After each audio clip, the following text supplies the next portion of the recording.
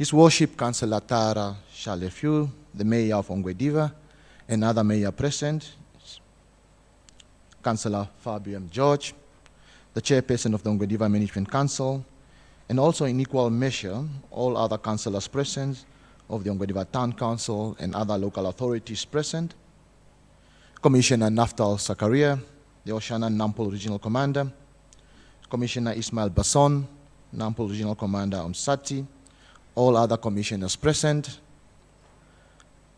the acting chairperson of the Ongwediva Trade Fair Society, as well as the CEO of the Ongwediva Town Council, Mr. Damien Erumbo, as well as many other CEOs from the local authorities neighboring present, Dr. Liki Erastus, MD of MTC and your EXCO team, CEOs, captains of industry, revered invited guests, ladies and gentlemen, brothers, friends, associates, colleagues, good morning. My name is John Ekongo.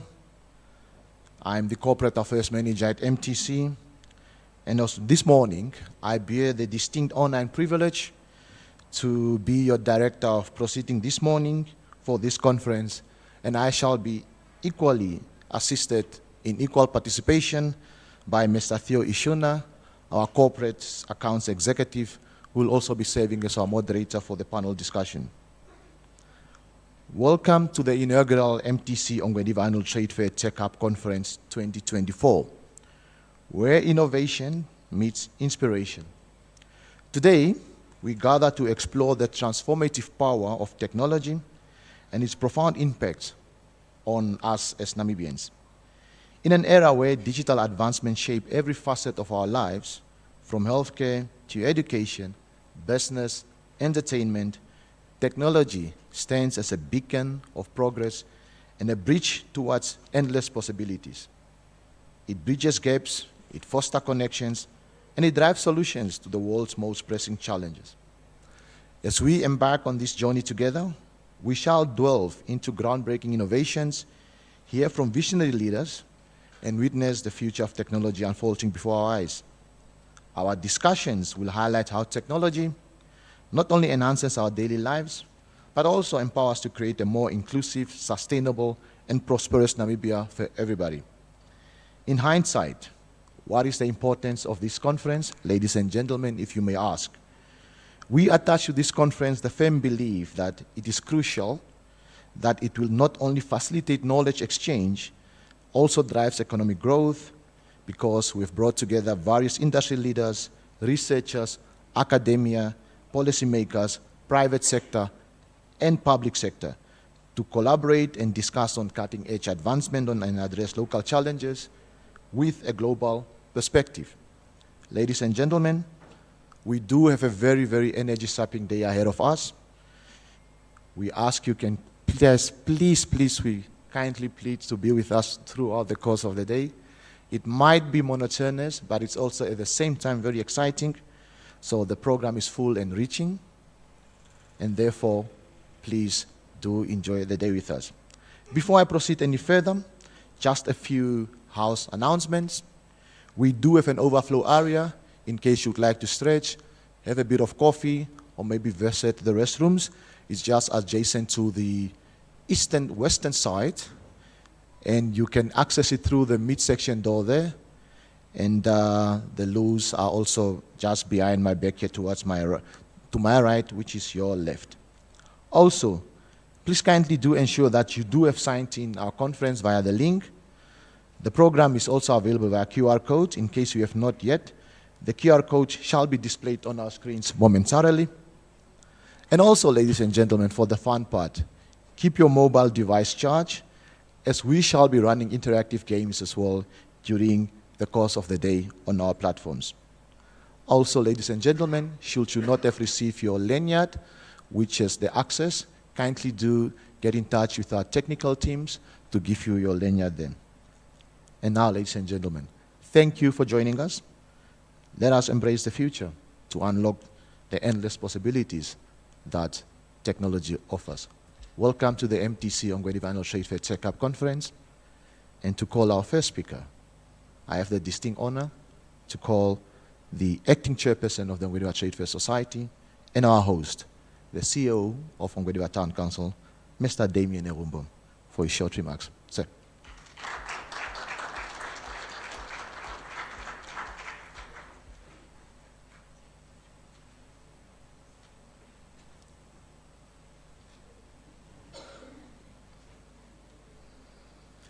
Thank you very much, Mr. John Ekongo. Ladies and gentlemen, by stepping into this venue, you can smell, you can see, and I'm sure you can also feel high-tech, thanks to MTC.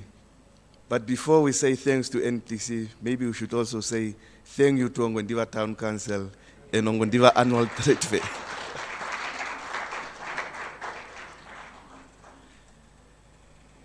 A very good morning to you, and a warm welcome to Ongwediva and to Ongwediva Annual Trade Fair 2024.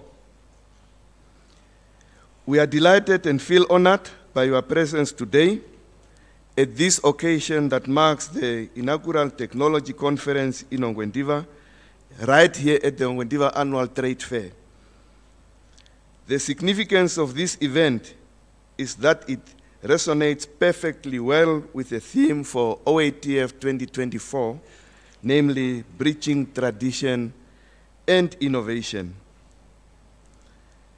Director of Ceremonies, the success of Ongwediva Annual Trade Fair over the years has been inspired by the determination and commitment of our sponsors, exhibitors, and visitors to enhance exhibition excellence.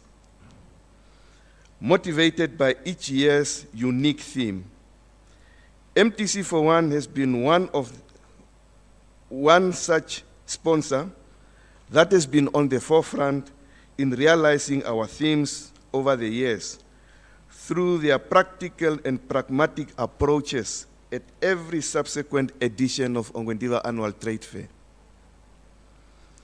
Director of Ceremonies, in our ever-competitive business environment, the level of innovation is a critical success factor that distinguishes success from failure. We are therefore delighted to see you at this conference, as this signals your resilience to embrace the concept of innovation in business. In the presence of the Managing Director of MTC, I would like to pass on a simple but powerful message to MTC, one of our flagship sponsors and sponsor of this high-tech conference. Keep the spirit of success and innovation high, and let's continue to grow Ongwediva Annual Trade Fair for the good of our country. Finally, before I step down, I wish to take this opportunity to wholeheartedly welcome the Minister of ICT, Honorable Emma Theophiles, to Ongwediva Annual Trade Fair. I wish to welcome and acknowledge the presence of our honorable councillors present here and all other councillors. Most importantly as well, I wish to warmly welcome business leaders, business executives, and I've also noted students and learners from various schools in and around Ongwediva who are present here today. Please feel welcome, sit back, and take the opportunity to learn. Last but not least, ladies and gentlemen, let me also express my warm welcome to Commissioner Naftal Zakaria, as well as to all our distinguished invited guests, the members of the media, MTC executives that are present here. You guys are doing a great job, and everyone around here. Please feel at home, and let's enjoy the rest of the day. I thank you.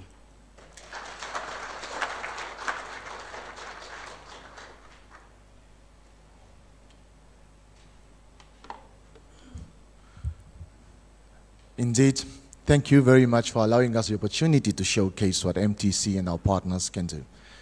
Thank you indeed, Mr. Erumbo. And now for our next speaker, it is my honor to call on stage the captain of the ship, probably the gentleman with the most knowledge on technology in Namibia, Dr. Licky Erastus, the Managing Director of MTC. Doctor, thank you.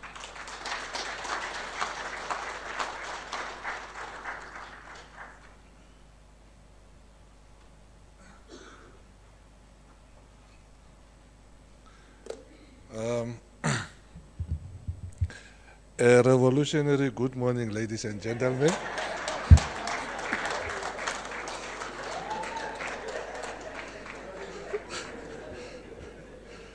Why am I not getting my greeting back? In the spirit of being revolutionary. Yes, I would like to stand on the protocol established by the Director of Ceremony. And while I submit my greetings, I would also like to thank each one of you that has made time this morning to attend the first ever MTC Ongwediva Annual Trade Fair Tech Hub Conference, and which is actually an extension of our participation in the Ongwediva Annual Trade Fair 2024. This conference aims to foster dynamic and efficient technology solutions, prioritize engagement and networking, and grant institutions access to broader range of knowledge, skills, and expertise.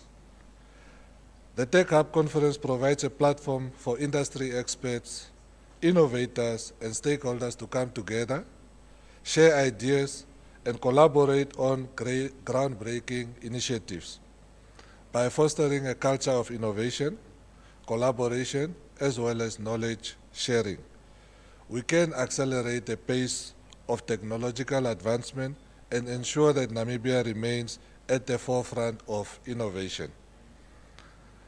I would like to extend my sincere gratitude to the dedicated team of MTC ambassadors who have worked tirelessly to organize this exceptional event. Their commitment to bringing together industry experts, fostering meaningful discussions, and creating a platform for innovation is truly commendable. Their efforts have played a vital role in making this event a success. Now, unlike Saturday, today, no revolution. I repeat, no revolution will hijack our message.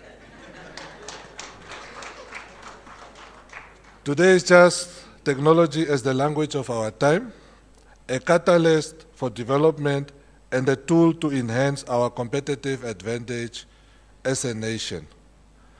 Our mission is and has always been to break barriers, connect people, drive progress, share expertise, and industry solutions.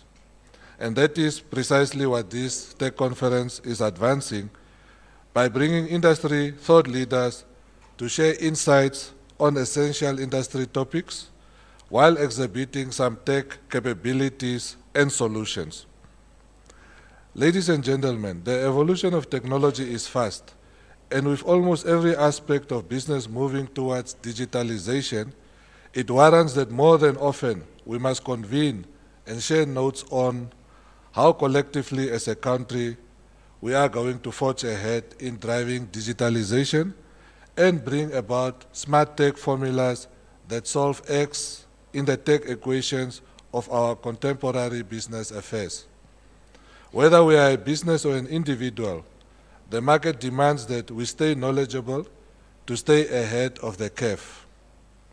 And one of the ways to achieve this is to have an appreciation and put ourselves in rooms and spaces like this, where knowledge sharing and conversations about solutions are being had. This allows us to learn, unlearn, and relearn to stay competitive and avoid becoming redundant. In today's interconnected world, technology has emerged as the universal language that unites all of us. From the bustling city and vibrant towns to the remote villages, technology infuses every aspect of our lives, and it is the catalyst that drives progress, the bridge that connects communities, and the tool that empowers individuals. To harness the full potential of technology, we need fit-for-purpose digital solutions. We must create solutions that are tailored to the unique needs and challenges of our people, our communities, and our economy. Having said that, ladies and gentlemen, I do not want to have a long speech. However, before I give the podium back to the Director of Ceremony, it will be a remiss if I do not, on behalf of the MTC leadership, acknowledge our partners in this, namely the Ministry of ICT, the Ongwediva Town Council, the Namibia University of Science and Technology, Huawei, NESA, which stands for Namibia Electronic Sports Association, and the leadership of the Ongwediva Annual Trade Fair Preparatory Committee in assisting with the culmination of what will be a successful conference today. I would also like to thank all the speakers who have taken off time and agreed to be gracing this conference with invaluable insights. Thank you.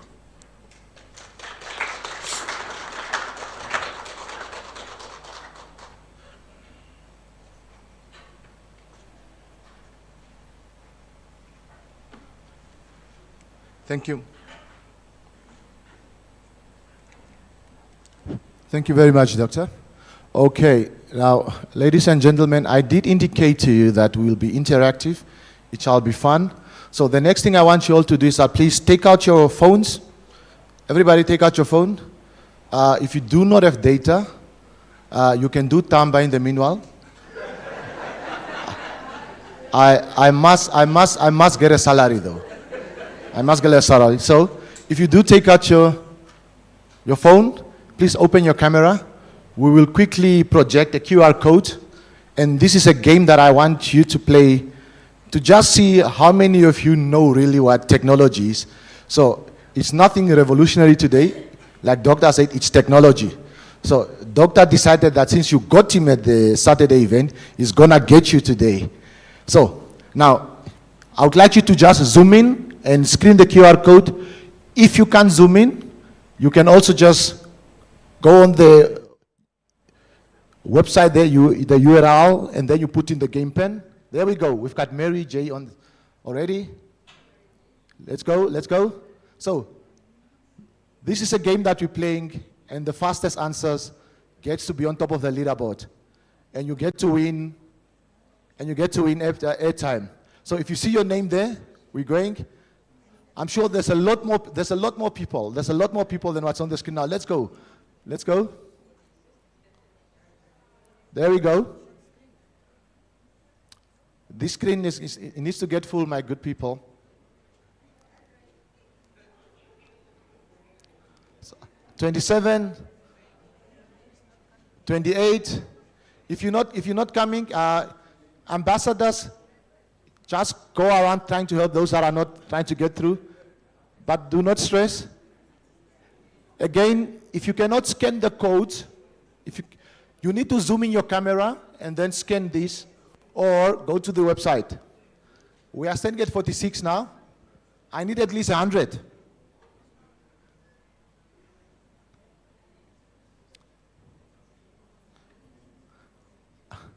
I need at least 100. I see more than 47 people here.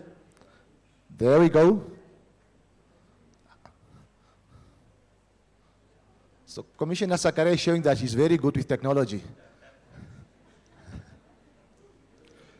So the purpose of the game, ladies and gentlemen, is that we'll display a series of questions, and the questions are color-coded. There's three wrong questions and one right answer. Sorry, there's 3 wrong answers and 1 right answer. You must select the right answer by choosing the corresponding color. All right? Remember, it's all about the color and fast. So it's a brain activity that forces you to be very fast at the same time. You also think on your thing, because the higher you are on the leaderboard, the more points you get. And this is what's going to happen. The top 3 during the course of the day will then stand a chance to win. Mr. Tuneko, what are the prize? iPads, Xboxes, PS5, and iPhone.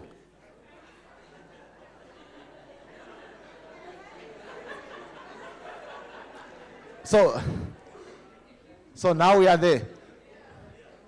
Tech team, can I go? Can we start? Can we start? Can we give another more chance? Okay. I'll give it 2 more minutes to get on so that we get on. There will be plenty of these competitions throughout the course of the day. 78.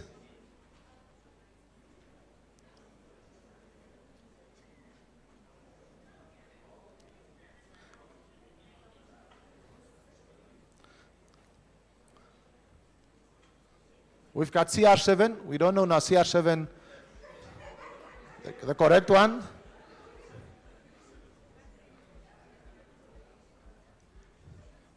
Shall we? Okay, ladies and gentlemen, now get ready. Remember, fastest hands, color-coded.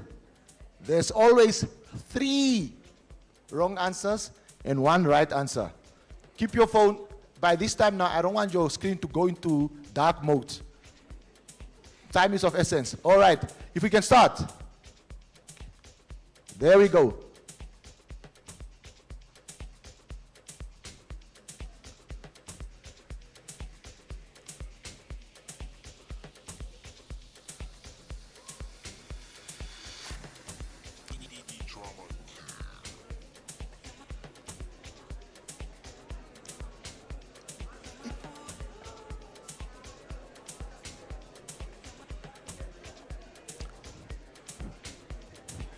Five seconds, 4, 3, 44 correct. I don't know the 19. And our leaderboard is Genevieve with 919 points. You're going well. All right, next question, we go.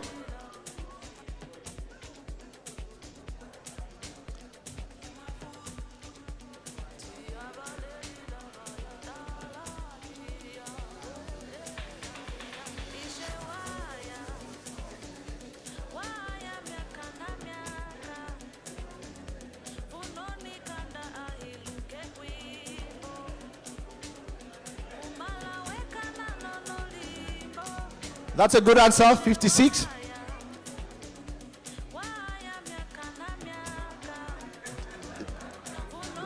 Do you see now how fast you are? The faster you are, you can get the leaderboard faster. There we go.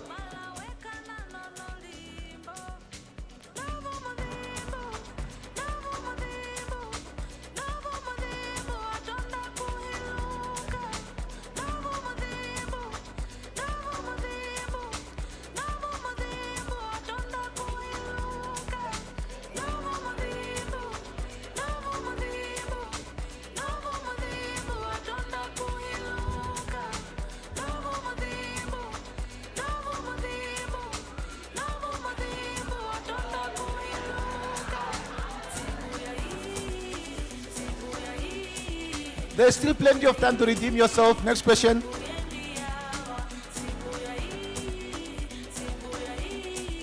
Now we get into the tough questions. It's guesswork here now.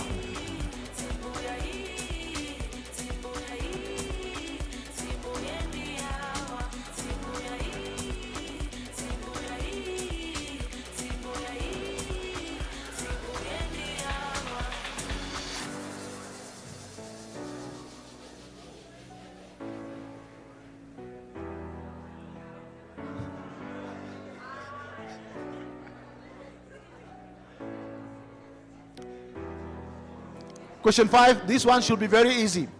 Very, very easy.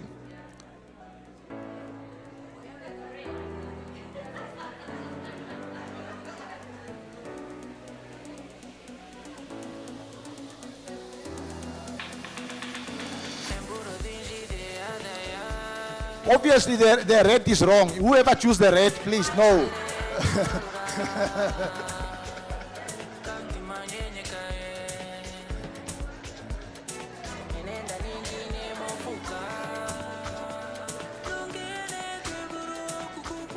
4 more to go. We are almost there.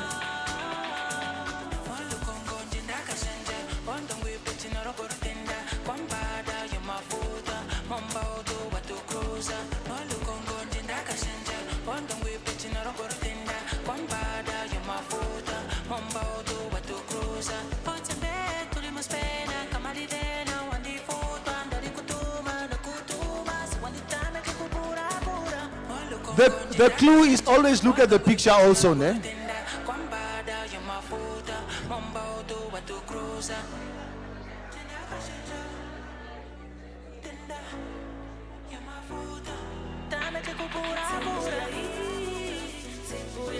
What is the tagline of MTC?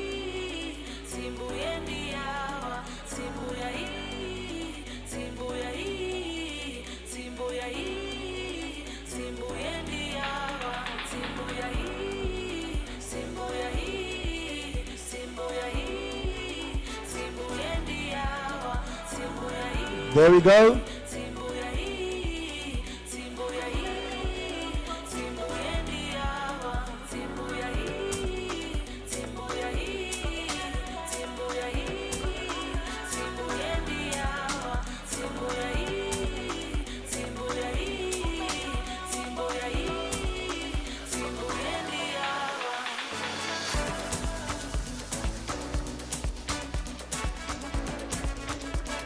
We are getting there.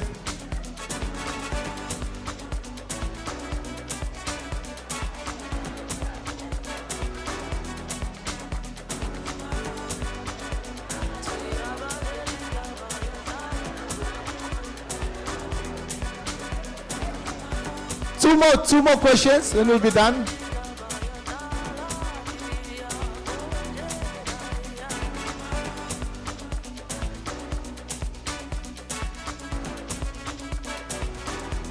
This is a policy question, a policy and regulator question.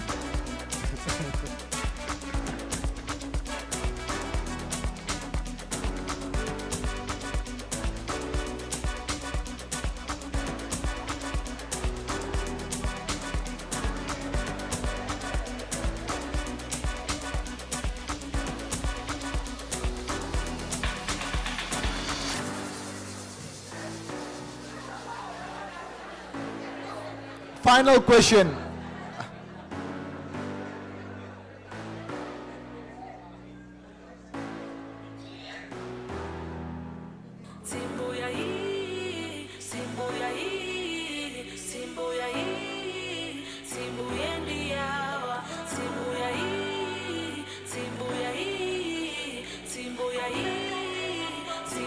Podium finish. Tate. Who is Tate?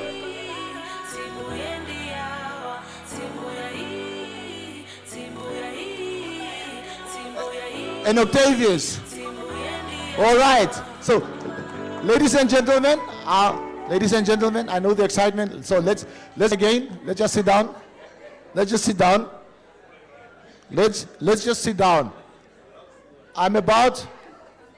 If I can have your attention, please. I'm about to make an executive decision. I will disqualify Octavius because Octavius happened to be the chief commercial officer at MTC.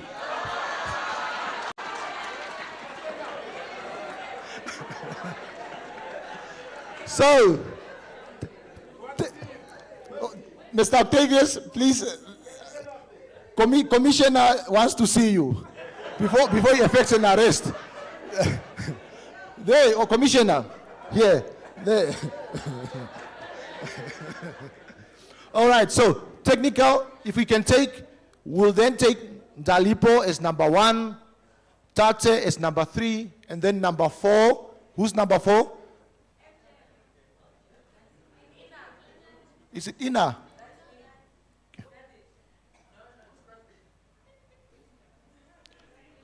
Quickly, just give me the leaderboard.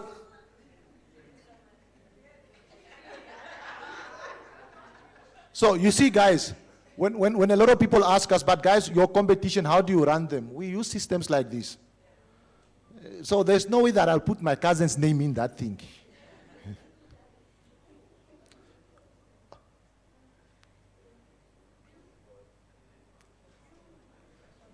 In the meanwhile, can I have Ndalipo and Tate? Tate, is it your honor?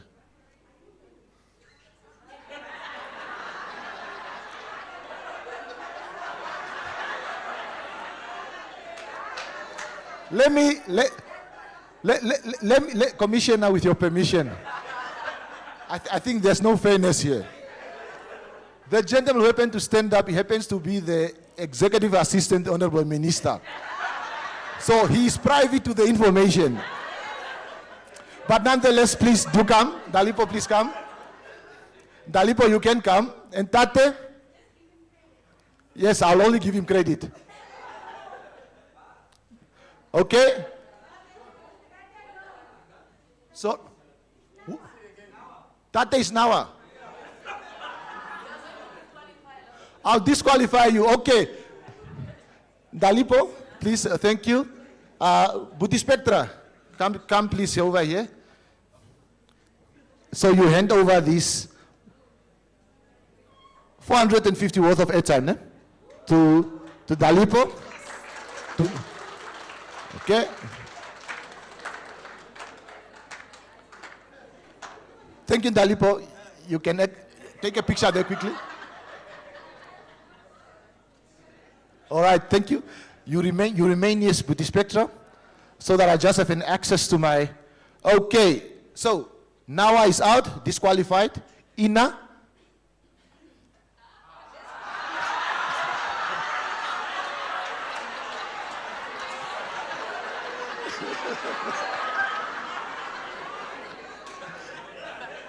My only thing is, how do I beat Licky at his own company? All right, thank you. Thank you very much. Honorable has decided no. So at least it goes to show that the leadership knows technology. Okay, Kemps. Who's Kemps? Kemps? Kemps, you the lucky winner of 150 airtime.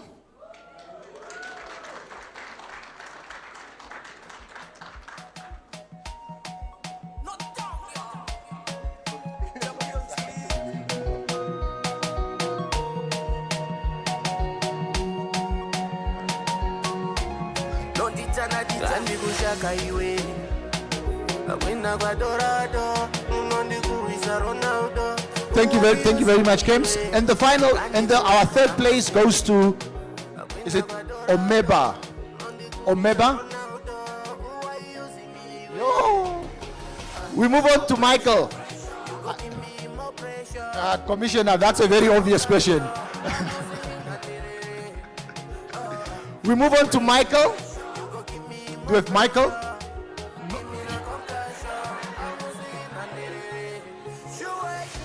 Mr. Ishina, the next competition, MTC Associates and Partners, you will not participate. Thank you. Sharon?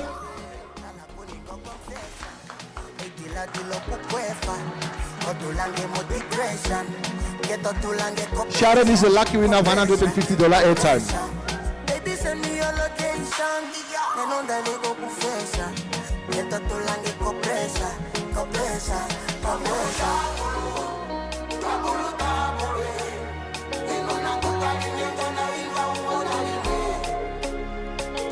Thank you, Rudy Spectra. You may exit the stage.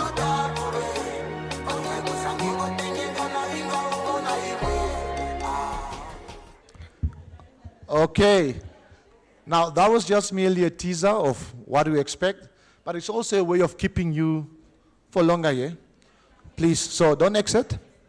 And again, the top three will then face off against each other during a competition for a grand prize winner, as well as a mystery prize. Thank you. Now, to the serious business of the day. Ladies and gentlemen, to the serious business of the day now. Let's please welcome Honorable Emma Chiafelis on stage for her keynote address.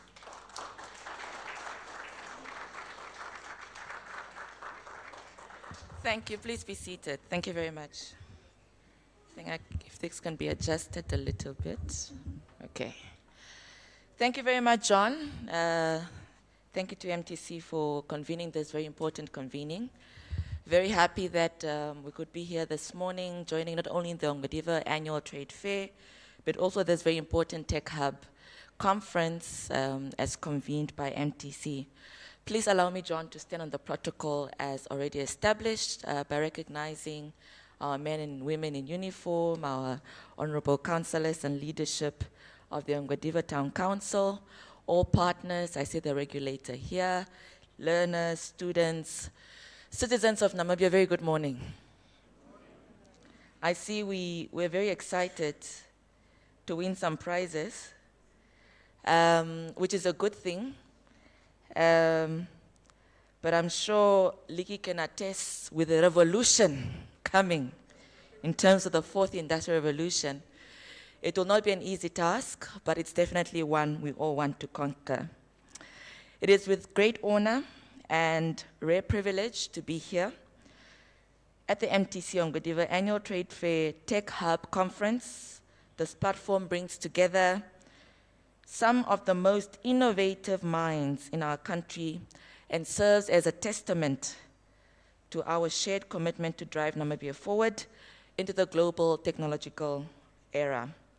Today, I will share with you the strides our government is making to align our nation with the global tech space and how these efforts are positioning Namibia to become a formidable player on the world stage. As we navigate the complexities of the digital age, it is imperative that our policies not only respond to local needs, but also resonate with the global arena and standards. To this end, we are diligently working on several key legislative frameworks that will solidify our position in the global tech space. It is no secret that technology doesn't happen without an enabling environment, and that is the role we play as a government and as a Ministry of ICT. We want to make the playing field as equal and even as possible, but we also want to ensure that operators in the industry are able to fully optimize what the industry can offer by ensuring that there are standing policies, foundations of legislation to ensure that innovation is not smothered, but is actually given the space to thrive. First, we have our cybercrime bill, which is in our final drafting stage. I'm sure it's no secret that in the past few years, we've seen an increase in cybercrimes, fraudulent activities online, whether it's through financial banking systems or even through entities like MTC and Telecom struggling with people saying that you have been called from MTC, you have won a prize phone, and so on and so forth. So for us, it's a very important thing to ensure that we have the policy underpinning to ensure that once somebody is caught being fraudulently online, there is a law that is able to prosecute and is able to hold them to account. And I'm sure Commissioner Basson and Commissioner Zakaria will be happy to learn this because they struggle with actually bringing these people to book with the absence of an enabling legislation. Ladies and gentlemen, this critical piece of legislation is designed to address the increasing threats posed by cyber criminals as we connect more of our citizens and businesses to the digital world.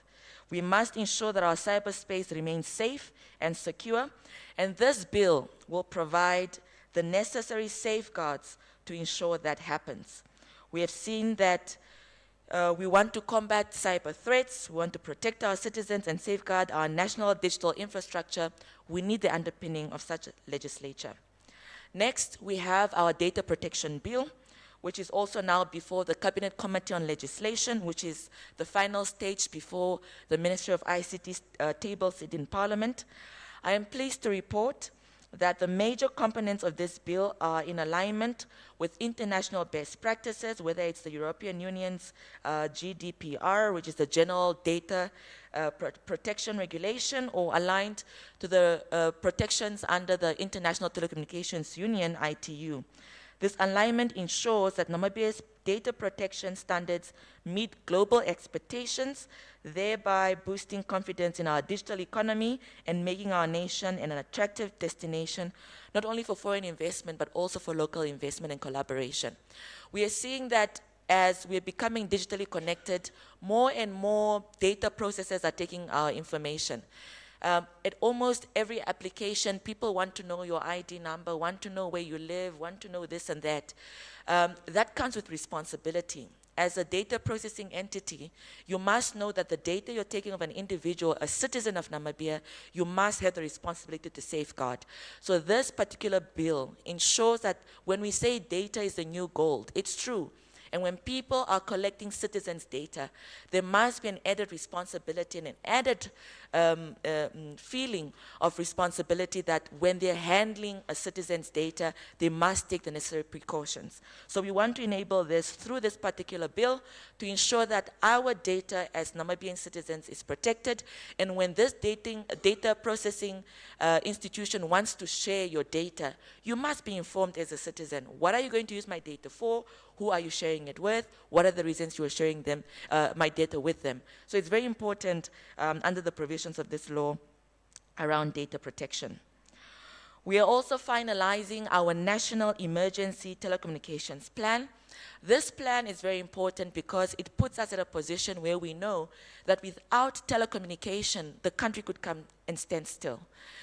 Emergency services will not be reached by citizens if all our telecommunications are down.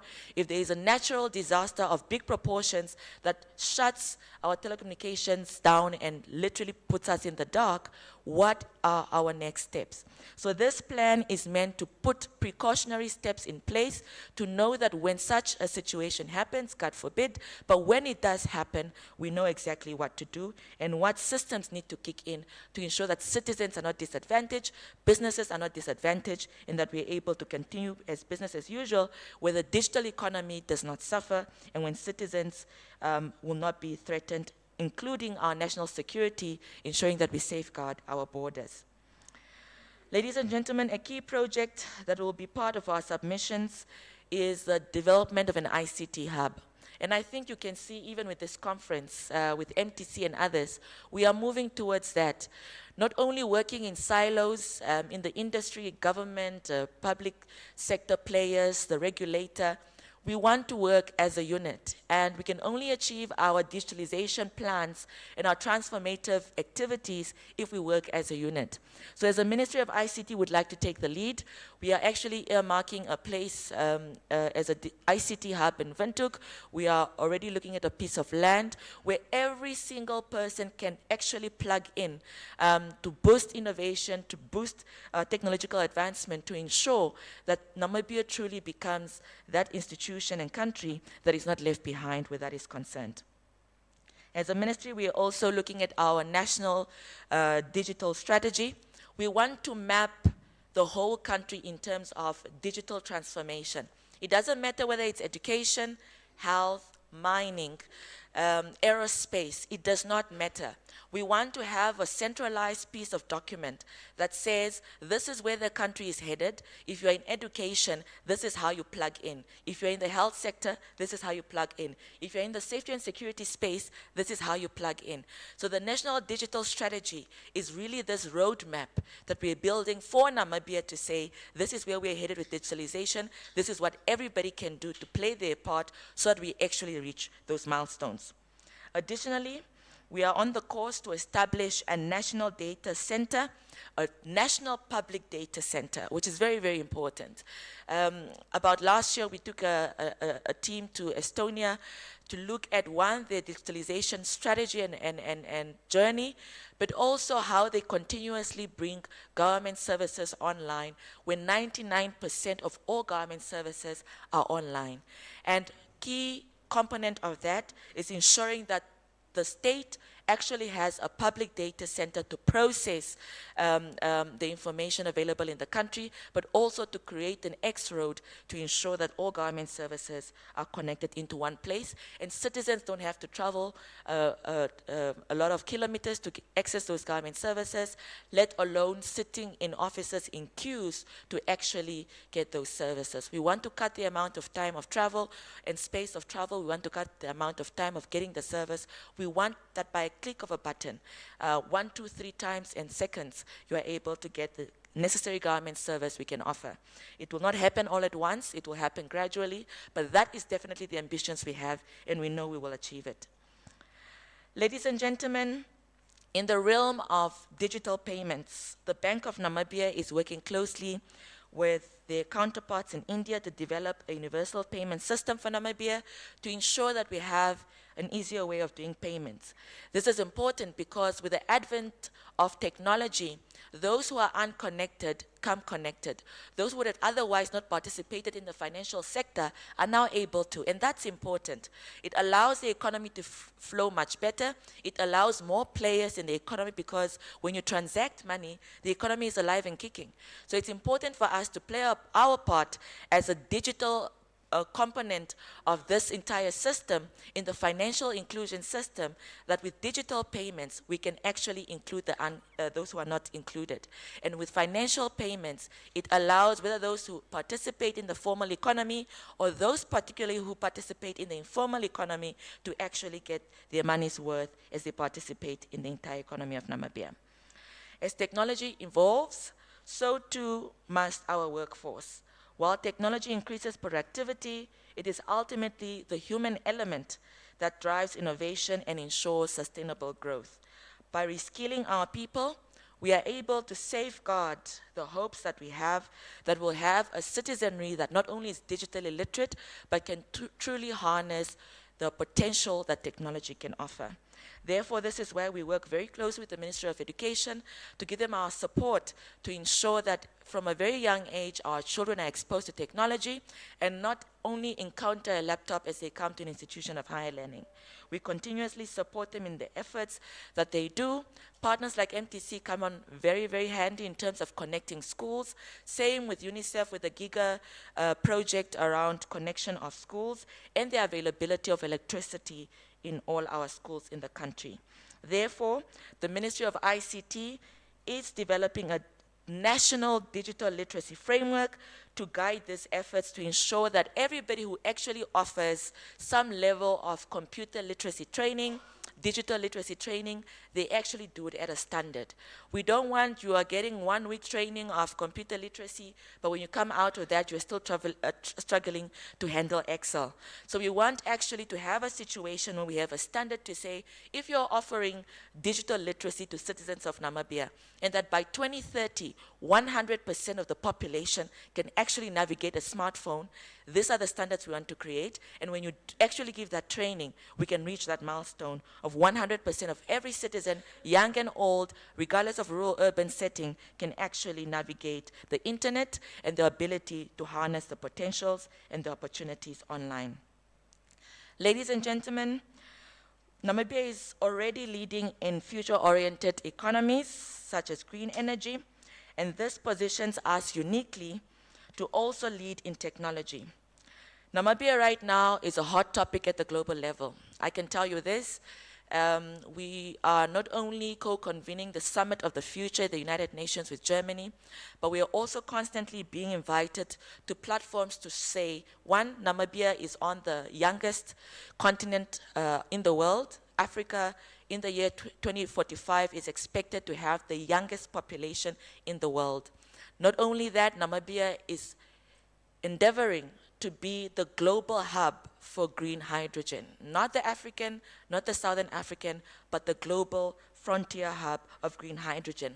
And with the prospects of oil, we continue to be a topic of discussion. There is no way we cannot leverage that and piggyback on that where technology is concerned when we know fully well that digitalization is here, the fourth industrial revolution is on the way, it's already happening.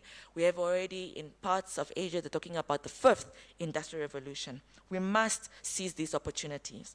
Finally, as we align Namibia with the global tech space, we are not merely adapting technologies, we are creating a foundation, a solid standing foundation for our nation to thrive in the digital age. The policies and the initiatives I've outlined today are designed to ensure that Namibia does not participate in the global tech space, but actually excels in it. I've been getting a lot of conversations and questions from young people around, some parts of things that might look simple but are very important in the big ecosystem of things. We convened between Ministry of ICT, the Namibia Investment Development Board, as well as Bank of Namibia, to engage not only PayPal, to engage Google AdSense, to engage Apple Pay, to see how we can actually leverage the young Namibians who are innovative, who are creative on the digital spaces to actually make income online, especially in the face of our high youth unemployment. We've made some strides, we're constantly engaging, and hopefully soon we'll see that Google AdSense can be a reality in Namibia. Not only that, we have in many instances opportunities where we have engaged with players, not only in Namibia, but also across the board on how they actually ensure that their public service, they can actually have young people or general citizens to apply for public service jobs online. We have engaged with the Public Service Commission of Namibia, and they're now putting a framework in place to see how we can move away from the manual system of applying for jobs in government, but actually adapting to online applications as of hopefully in the next financial year. But these are all strides we are hoping to do with the support of all our players, MTC included, the Office of the Prime Minister as a leading entity in government, and every other player that could make this a reality. I've also been getting questions, Commissioners Basson and Zakaria, that the 3 to 6 certification of documents are killing the youth. So perhaps through the Electronic Transactions Act that we have passed as the Ministry of ICT in 2019, where we want to operationalize the e-signature, maybe we can look at an e-stamp under the Ministry of Safety and Security to look at how, instead of getting all the way to a police station and standing in a queue to get that certification that your document is authentic, hopefully it can be done online as well. So I say this, ladies and gentlemen, not to just say, but the conversation needs to start now if we are to realize this in the near future. Of course, as a government, as an institution of ICT, I think we are trying our best to lay the foundation. The real work comes into the implementation. But best believe that we don't expect to do this by ourselves. We call on every sector, every player in the industry to help us achieve this. It is not our interest that we have a country that has citizens who cannot go online because they cannot navigate online spaces. It is not our wish and will that we have citizens, even if a 4G tower is set up in their village, they are unable to utilize it and the operator is unable to gain from the investment. It is not our wish to have a situation where our citizens have to drive distances to get services. It is our will and it is our political will that we want to shorten these distances, we want to save time, we want to make our systems efficient so that we can harness the potential that technology has to offer. And that is the commitment from the government of the Republic of Namibia, and I trust that this conference will inspire you to take bold steps in your own organizations to embrace technology and to contribute to our shared vision of a digitally empowered Namibia. Let us work together to ensure that Namibia is not only a participant, but the leader in the global digital economy. I know it is possible, and truly, as the government of the Republic of Namibia, will continue to strive to make sure that it is a reality. Thank you very much.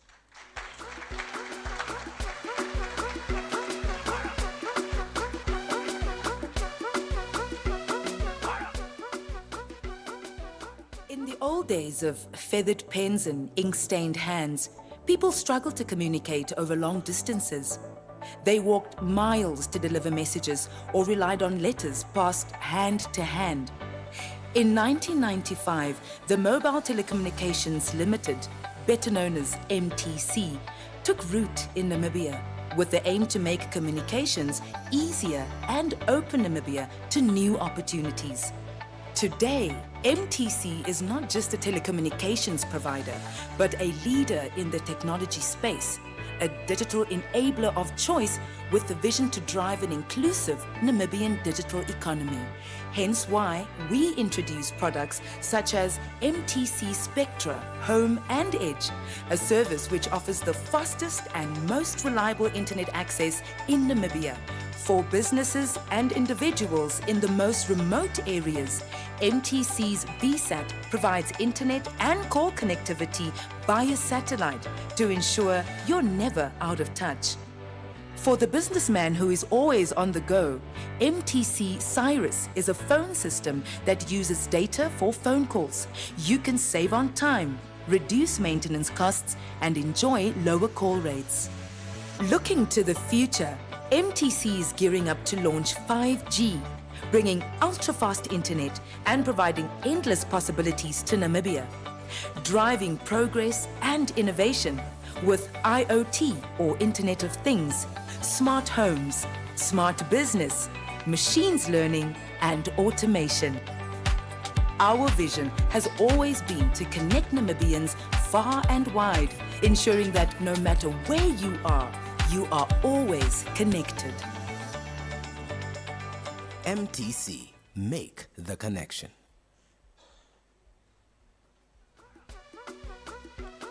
Ladies, a round of applause for that, I think. Thank you very much. Honorable Minister, thank you very much. The insights, the vision, and the programs that you articulate well here is exactly what MTC and partners wants to achieve, to bring about a digital revolution. I know we'll abuse the word today, but we'll forgiven. But nonetheless, we value those insights and remain assured and rest assured that MTC will support all the way.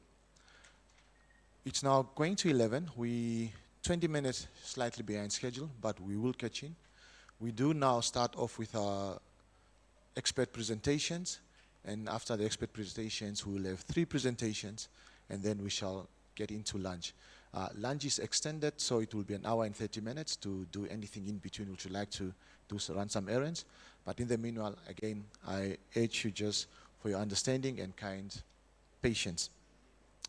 Now, to call on stage, ladies and gentlemen, MTC is an institution blessed with doctors. We do have our Chief Technology and Information Officer, who will come present the philosophy of network connectivity and the network vision in terms of MTC's network vision. So, ladies and gentlemen, please help me welcome on stage Dr. Monica Nehemia for her presentation.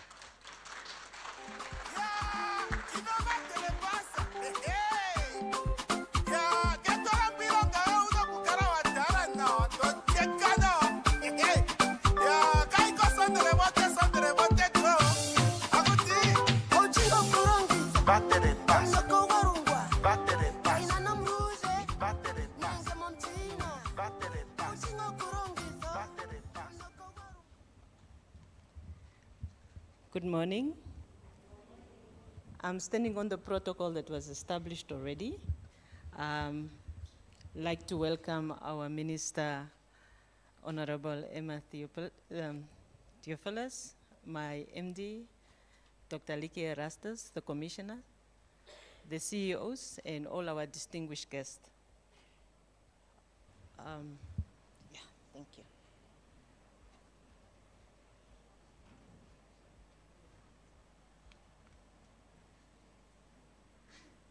All right, technology? Are you going to display it? All right, okay. So I only have 10 minutes to do this presentation, which I should say that it has been a challenge because I think I spent more time trimming and deleting the presentation than drafting it. Because to be able to have this presentation of technology and network for development, it was just a challenge to be able to achieve that within 10 minutes. But I'll try my best, being cognizant of the fact that we are already delayed. So I was tasked and asked to talk about technology and network for development. So just to give you an introduction is that we all know that technology is very synonymous to innovation and development. Whenever people are talking about innovation, they're actually referring to technology that you can bring about to make the changes that you want to make. So it has driven economies and it has fostered unprecedented growth in many of the different sectors that we know. So technology and innovation are essential for structural transformation and productive capacity development. So it also develops and reshapes economies. It enhances effective service delivery. It grows, and it improves the standard of living for all the people in the different sector, in the different classes of life. So in this presentation, I will be highlighting the importance of embracing technological advancement to secure a prosperous future for Namibia. So we cannot talk about technology development and not talk about the Industrial Revolution. So we will also go through the different stages of Industrial Revolution and its profound impact on various sectors in Namibia. Right. So the very first revolution that we had was in the years 18,000. Now, the world then being just purely agrarian, so the steam coal came about and introduced efficiency, technologies on how to improve life. The steam coal was introduced, tractors were introduced, different type of technologies and development were introduced then, and certain cars were also introduced during that time that was used to drive the economy. So many of the countries that actually partook in the first industrial revolution are up to date, very evident, like the likes of the Mercedes-Benz, the ones that innovated the tricycle, the bicycles. It was during this industrial revolution that it all came about. So it also was the time that the coal stoves were introduced, and it was all for the development and for the good of the life of the people that were in that country.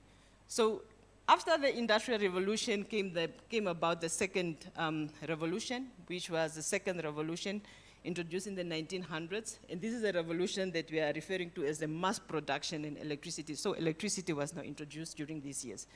So mass production, where we have factories, very fast turnaround, line of production, electrical stove, and electrical iron. You know, these are the innovations and the technologies that associated the second revolution in the 1900s. And there are many other technologies that came about that we are using in our lives up to today, but the definition of what industrial revolution is the technologies that comes about to solve solutions in our life, and thus also drive the different economies that we can establish. So we also had, I'm trying to be very basic, and I'm trying to use examples such as a microwave, for instance. It was during the second industrial revolution, electricity, that microwaves were first introduced. And after the Industrial Revolution came the third revolution, which we referring to the electronic and IT systems and automation. Now, when all these technologies came about, something that came as part of it was information. So we started producing a lot of information. So with the cars that has been produced, with the automation that came of electricity in the work there, it was a lot of paperwork. So this was the age that this information needed to be stored, and this information needed to be regenerated, and this information needed to mean something, and this is the time that information technology came about. Now, in the age of information technology, as we all know, it's the introduction of computers, it's the introduction of many of the different systems that we now can have an automation embedded in it, because we now have also a car that has a little computer in it, and it's all about information. So how do we preserve, and how do we store, and how do we generate this information to make sense to us? And that is the third information generation that we had that started in the 2000s. Following the introduction of the establishment of the third revolution, what came about was the fourth revolution. Now, with the fourth revolution is what we are talking about. It's where we are now. It was established already in the 2010. And there are many economies and many countries that are already engaging in the fourth industrial revolution. So this is the cyberspace. Now, everything that you have, your laptop, your phone, your security system at home, the x-rays at the hospital, the four-way radios, in order for this to be advanced and to enhance the communication, they get IP addresses, they need to be connected to the internet, and they are introduced into the cyberspace. Now, the cyberspace is where we are talking about, and there's a lot of development happening in the cyberspace, which we'll actually talk about more a little bit in the presentation later on. So the fourth industrial revolution is basically talking about the cyber-physical systems, and the first time is actually making emphasis about networks. Because in the third industrial revolution, we do have networks already. We do have internet connectivity, but now we are talking about networks and what it means in the fourth industrial revolution. Right? So where are we now? We are currently in the third industrial revolution, as in Namibia. So we are in the information age. We have computer systems, we have IT systems, because there is no way that anybody will establish a company without thinking about IT systems. Most probably the first thing that you will think after having the funding and the business case is, what will be your email address? What laptop are you going to use?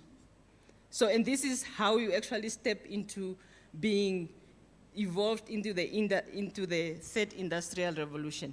So we do have networks, the different types of networks that we have. We have landlines, we have mobile networks, and these are all that are pervasive to all industries. So it doesn't matter what industry you're working in. We are talking about a computer, we're talking about networks, we're talking about information, and we're talking about internet connectivity. So this is also the same era that we have seen the emergence of different technologies, in the internet, purely internet industries, such as Netflix. They have actually come in and introduced a difference of how we interact, because we know in the past how everybody will go to stay at a building to watch a movie. Now you have the comfort of watching a movie anytime, anywhere, where you feel like. You don't have to be in a building. We have Uber, the ease of just using an application and calling an Uber. So you don't have to say that, I'm going to an Uber office or the Uber head office here in Namibia. It has created so much employment for so many Namibians.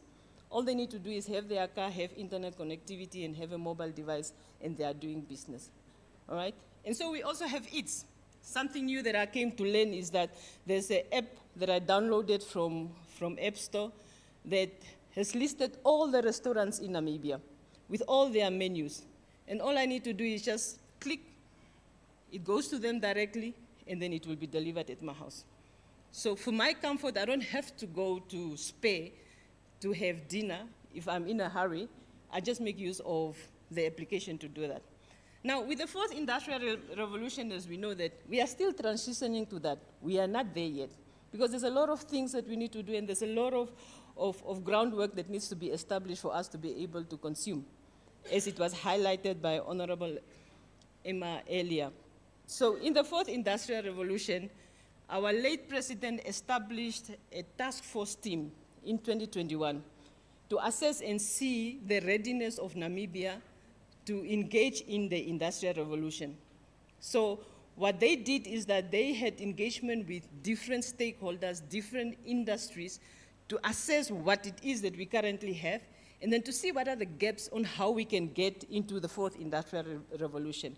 So in what they need to do, what they had done then is that they needed to come up with a policy and a legislative framework that's gonna be the roadmap and assist Namibia how to partake in the 4IR. So after completion of this, they had to submit this to the cabinet, which was done accordingly.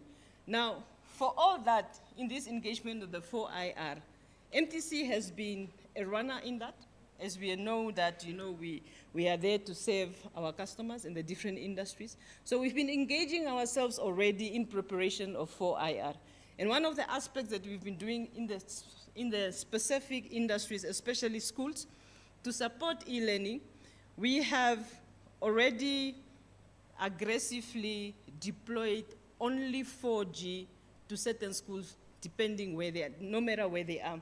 And for all the schools that we have, out of the 1,851 schools, 87.4 of them are covered with 4G.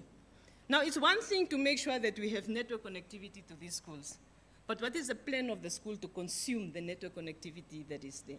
What is the plan of the school to make sure that they are engaging and being in the forefront to commensurate what we need, what we have, so that they are also leaders in the 4IR. So further to that, together with our regulator, we have also covered, we are specifically also covering our health facilities. So out of 710 health facilities all over the country, 67.5% of them are covered nationwide with 4G connectivity, mobile connectivity. Again, what is the plan of the hospitals? What is the plan of the clinics? What are the plans of the health facilities to make sure that they are engaging in the practices of industrial revolution, partaking in order to have a digital strategy to say that this is what we need to do so that we can make sure that, you know, we are improving the lives of our citizens. So that is just part of it. Now, we just heard about Spectra. You know, for home users, for business users, we are bringing up connectivity with unprecedented data capacity so that they can consume and use it to establish the different industries that needs to be established. So MTC has been engaging this, knowing that, you know, we need to be in the forefront and making sure that we are establishing the basis for industrial revolution. Now, we're always talking about something about bridging the gap, the digital divide between the people that are in towns and the ones that are in the rural areas. So just to give you an insight how MTC has been,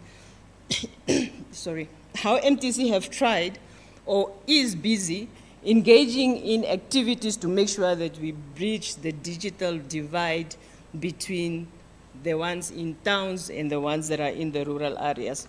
So together with NAST, we have a project that is designed to come up with technologies in rural Namibia. So the objective is to co-create digital technologies for the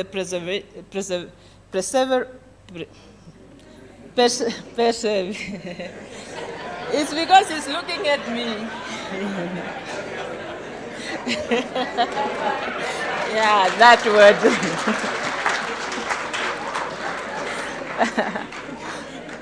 It was not serious, I was joking. Okay. So to see how we can preserve and disseminate the indigenous knowledge. So we have lecturers at NAST and some of the students that have programs, making some of them it's part of their studies, and they're working on digital solutions in the different parts of the rural areas in Namibia. So MTC is sponsoring this as part of our MOU to make sure that, you know, we achieve this. So the intention of this project is not for MTC or NAS to come up with solutions to them. We co-create the digital solutions. So 2 weeks ago, one of the elders went to Malaysia to make a presentation on the efforts that we've been doing in Namibia. Obviously, he made a presentation through a translator, but it's just to say that, you know, there is efforts in making sure that we are bridging the digital divide as part of preparing ourselves for the 4th industrial revolution and making sure that nobody is left out. So what are we talking about when we're talking about the 4IR? All right? It represents a significant, it represents a significant leap forward in technology, integrating advanced digital, biological, and physical systems. Unlike the previous revolutions, 4IR is characterized by the rapid pace of technical advancement and their impact across all industries and aspects of life. Now, with this came the introduction of artificial intelligence, which is a technology that enables machines to learn and predict and act even before we have come to do that. The Internet of Things, it connects devices, because in the past when we connect any devices to the internet was only the computers, and then the next thing that came about was the phone. But now with Internet of Things is that it connects anything. It can be a heart monitor, it can be your fridge, it can be your lights, it can be anything. Anything that makes sense to you and anything that creates value that you want to have connection and activities and visibility to, Internet of Things makes that possible. Advanced robotics, blockchain, AR and VR, and then 5G. So what I mentioned before is that even though we had mobile network in the third industrial revolution, the prominence was not as much as we need it now in the fourth industrial revolution. Reason being is that we need 5G. All this industrial revolution actually need connectivity that we had never had before, which is made possible by 5G. Because with 5G comes connectivity that is not been experienced with the LTE or the 4G or the 3G that we currently have. So this equipment and the advancement in technology that we're currently having are actually consumers of mobile services where delay is not something that needs to be considered, and it must be as fast as possible, and because some of them are life dependent on that, all right? So when we talk about artificial intelligence, this is basically a repetition of what I just said now. The different industry where we can use artificial intelligence, it improves diagnostic accuracies, it enables personalized treatment plans.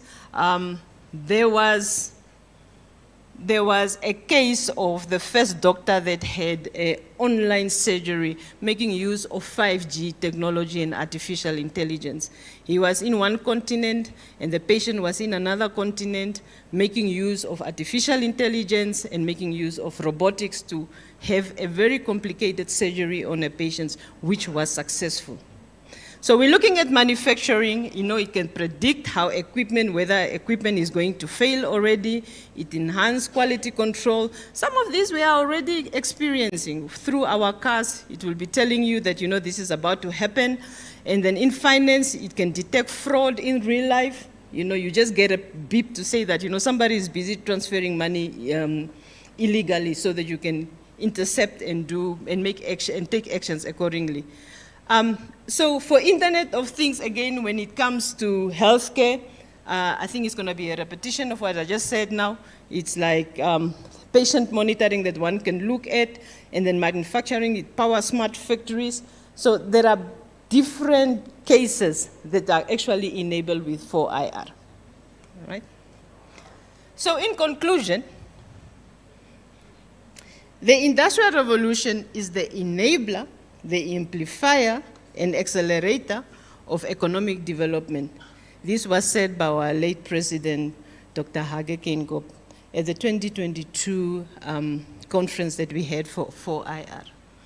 And the groundwork has been set by our president, by our late president, and I think it's for us all collectively from different industry to partake and see how we can take this mantra forward. So it is imperative for all organizations in different industries to have a digitalization strategy. This is not the responsibility of service provider, it's not the responsibility of the ministry, it's not only the responsibility of the regulator, but each and every organization needs to have a digitalization strategy. In essence, if we don't, we will be left behind, all right? So I always use the example of Nokia, how Nokia was the forerunner at all times. Nobody could beat them. But just in a moment of few months, they slagged with their strategy, and the likes of Samsung came over. And up to this day, they are struggling to regain that control they had before. It will be unfair for leaders such as the ministry and service providers like MTC to invest so much in a digital strategy, to have enablers available, but the consumption of that is not there. It does not commensurate the effort that is actually being done by the different industries. All right. So today, as we navigate the 4IR innovations like artificial intelligence and IoT, that offers transformative potentials across all sectors. Network technologies such as LTE and 5G have become the cornerstone that enables development of all technologies. Again, we can have 67%, we can have 80%, we can have 100%, but all that we do is social media and emails. But how are we contributing to the 4IR? What are we doing specifically in your industry?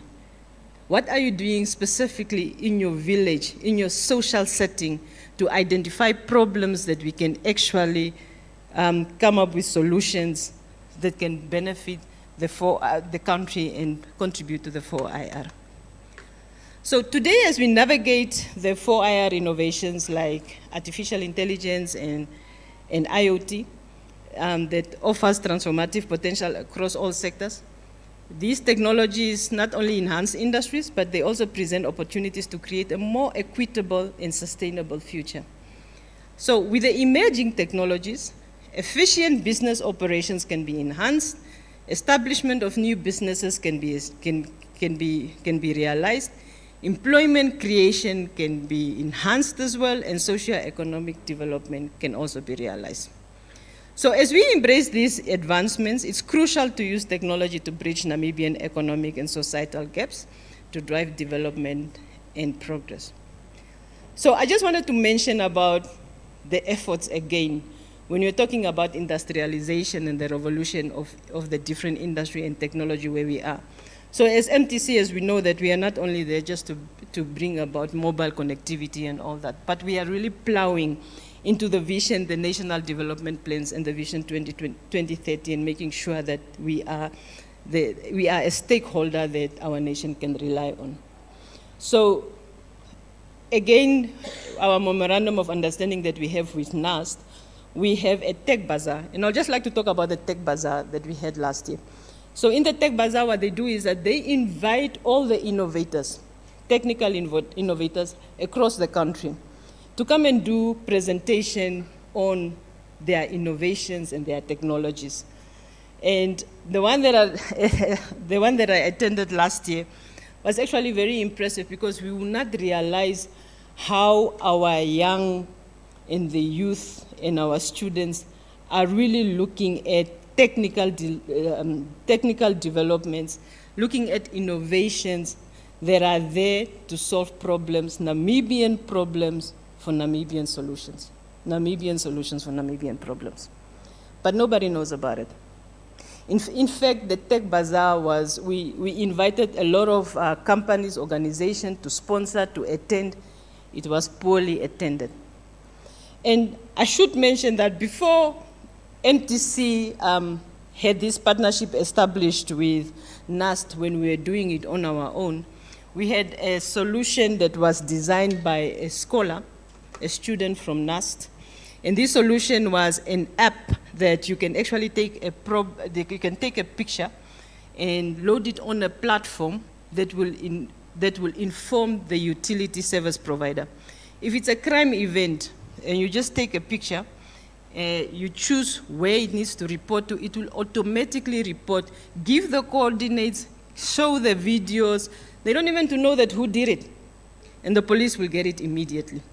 If it's a pipe burst, take a picture of the pipe burst, click City of Windhoek, show City of Windhoek, give the coordinates so the City of Windhoek can come immediately.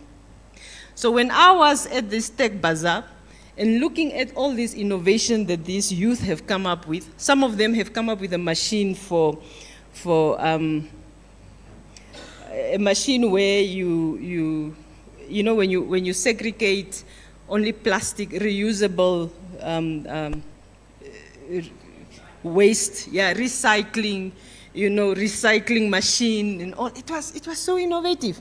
So it's easy for me to actually take my plastic cans and just go and recycle at this machine and get my $5.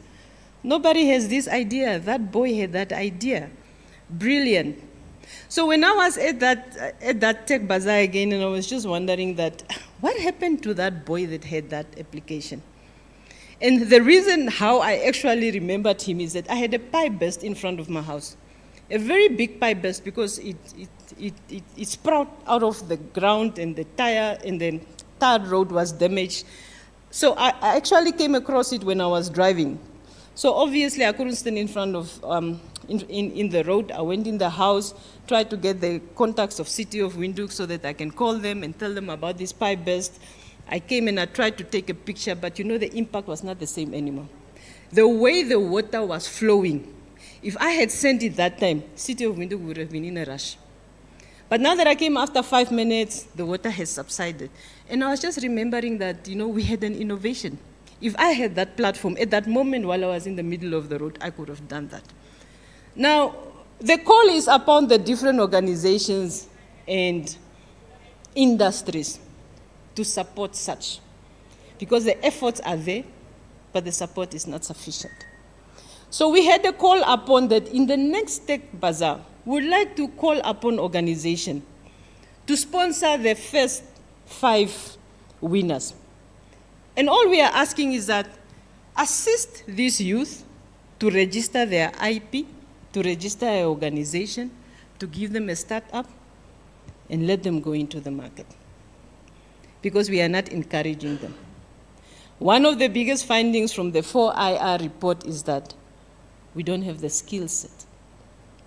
MTC is trying, NAST is trying, UNAM is trying, but as an organization again, as a country again, what are we doing in our digitalization strategy to create awareness, to develop skills, to develop technologies, and to improve our operations for efficiency? So we need to come up with technical solutions, and we need to come up with Namibian solutions for Namibian problems. We can't always rely on the Western worlds or other worlds to do that for us. Thank you.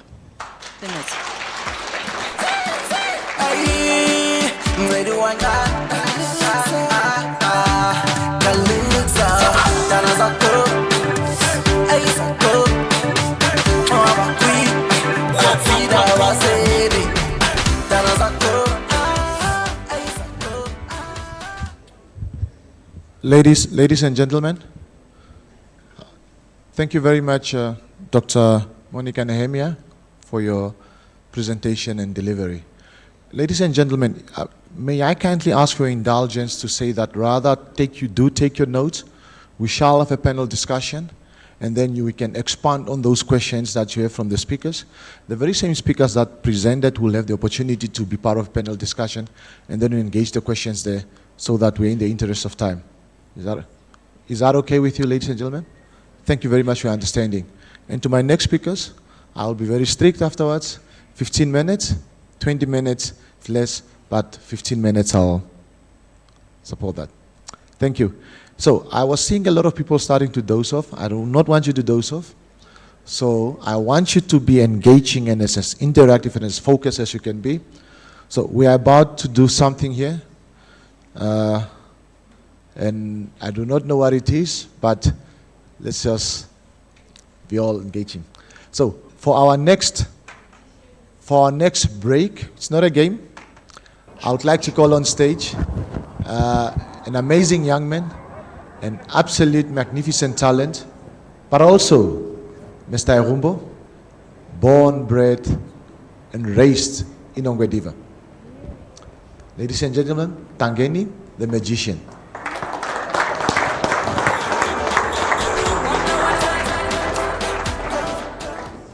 What you are about to see is all a lie. Yeah. In my neighborhood, we call it a botch. Watch. I have here what looks like 3 ropes that are not equal.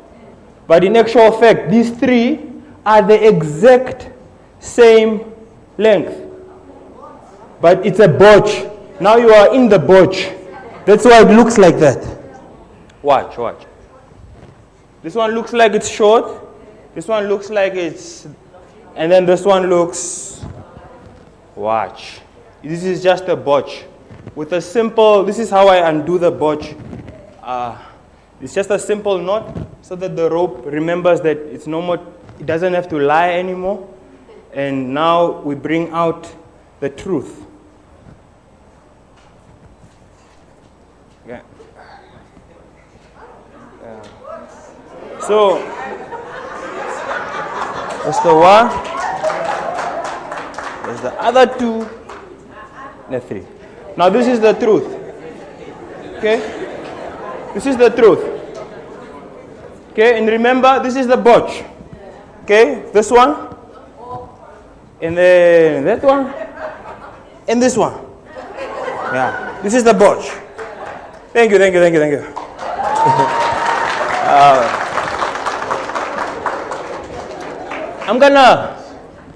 I want to show you more, but for this one, I want the assistance of one of you. Anybody, the first person to raise their hand. Yes, yes. Let's clap for her. Let's clap for her. Let's clap for her while she's coming. Can I please get a mic? A roving mic, a roving mic. Okay. All right. Yes, please come on stage. Okay. Ah, yes. Right. Here, that's your seat.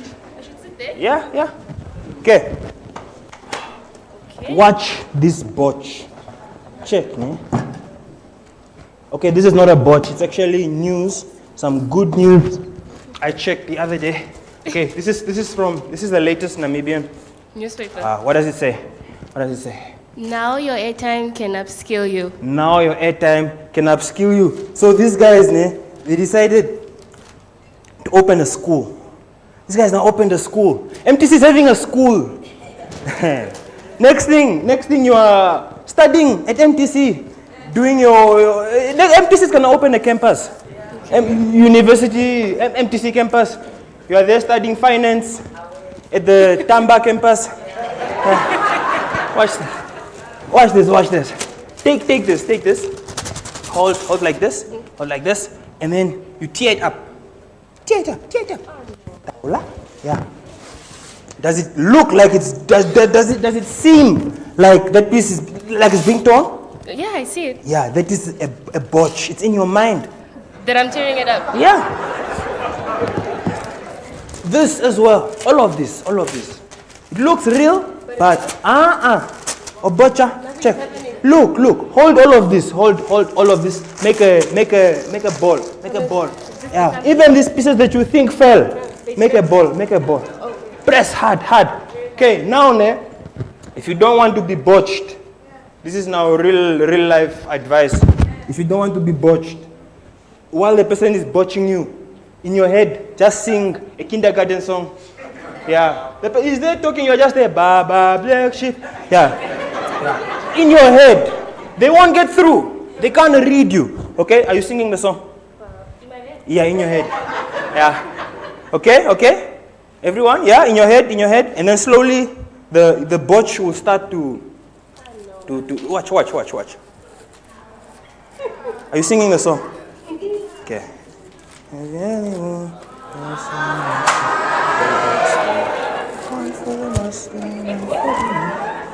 One for the little boy who lives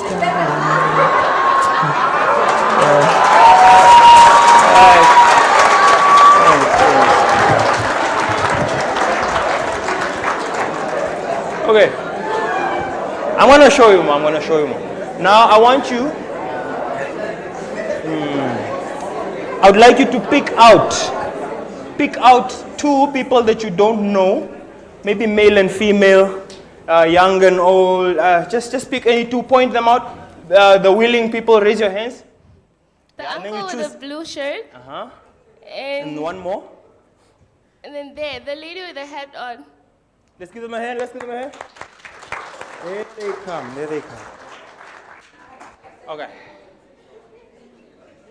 Now I'm gonna show you some olden day mind reading techniques.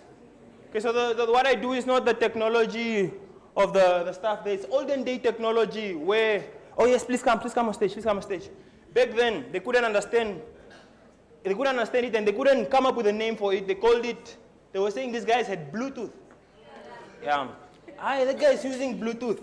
Yeah, yes, please. Yeah, okay. Just here and there. Okay.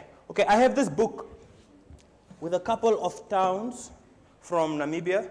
Kindly just read them out loud as I page through in the mic.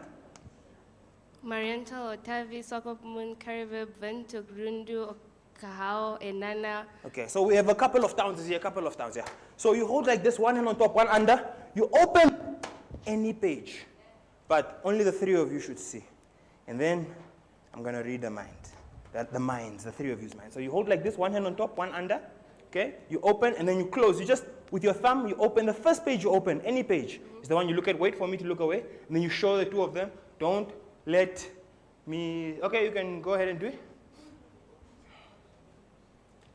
Oh, they call me Botchman, by the way.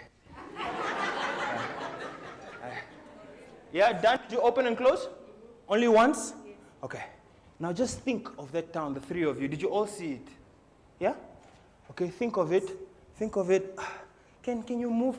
Can you please come stand here? You stand there. Okay. Imagine you are in this town right now. Imagine you are there. Imagine? Oh, is it cold or what? Oh, it's a cold, so it's a cold town. It must be a town that is a bit chilly. So I'm going for towns on the coast. When last were you in this town? Mike. When last were you in that town? 2 years back. 2 years back. Oh, okay, see yourself there again. See yourself. I'm going for Swakopmund.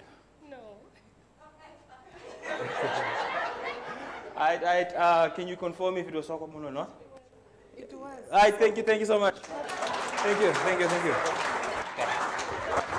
Okay, you can go back. The two of you stay. Yep. Let's clap for her. Oh, well done. Okay. One of you can sit. Okay. And then you are gonna help me do the magic. Okay, you hold like this. Okay. I need. What we're going to do now, we're going to read.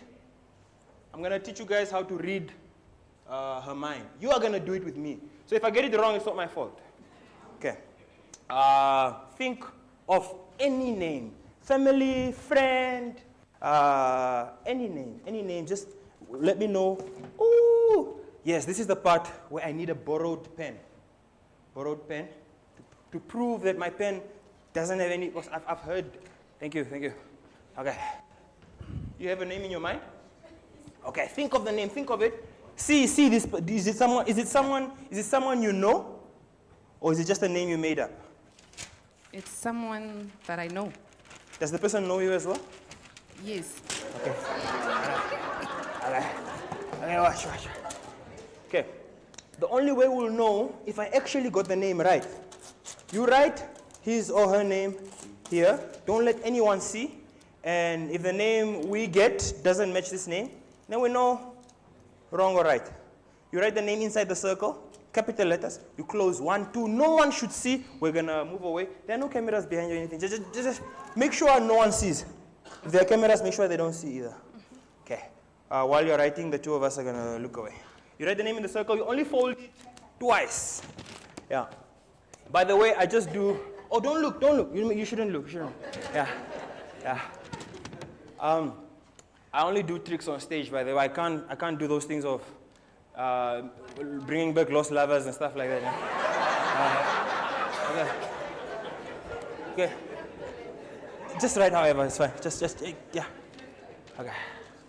So after you write, you close 1 and then 2.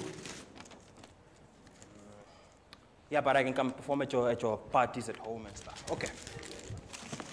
All right, did you fold it? Okay. Please hold that. Okay, watch. So you wrote the name inside the circle, right?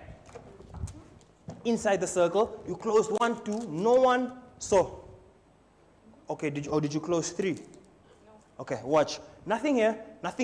Put it here. I want to open it. Watch. Trust me, I'm a botchman. Watch. Check. Look.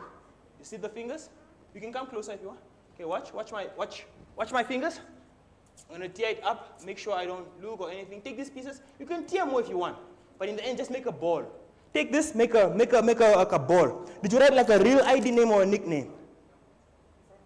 Okay, just make those pieces you have, squeeze them together into a ball, like tight, until it's like together, like this. Okay? We actually don't need that. You throw it in there.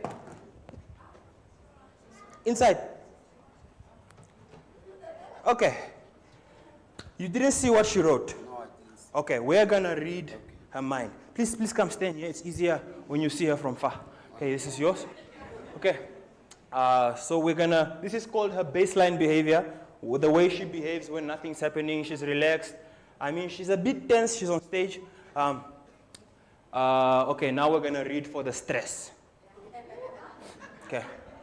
A, B, C, D, E, F, G, H, I, J, K, L, M, N, O, P, Q, R, S, L, M, N, O, P, Q, L, M, N, O, P.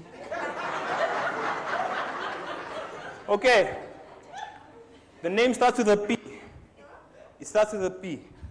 Okay, so, P, okay. So we are in Namibia, right? Okay, wait. Male, female, male. Hey, this one is I think it's one of those names that can fit both. English, Afrikaans, Oshiherero, Shuambo, Damarana. It's an Oshuambo name. We're gonna give Oshuambo names that fit both male and female. They start with a P. Just keep screaming them one by one there. Just keep screaming. Wait, Pandu. Okay, give me another one.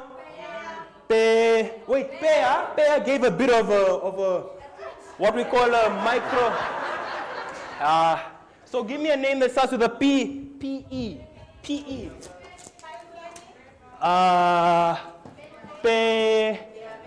Penopandapa.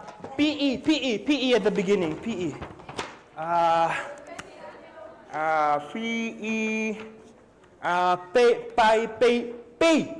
P-E.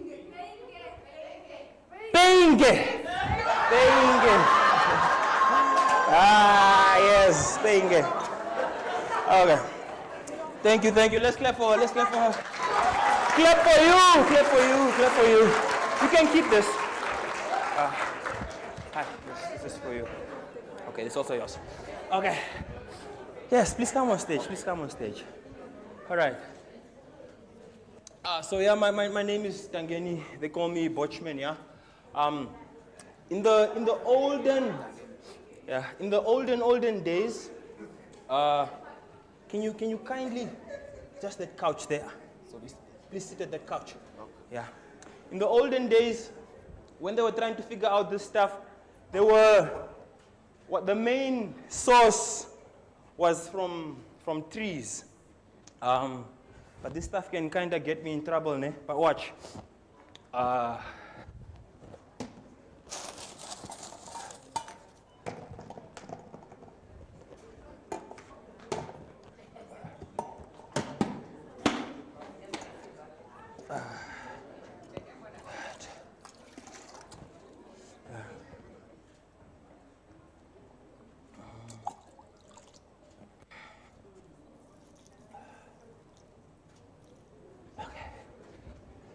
No, it's not juju.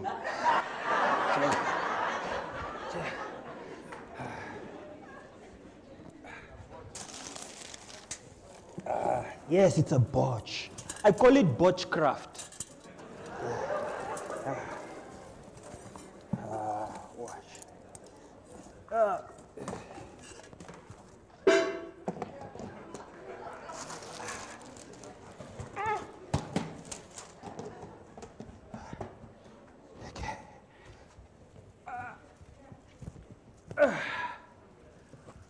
Okay.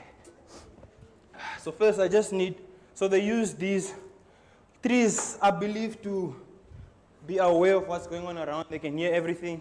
There are actually some trees that can make their leaves sour when they hear the sounds of animals coming. And then the animals want to eat the leaves. And then there was a time they started using them to send money, the trees. Yeah. That's why the banks have branches.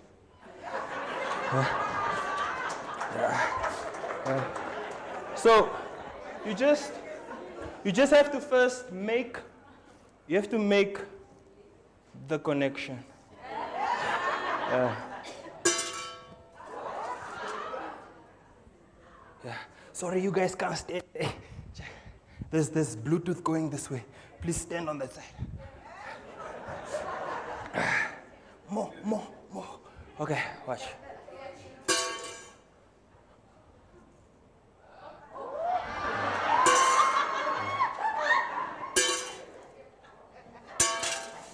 Yeah, see that?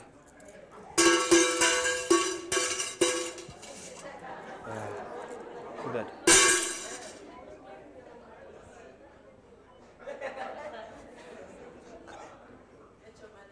Make the connection.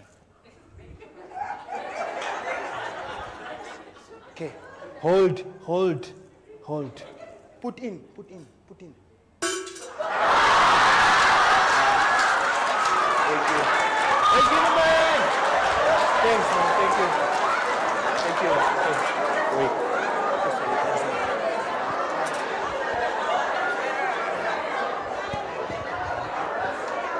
All right.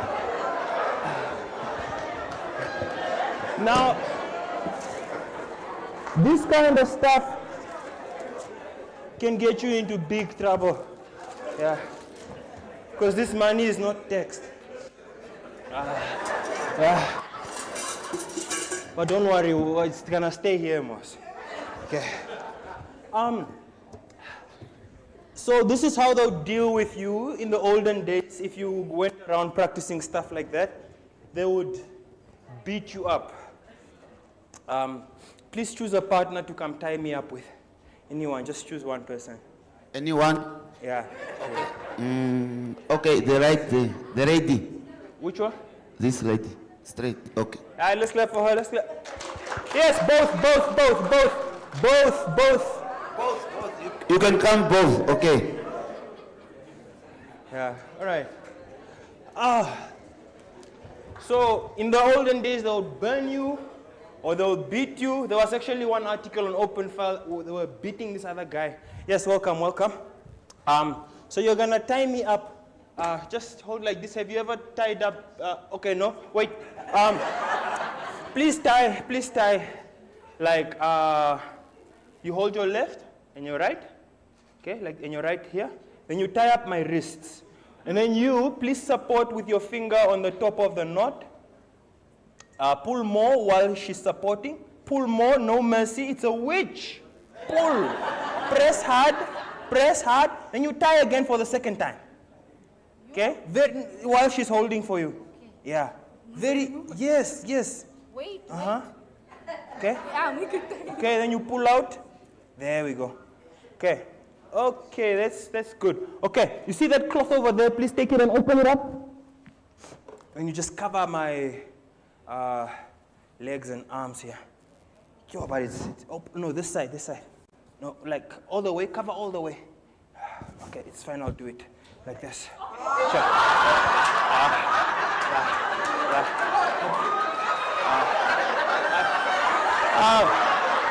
By the way, my name is Tangeni. Thank you. Cover. This is my last trick. Thank you so much for your time.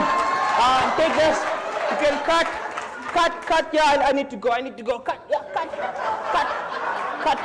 Yeah. Yes. I thank you so much. My name is Tangeni. That was my brooch. Thank you so much. Thank you. Thanks. Thank you. All right. Thank you. Thanks. Is there a way?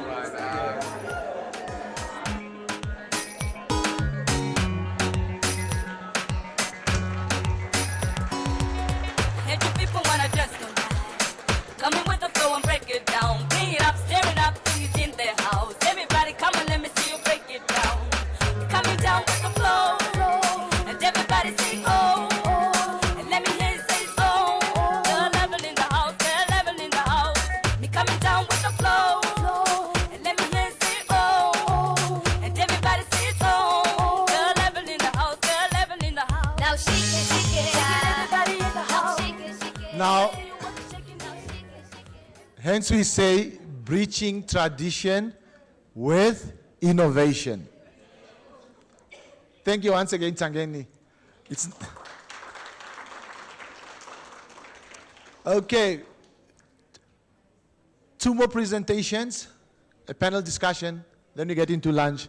So I've gained at least 10 minutes back, but I'm still happy that we're progressing good with time at this point in time. Now, at this stage, ladies and gentlemen, I would like to give the floor over to Madame Helen Vosloo. She's the executive from CRAN, and Madame Vosloo will talk to us about universal access fee. Universal access fee.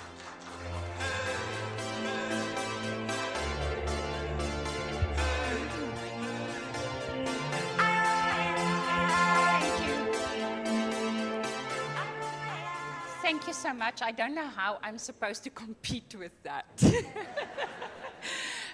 And to keep you busy and awake while I'm talking, but allow me to stand on the protocol observed. Thank you so much. And thank you for MTC for inviting CRAN to participate today in this very exciting conference that you have arranged. If you allow me, I'd like to walk around, otherwise I can't remember what I'm supposed to say. And actually, I don't know what I'm supposed to say, because between the previous speakers and the Honourable Minister, there's nothing left for me to say. But I'll try my best, and I'm very passionate about what we are doing in terms of universal service.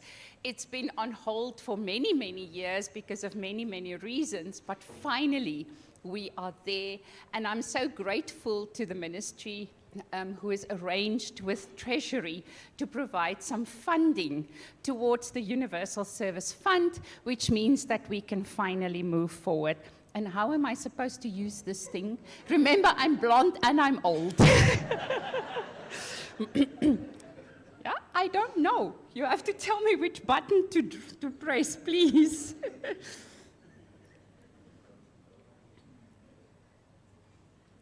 Thank you so much. Thank you so much. So the Communication Act actually provides for universal service. And this is a thing that has been coming for many, many years in many, many countries, and for a good reason. And there's nothing wrong with the fact with what I'm going to say now, but most of our telecommunications operators want to make money. So they are going to go to those areas where their investment pays off. This is a basic principle of business.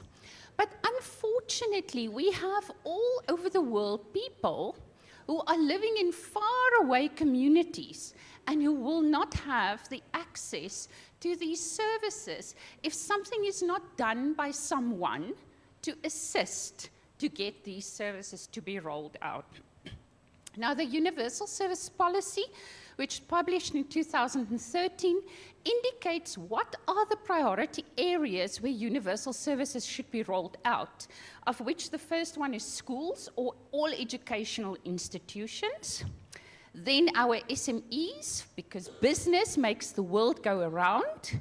Our our health institutions, our non-governmental sector, mines, farms, nature reserves, and in the end, the policy just wants everyone in this country of Namibia to be connected. So this is what coverage looks like now. Thank you to all the operators who provide us with this very nice information. The green lines are where are the main fiber lines. We cannot map, we can, but we haven't mapped every little fiber in the local authorities that have been done, because then we won't be able to see anything. And then the red dots are the 4G coverage. And it's very interesting that the red dots are almost as much as the gray dots. So currently, our 4G coverage in the country is 88.4%. And we have achieved this mainly due to rollout obligations that comes with spectrum licenses. And of course, because the operators themselves have also taken the initiative to start rolling out services to rural areas. And then our 3G coverage is currently at 89%. So our 4G coverage is soon going to overtake our 3G coverage. And why is that? Well, firstly, because that is a policy guidance that we want people to have fast broadband services. And secondly, because 3G in Namibia is not really broadband in terms of the policy because of the rural connections which is done by microwave. So in many areas where you have a lot of people, it goes below the 2 megabits per second download speed, which is required in terms of the broadband policy, and then suddenly it's not broadband anymore, and if you want to do anything, you know, that little thingy comes up, which is very frustrating. This is, in terms of the broadband policy, where we have achieved our targets and where not. So the little red ones are the areas which have not reached the 80% population coverage in terms of our broadband policy as we should be. And it's the Hardap region, but it's only 1%.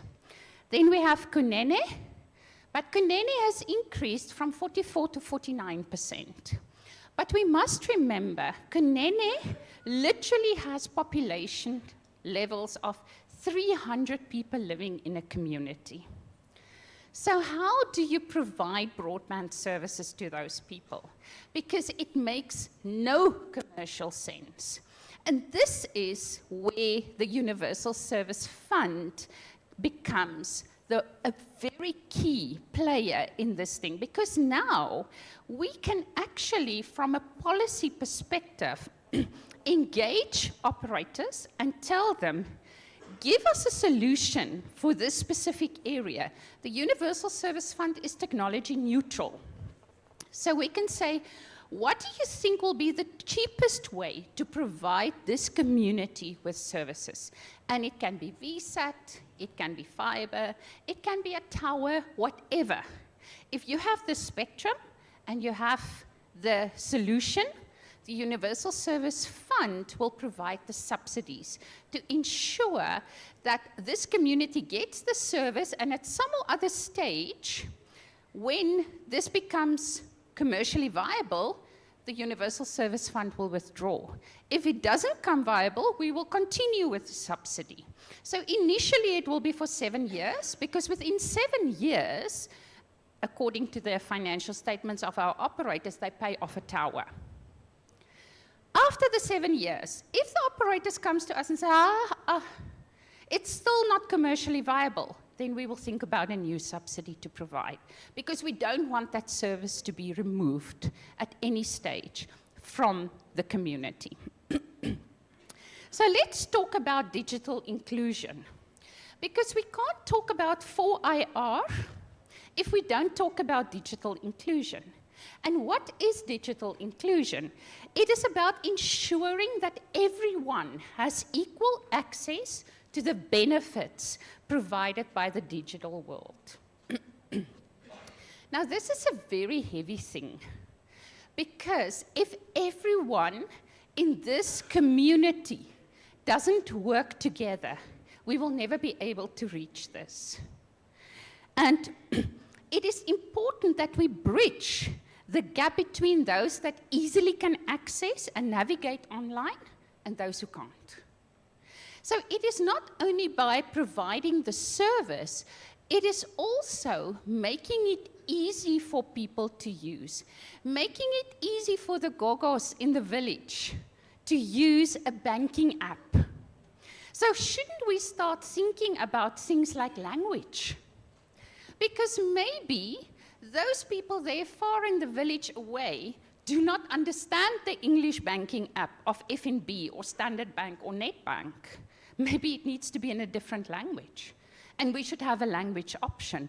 Youth, there's something for you to think about. So what are the key challenges that we need to address? The first one is connectivity. It should be available, affordable, and accessible. Education.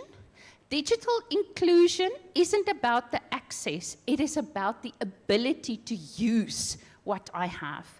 And technology, which is about the right technology. Am I able to use it? Is it easy to use? when I want to use it at any stage. So there's a whole thing about digital inclusion and the economic advantages about it, and I'm not going to dwell on that because my previous speaker was very eloquently in explaining it. But everything in the economy works in a circle. I do something, and then it has a ripple effect, which then has a ripple effect, which has a ripple effect, and that grows our economy. And it is the same with digital inclusion. Very interesting. I've recently done some research about GDP growth in Africa. What it shows is if we increase access, technology availability with 10%, then the economy grows with 2.4%. It creates jobs, which means that the economy grows again. So it is very important that we embrace the whole idea of digital inclusion. Now, universal service funds can be used to address the digital inclusion and promote accessibility for indigenous peoples, children, youth, the women, disabled persons, basically everyone that needs to.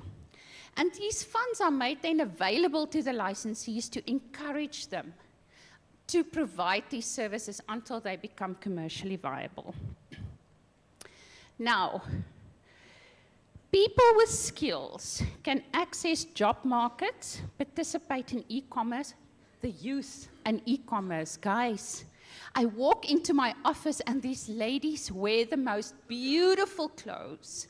And I ask them, where did you buy it? No, on Shein or on Avo, or I don't know what these sites are called. You know, the wonderful thing about youth is they're not scared. Old people like I am scared. What if this trouser comes and, you know, it sits terrible, it's bulges and all kinds of things. What do I do with the trouser? And I asked one of my colleagues, so what do you do with the trouser if it doesn't fit? Oh, I give it away. It's so cheap. I just give it away. But if we are not ready for e-commerce, if our banks are not ready, if NAMRA is not ready, if our postal service is not ready to deliver that package in Ongwediva, then we're going to fail. And all this has to do with digital inclusion. Digital inclusion allows for education. I think COVID has showed to us that we have a serious problem in this country, in that so many of our children were left out of education for months because they didn't have access. And here I'm talking access about the technology, but also the device to be able to go to school during a time when everyone was in lockdown. It allows for improved access to health services. And then one of the most important things, and I'm so glad the Honourable Minister mentioned this, but e-government services, we cannot wait any longer. People should not be standing in queues at NATIS to make an appointment for a driver's license. They should be able to do that online and not stand in a queue 3 o'clock in the morning to ensure that they passed part of the first 50. I should be able to make an appointment online to go and see my doctor, or to go and see my lawyer, or to go to Home Affairs, and Home Affairs, well done. Your system works perfectly. So that is where we should go. And I think the government is really doing their best, but I think the demand is faster than what the government can roll out. But these are the most important things for economic growth and for the 4IR in future that we need to focus on. Then, the underlying concept of universal services is to ensure that telecommunication services are accessible to the widest possible number of people at affordable prices. Now, we measure availability as the level of service to all users at all times and in all geographic areas. Affordability. We've recently done a study on affordability in Namibia. We used to be number 46 in Africa. Well done to our operators, we are number 10. So we used to be so expensive that most of our population in this country couldn't afford telecommunication services. We engaged our operators and we're busy with making the regulations, but out of their own, they said, let's drop our prices. And we have seen that jump. It was a jump from number 46 to number 12, and now we are number 10. Well done. Accessibility deals with all telephone subscribers that should be treated in the same way. That means that if I have in Windhoek a download speed of 30 megabits per second, I should also have it in Ongwediva, and I should also have it in Timbuktu, not only in Windhoek, because it is expected in Windhoek, and I can complain easily in Windhoek. Everyone should have the same quality of service experience throughout the country. So one approach will unfortunately not get us where we want to be. CRAN uses a methodology of demand stimulation, but demand stimulation is more than just forcing an operator to build a tower in an area that is not commercially viable. People should have access to cheap devices. And every school child, especially in secondary school level, should have access to a 4G device, to a smart device, to enable them to do their schoolwork. So we've engaged the Ministry of Finance to see if it is possible to waive the taxes on these devices, and we're still waiting for their response. Affordable services, and I've spoken to you about what we are doing there. High quality service.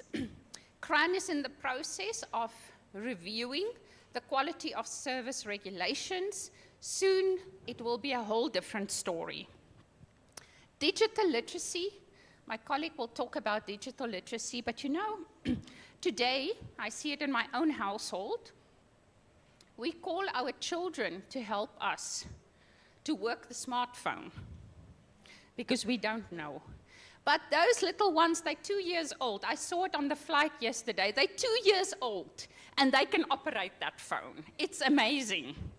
But if we as parents do not understand the issues that comes with that digital technology, cybersecurity, cyberbullying, not making your information available to everyone, not talking to all kinds of people on social media, we as parents should be able to teach our children that.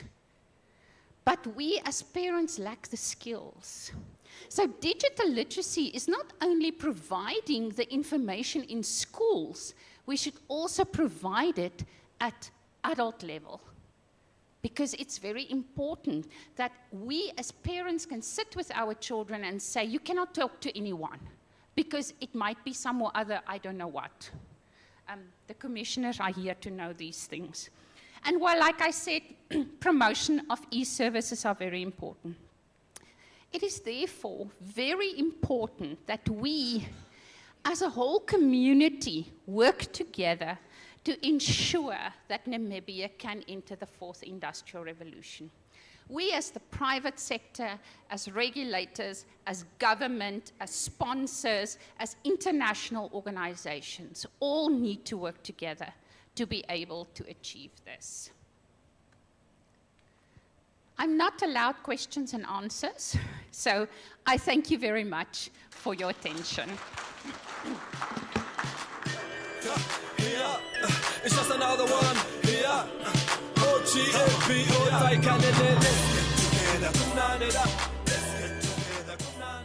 Thank you very much, Madam Vosloo. We appreciate the insights. Thank you once again for CRAN. And again, MTC and CRAN, contrary to popular belief, we do love each other. It's the media that assumes we do not love each other. We do love each other. Thank you. All right. Getting into the next speaker, ladies and gentlemen, I would like to call on stage Dr. Esperance Levindao for her presentation. Doctor? Thank you, ma'am. And Doctor's presentation will focus on e-health because we're talking about governance and so forth. Thank you.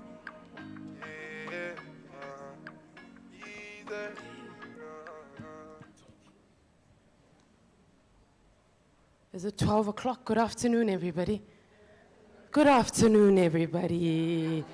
Ah, come on. I know you're tired. I know it's been a long morning, but I want you to bear with me. I know that firstly, let me stand on the protocol already observed.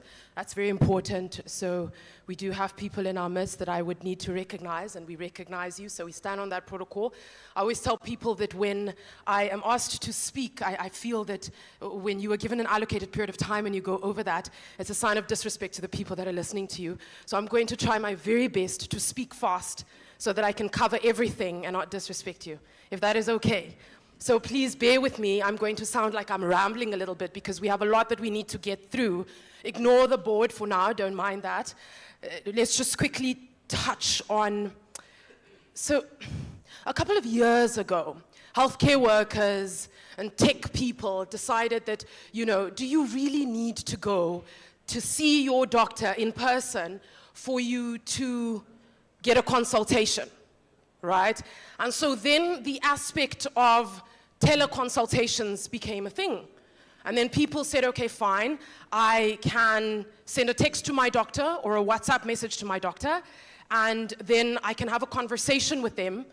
But there was a limitation to that, which we quickly realized, because the problem with that was that even though you could tell your doctor, okay, I've been having a vaginal discharge for the past 1 month, okay? And they say, all right, you most likely have maybe a sexually transmitted infection, whatever it is.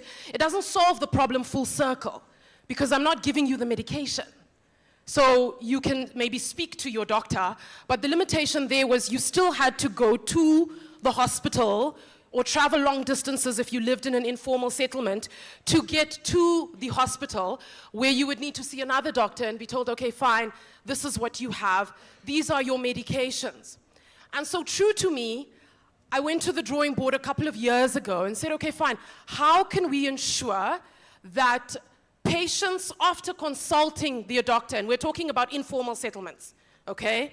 So how can patients, after consulting their doctor within informal settlements, gain access to their medication without leaving their local areas? And so then I went to the drawing board, and we ended up creating an innovation called Menga.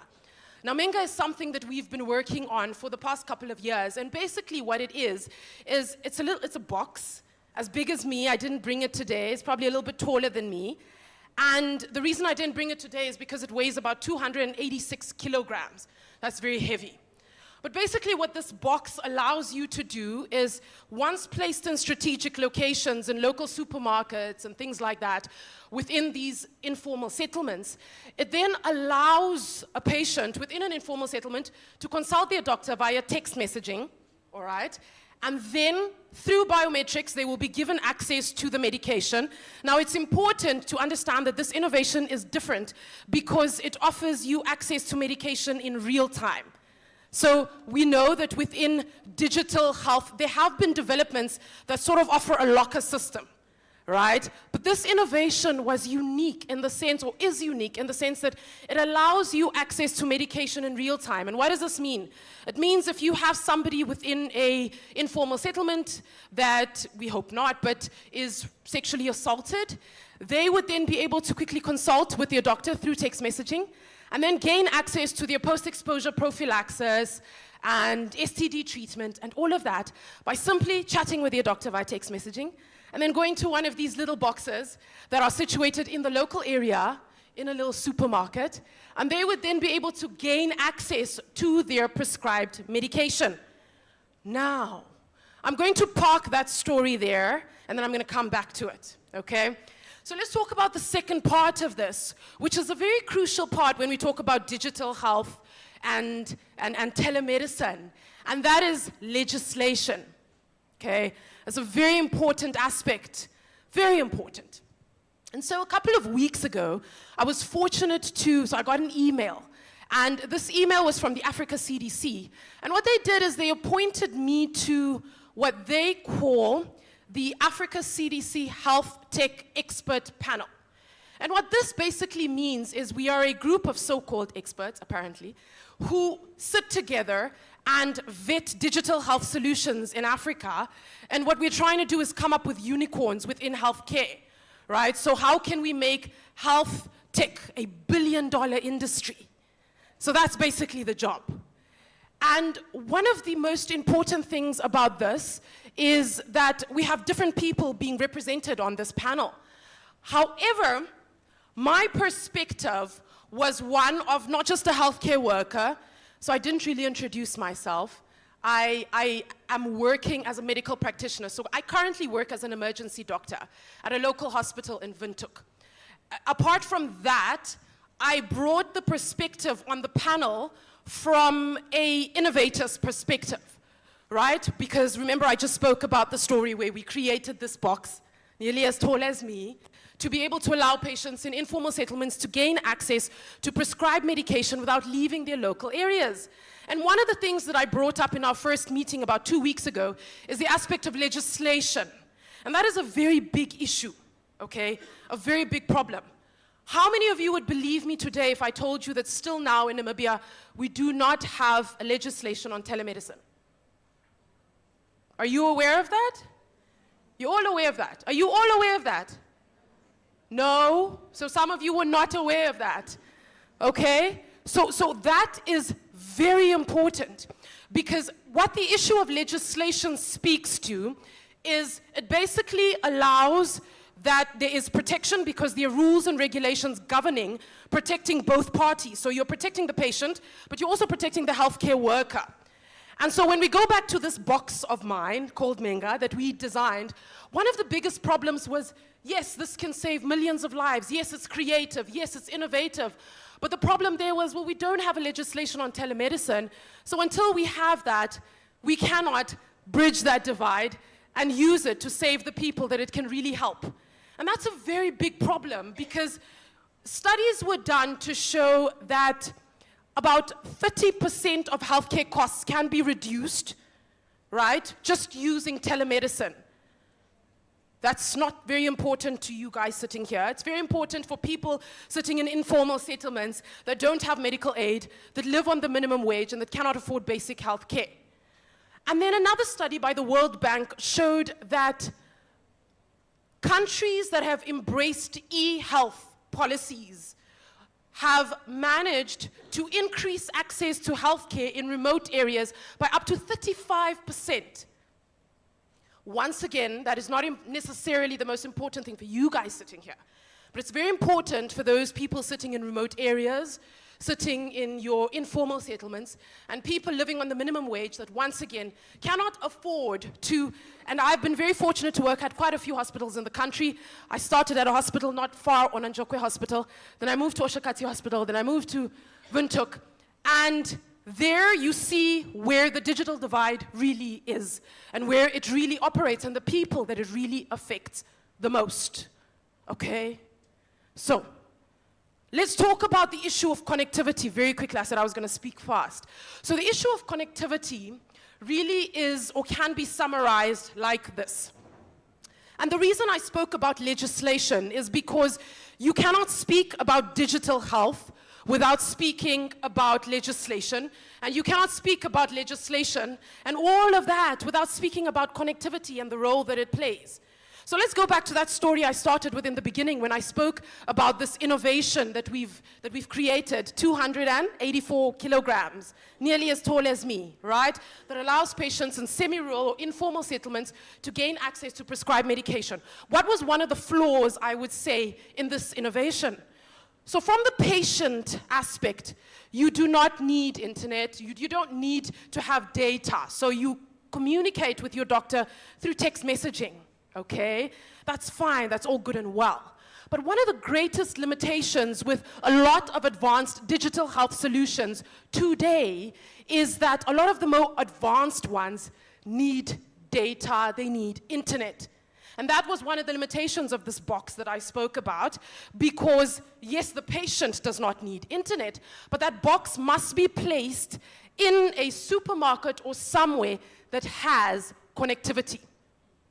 And that is where some of the limitations come in.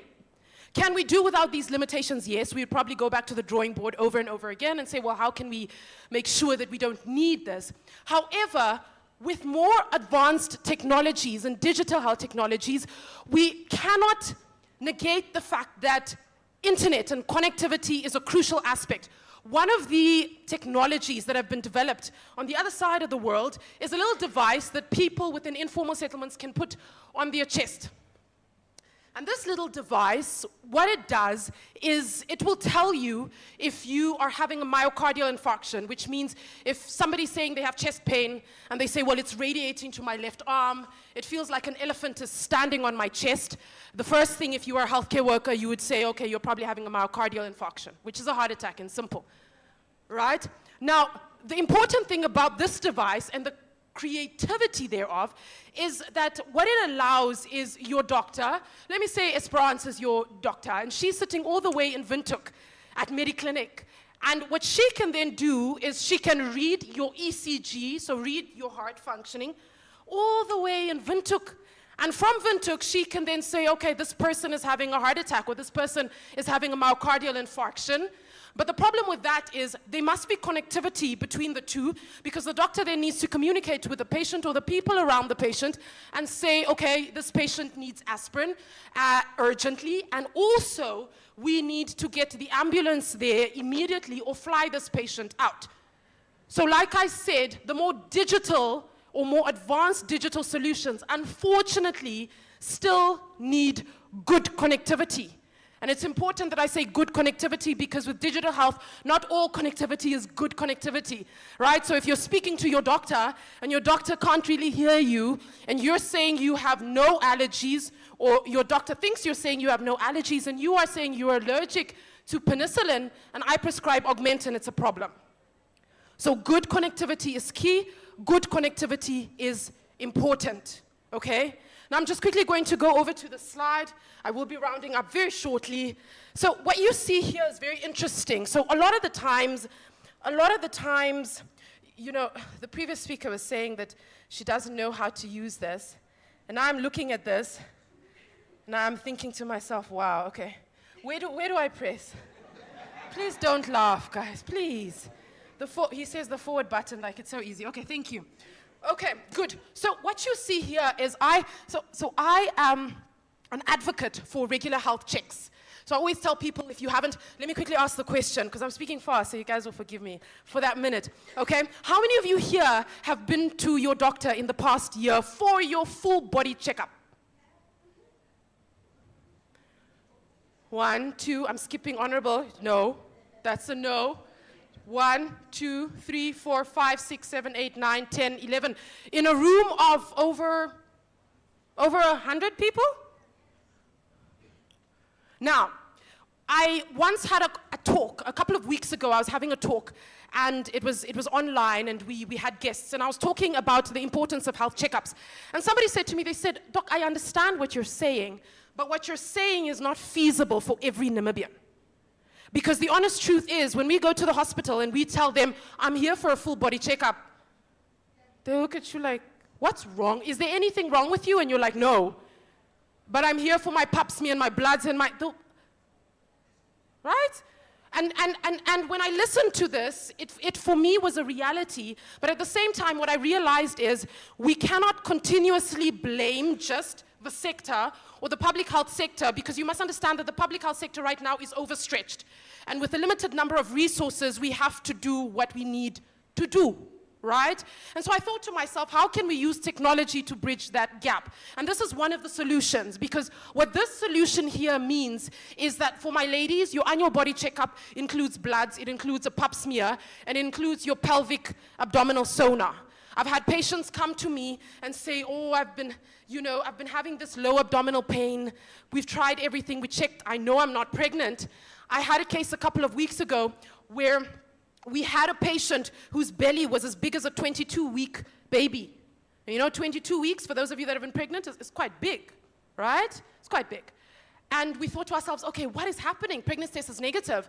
We did a sonar only to realize that the patient had fibroids. You guys know fibroids, right? Yes, so the patient had fibroids. Why is this important? It's important because your annual body checkups are important. Why are your annual body checkups important, and how can we bridge that gap? Is with technologies like this that mean that not every patient needs to go queue up at your local hospital at Onanjokwe, telling them that, oh, okay, I'm here for full body checkup because Esperance told me at the conference that I need to come for a full body checkup. It is important because what this allows, I didn't bring my phone, I'm going to use this as my phone, because what basically that means is Esperance with her phone, okay, and a little probe. This probe, I didn't bring it with me either, it's quite an expensive probe, is basically half the size of my hand. So it's a very small probe. So what Esperance can do is that because she works under the Ministry of Health and Social Services, she can go into the communities, into the informal settlements, without carrying a whole big sonar machine that costs hundreds and thousands of dollars. And she goes with her cell phone and a little probe like this, and she goes and she starts scanning patients. And mind you, this does not need any internet, does not need anything at all. Because all it works on is, it basically works as a transducer. And so I can then start scanning women and saying, okay, this one has a cyst, this one has a fibroid, this one has this and this and this, and this one needs further workup, whatever else the case may be.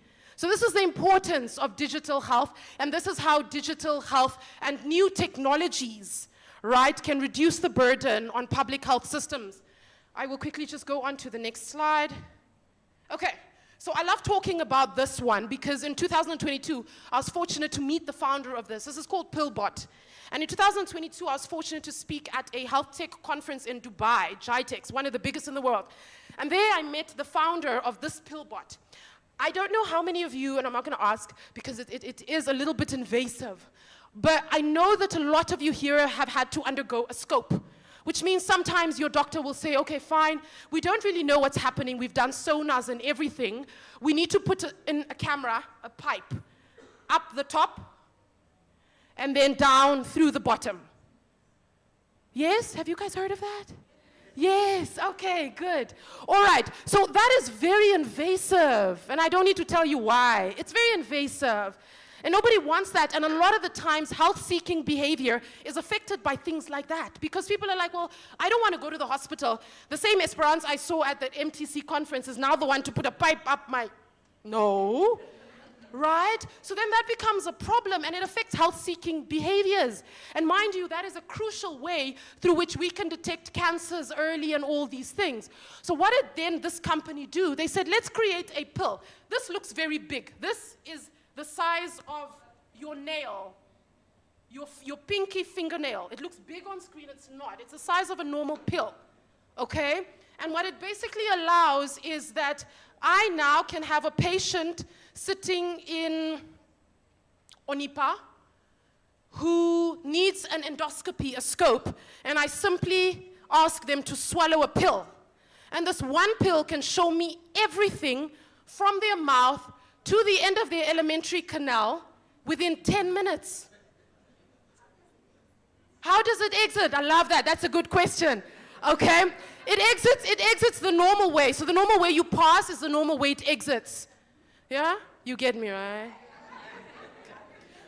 How do you get it in? You swallow it. So you swallow it with water. So you take some water, you swallow it, and then within 10 minutes, myself sitting in Windhoek or Cape Town or wherever can see everything happening in your full alimentary canal. I can diagnose and say, okay, fine, you just have some polyps. I can say there's a foreign body, we need to get a biopsy. I can say there's an irregularity. And like that, we save time, we save effort, we reduce the burden on the public hospitals. Very important. We become more cost effective. But mind you, we increase the quality of care that we are giving to people within informal settlements, which is important, right? Because if we're going to talk about bridging the digital divide, we need to have conversations about the quality of care. So just because you're sitting in an informal settlement doesn't mean you get any less quality of care. Now, 2 minutes. Okay, all right. Somebody asked me, they said, Esperance, you guys like using fancy words, myocardial infarction, what. Just say it's simple. My water's leaking. Okay, good. So somebody asked me, Esperance, what is digital health? And I said, digital health, think of digital health like this. You see this bottle of water? with water in it, think of everything healthcare related. So think of the bloods that you need to do. Think of your pap smear for the ladies. Think of your prostate exam for the men. Think of your every single thing healthcare related. Your medication, your drugs, everything. All the way from preventative care to management to post. That's what healthcare literally is. That's what public health is, right? All of that is the water. It's not the bottle, it's the water. And usually, what we would need to do on a normal day is, before technology advanced, I would take this bottle, and in order for me to deliver the healthcare, I would come and deliver this healthcare like this. And that was the usual way we would deliver healthcare, right? Previously, before all these advancements. And basically, what digital health has done, I didn't think of this example very well because it requires me to throw it. I don't think I thought of it nicely. There's someone there saying she'll catch it. Okay, so I'll throw it this way. She's so beautiful, I don't wanna, you know. So I'll throw it this way. And what digital health has said is we take all of that same stuff, right, in the bottle. It's the same healthcare, the same, all of that, your pap smear, your pelvic, your drugs for gastritis, your high blood pressure, your ARVs, everything. And we basically, without Esperance being there, so I'm treating and I'm seeing another patient, and then I can throw this, and the healthcare still gets there without me being there. That's what digital health is, right? Please clap, come on. I tried, I really tried. Okay, good. So I've come to the end. Let me say something before I close. ARVs are very important. There are a lot of people that have been diagnosed with HIV and AIDS. Digital health is not separated from that. With technology and advancements, what we've now seen is there's a development, and patients keep asking me, when is it coming to Namibia? When is it coming to Namibia? So I'm sure you're all aware that if you, number one, lead a risky lifestyle, I don't need to define that, or if you have a partner or a couple that is called discordant, that's what we call it, which means one partner is positive, and we have that a lot these days. One partner is positive, the others are negative, or the other one is negative. What we then have is what we call pre-exposure prophylaxis PrEP. And what we have done now is that there is a new, it's called cabotegravir, which is an ARV, basically, which is used for pre-exposure prophylaxis. Now, that's not new. You guys are like, oh, we know that. Come on. Now, what is new about it is, remember before you needed to take a pill every day to prevent from getting HIV. Now, technology has advanced to such an extent that we have these injectables that you can now inject, and then you don't need to take a pill every day, which is a very big advancement. And some of you might not realize it because maybe you're not affected, but I'm sure all of us here know somebody that is affected with HIV. So it's a very big development. We are hoping that it will reach the treatment of HIV as well, and not just pre-exposure, which is what people are waiting for. But you must remember that even when it does reach treatment, that's not the end of it, because a patient can't just continuously inject themselves, and Esperance doesn't know what's happening in their blood. So what then needs to happen is we still need connectivity, and good connectivity, because we then need technologies that will allow that I can still check this person's CD4 count and viral load from wherever they are. So what digital health is doing now is, remember the story I told you right at the beginning. So what digital health is doing now is that to prevent HIV, you can give a shot, right? And then with technologies now, you can do a prick test and do your blood test from wherever you are. Your doctor will get the reading from wherever your doctor is without you leaving your local area. And then Esperance tells you and says, your viral load is a little bit high, so I want to change your medication because I'm suspecting resistance. And without having to see you, Esperance can say, okay, we've done a consultation, here is your code, go to one of those boxes that we spoke about, the big boxes, 284 kgs, right? Put in your code, get your medication, and that's it, right? So technology is moving at a very, very rapid pace. I'm gonna end with this one. I'm not even looking this side now. I'm ending with this one, okay? How much do you all think the telemedicine industry was valued at in 2022? If you're in healthcare, please don't answer. If you Our regulator, please don't answer, because I know you probably know. So how much do you think? Give me a random number. If you think $1, say $1. $6 million US in 2022. 6 billion in 2022. Okay. Anybody else? Anybody else? Anybody else? Nobody else? Nobody else. Okay, good. How much do we think the telemedicine industry is valued at right now? Okay, except you three. Take a guess. Anybody, come. Otherwise, I'm going to point. So anybody take a guess. There we go. We have an answer at the back. Yes. 3. I don't trust you because I feel like you, I shouldn't have chosen you. Okay, anyways, so in 2022, the telemedicine industry was valued at $60 billion US. This is in 2022. That wasn't a dramatic pause, I forgot the figure. But now I remember, 60 billion, right? In 2022. In 2024, currently, the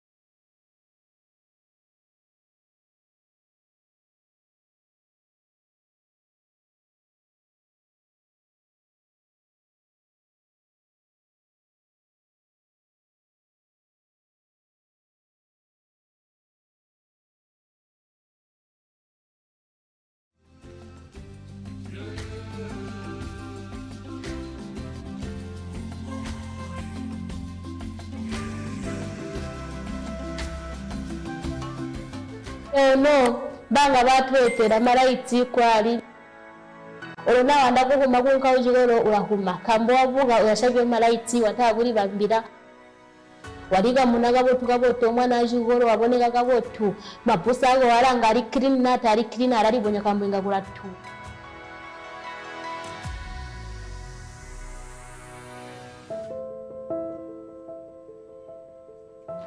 Before I came to Mushira Secondary School, I was working from Lusaka. It was a challenge to teach in this place because there was no internet services and we used to use the blackboard. The inner line, after the cell, we have an inner line known as what? Cell membrane.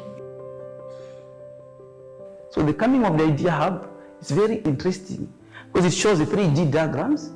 That's what's shown on the screen. Apart from that, we have the internet services now connected. We have a tower which has been constructed by Huawei. Therefore, the teaching has greatly improved. And further, it has also bridged the gap between the rural child and the urban child and made teaching very interesting in rural areas.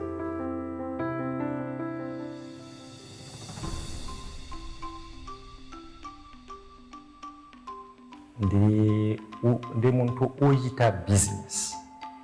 Business nje yita ndagita ya grocery arimu ama mobile money. Onya ndasambala ama accessories.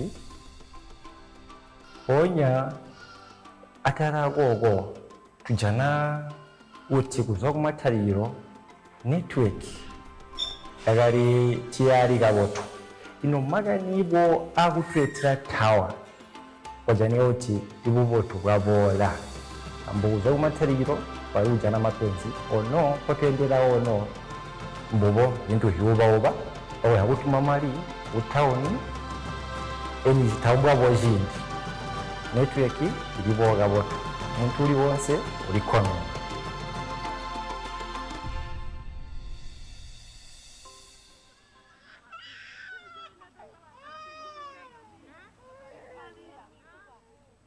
Mochila is far from the district. It's about 156 kilometers. And we had challenges during the night. We had no power.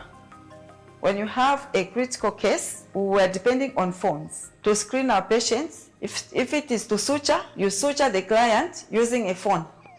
But this time around, with this mini grid which has come, it is really, really a blessing for Mochila. We are able to conduct safer deliveries in the outpatient department during the night. When the patients come, we have power. We attend to them nicely.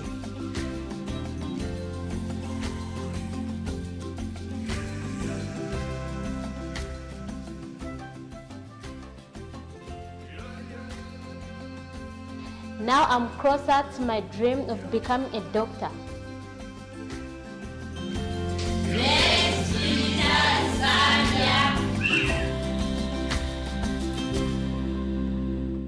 Thank you. We deliberately played that advert which will also form as a lead intro into our next speaker. And that will be the MD of Huawei Technologies Namibia, Mr. Michael Chang.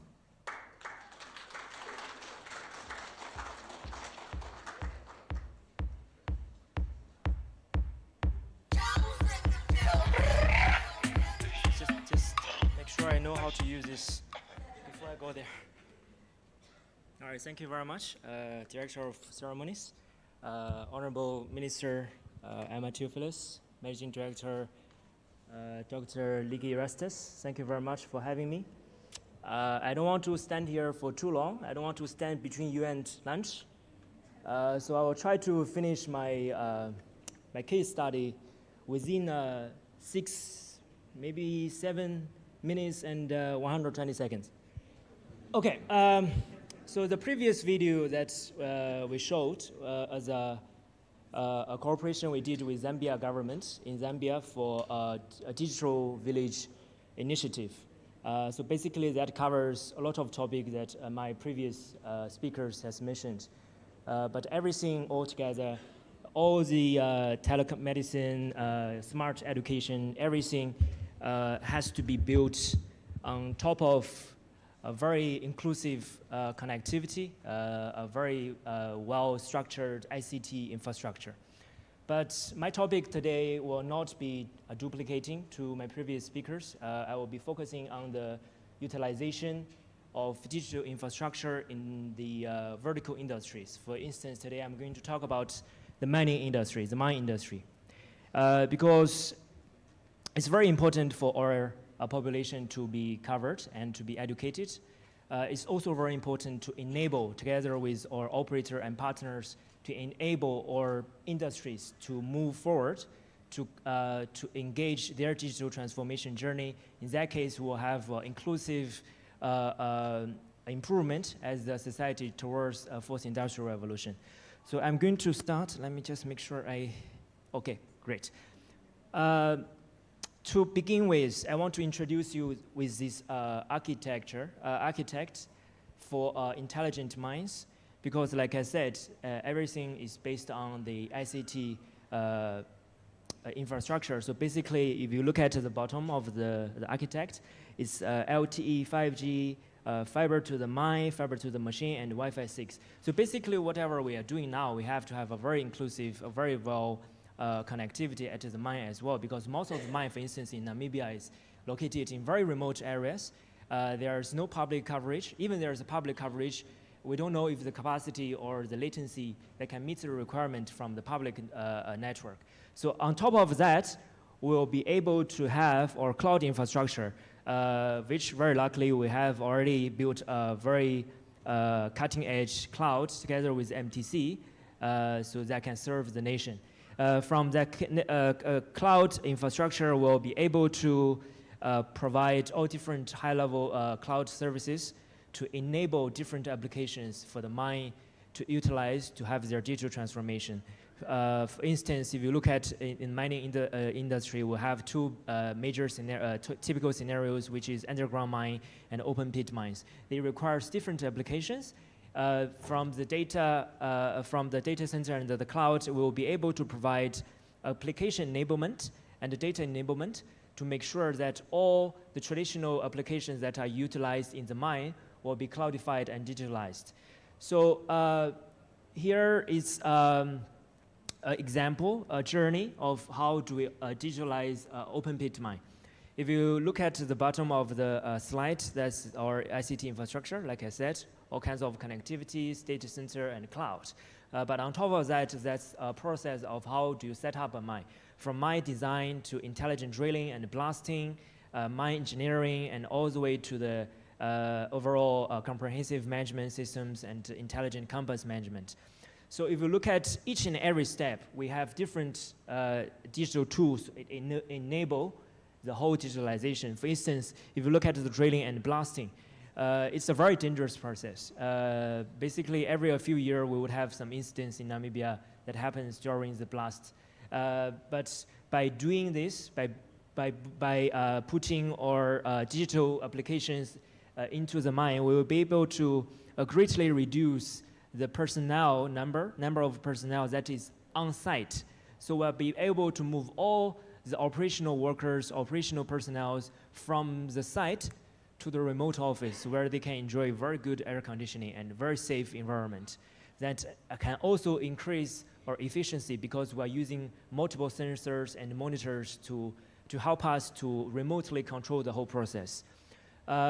So this is basically the solution that we are developing together with MTC. We call it ELTE, basically it's enterprise 4G, that we are building a private network for different mines that we enable them to utilize only within their campus, because in that case, we'll be able to provide guaranteed service, guaranteed latency, and guaranteed security, which is very important to the mine. They cannot share the public services because, as you know, we have so many people here. You might have experienced network issues, but at the mine, at the industrial scenario, we would never have network issues because if we have, it may cause problems that can cause injuries or other unpredicted events. So basically, with that, with the network, we will be able to enable multimedia trunking systems. For instance, most of the mines, they are still using a voice trunking system. It's basically a walkie-talkie. You can just talk to each other simultaneously, but in the future, with ELTE network, you will be able to use multiple multimedia trunking systems that you can have real-time video calls, and if you have some emergency, there will be automatic ticketing and response systems to make sure that the whole operational system is very smooth. And we can also have security monitoring, for instance, that we are doing now with a few mines in Namibia, that we are already putting the cameras and facial recognition cameras inside the trunk, inside the truck. So the monitor, the camera will be able to monitor the facial expression of the driver to automatically detect if the driver is having fatigue, is the driver tired or not, if the driver is dozing off. So we'll be able to shut it down if the camera or the system automatically detect or decide this driver is not suitable for for more work. All right. But in the future, I know everybody is talking about 5G. So we are also working with MTC to see if we can bring 5G to our industry. The most distinct differentiation between 4G and 5G. 5G offers a much higher bandwidth and much lower latency, and it also offers vast connectivity.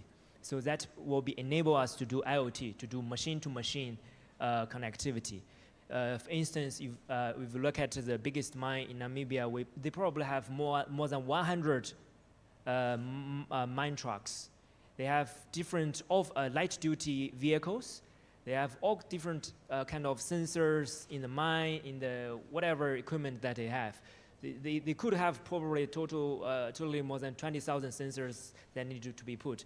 If you connect all those devices into one network for 4G, it won't be able to cover. So if we want to do machine-to-machine communication and IoT, we probably need to do 5G as well. And in the future, we'll be able to do remote driving, unmanned vehicle, and for all the cranes, for all the trucks, so all the drivers will be sit in the office that's showing on the right side. That requires very low latency because whatever you are doing in the office on your keyboards has to reflect in the truck that probably is 3 kilometers away from you instantly. Otherwise, it will cause, I'm sure there are gamers in the audience, you know how latency is affecting your experience, right? So basically, that's the advantage of 5G. So hopefully, we'll be able to launch a 5G network, smart mining, together with MTC in no time. Okay, so this is one of the projects we did together with MTC that we've been able to deploy the ELT system with Swakop uranium that helps them to be able to connect all their silo systems. For instance, fleet management systems, collision avoidance systems, slope stability radar systems, and so they are already realized the facial recognition in their trunks, in their trucks. So that's greatly improved their, first of all, is the safety, because to any operation, safety is always the most important thing. The secondly is the efficiency, and also at the end of the day, is their production. That means more money for the company and more GDP growth for the country. Okay, so that's my last page. I hope I'm fast enough. So I want to say that together with MTC, we'll be able to create an end-to-end ecosystem that we can offer to our industries, not only mining industry, but also like banking industries, media industries, all kinds of industries. They all require digital enablements. So with MTC, we'll be able to create this ecosystem for the basic connectivity. For example, the fiber, the 5G, cloud services that we are offering to the public and to the industry. Together with third-party ecosystem, we'll be able to provide different kinds of applications that enables your day-to-day work. All right, thank you very much. I think it's time for our lunch now. Thank you. Everybody knows it's been a long time coming. Still in the race like an athlete running. Still off the beat of the bars when I'm rapping. Proud to be African, who says what? Everybody knows I'm PJ to the tours. I didn't make the B #1, that's what it is. Yeah, I'm not trying to be the bigger man. God gave me talent for me to be the better. Paying attention to those talking to you is called respect. Sometimes what seems important on the phone is not really that important.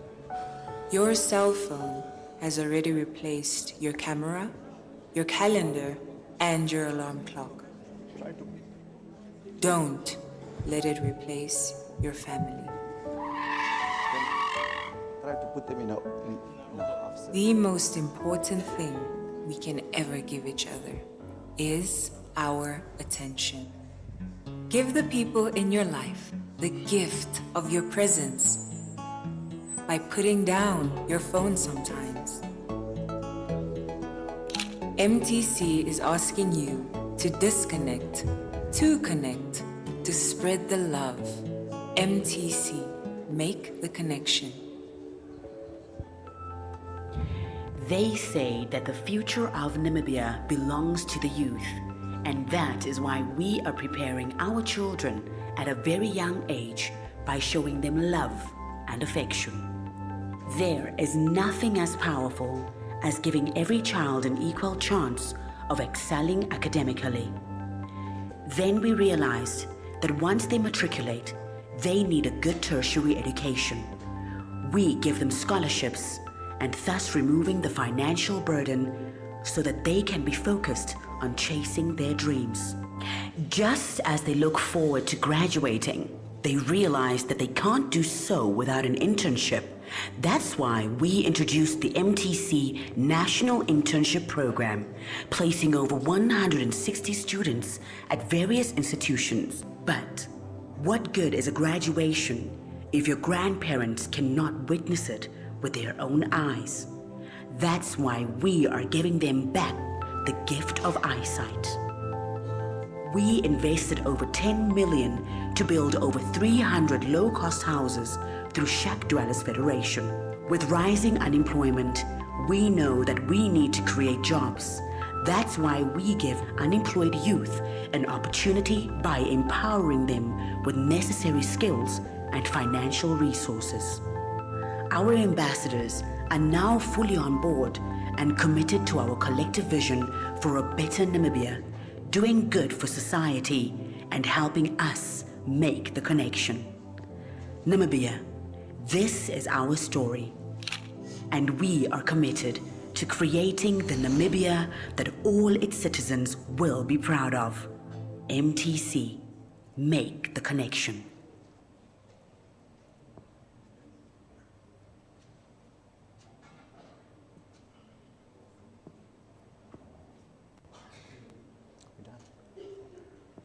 All right, good afternoon, ladies and gentlemen. Can everyone hear me? All right, just a quick substitution. I know I do look a lot like John. So by all means, just don't call me John, although we have been confused for each other. Just look at me as the younger version and the version with hair.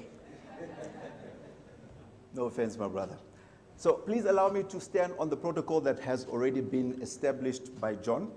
But allow me to, of course, then once again greet you all and thank you so much for your patience. I know it has been an extremely long morning. We're about to enter now into perhaps what is the most timely discussion that we need now more than ever. I know you've heard a lot of the speeches that have taken place here, primarily from, thank you also to all the speakers. The panel discussion in itself is going to speak specifically around the state of digital transformation, innovation in Namibia, as well as Namibia's readiness towards the fourth industrial revolution. Now, the presentations earlier touched a lot on sort of the surface level. So what we're going to try to do now is try to go in depth with the speakers, some of the speakers that did speak earlier. The fourth industrial revolution is not only transforming industries and economies around the globe, but in Namibia, it is a crucial point where we must embrace this digital evolution to secure our place in the global digital economy. Now, today's conversation will explore how Namibia is adapting to this new digital landscape across various sectors. We heard Dr. Luvindao speak about the health sector. We've got the digital infrastructure, innovation, as well as what is most critical as well. That, of course, then is education. We'll discuss the challenges that we face, the opportunities that lie ahead, as well as the strategies that will enable Namibia to thrive in this fourth industrial revolution, more so before we actually move over to the fifth industrial revolution. Now, we're privileged to have with us today not only some of the speakers earlier, but a distinguished panel of experts. You can refer to them as the superheroes and the avengers within their own industry. I am going to introduce them, and as I introduce the panel, please make your way to the stage. You are welcome to select whichever of the seats, apart from this one, of course, that you would like to sit on. Mr. Macmillan Handura. He's our first panelist, and welcome, Mr. Handura. Is he here? Ah, excellent. Please give him another round of applause as he makes his way up. He's the head of digital solutions and group business development at Schoeman's Technology, who specializes in driving digital innovation as well as helping businesses navigate their digital transformation journeys. Now, next, you just heard from her, but we're going to hear from her a bit more. I know John touched briefly on what she does, but I'm also going to just try to do a bit more justice in terms of what this doctor has been able to achieve. Dr. Esperance Levendau. She's not only a medical doctor, but a digital health consultant dedicated in improving healthcare access through technology, as she presented earlier, specifically in the rural areas.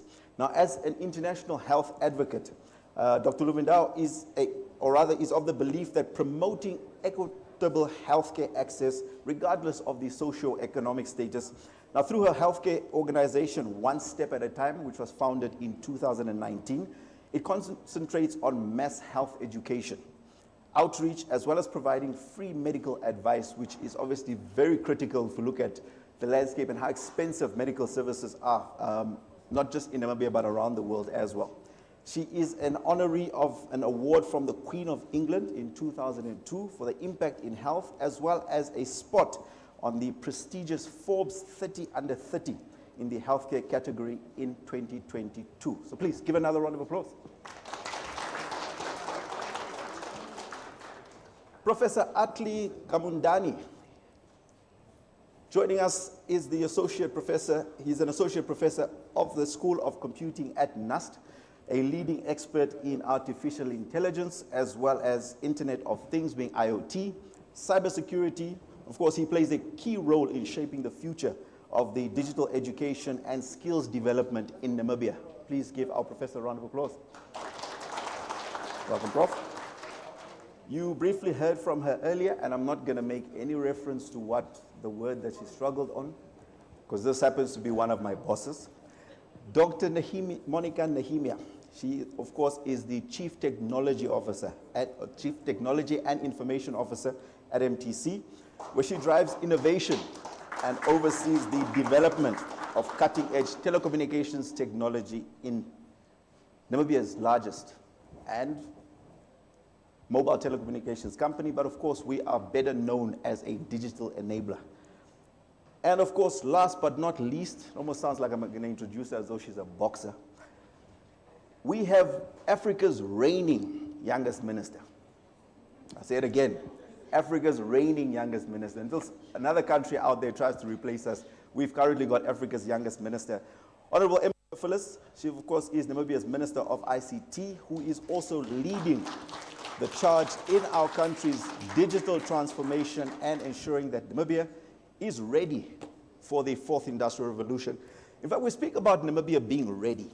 And just allow me to just transition over to where I'll be taking my seat. We speak about Namibia being ready for the fourth industrial revolution. I don't know if you noticed on Dr. Monica's presentation earlier, the fourth industrial revolution effectively started in 2010. So we're effectively 14 years into the fourth industrial revolution. So we have not only a lot of catching up to do, but of course from our end, there is so much that we need to do in all the different sectors. And that's why we have assembled this panel specifically from education, the private sector being then the technology, healthcare as well, which is a critical component of technology as well, and where we can advance in better servicing a lot of our Namibians in particular, as well as government. And government is the one we perceive as the one to rather showcase and show the rest of us the way, because at the end of the day, we cannot do everything or anything on our end if we do not have a proper legislative agenda in place, also guiding us in terms of policies and overall procedure. And of course, then education. Because at the end of the day, education in itself, we can huff and we can puff and we can come up with all the best policies out there.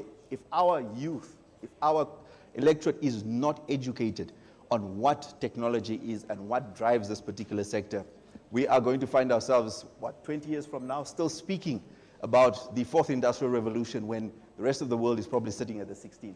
So please give my panel another round of applause. Yes, it is almost lunchtime, or in fact it is lunchtime, so we're going to try to keep it as short as possible, because I know I'm seeing a lot of you are getting fidgety. And just so I can keep you guys here, I've got way better prizes to give away than what John gave away earlier. So please pay attention, because a lot of the questions we're going to be asking in the next games are actually coming from this discussion. So Honorable Minister, let's kick off the discussion with you. Earlier you spoke about a lot of objectives and initiatives that government has outlined, the cybersecurity bill and all these other initiatives that government is looking to introduce. But briefly, just talk to us about what is government's ground game? Because we're looking at, rather, for lack of a better terminology, a lot of us are still relatively digitally illiterate. What is the ministry's ground game in ensuring that this message, as well as all these bills that are written in language that even some of us who've gone to school don't understand, actually reaches the masses out there? Thank you so much.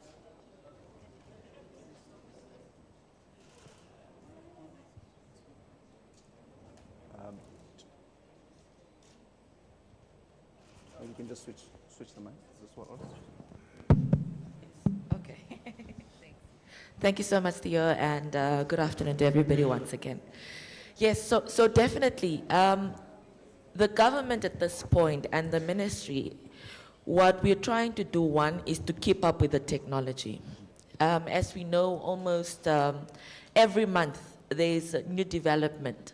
When ChatGPT came out, the question was, who regulates it? Is it the Ministry of ICT, or is it the Ministry of Higher Education, Technology and Innovation, who sits with the innovation function of government? So those questions were important for us to ponder on and have discussions about, because we now need to try to constantly keep up. Same with the legislations we're drafting. We are now at the final stage of the data protection bill. We are hoping that there will be no dramatic change, so that when we pass the bill, 6 months later down the line, we come back and amend a section of the bill because something has changed in the regulations of the world when it comes to data protection. Same with cybersecurity. We now have a strategy, but we're already starting to see that with the implementation plan of the strategy, we constantly have to change it, because by the time we get to point A, the technology has already moved to point D.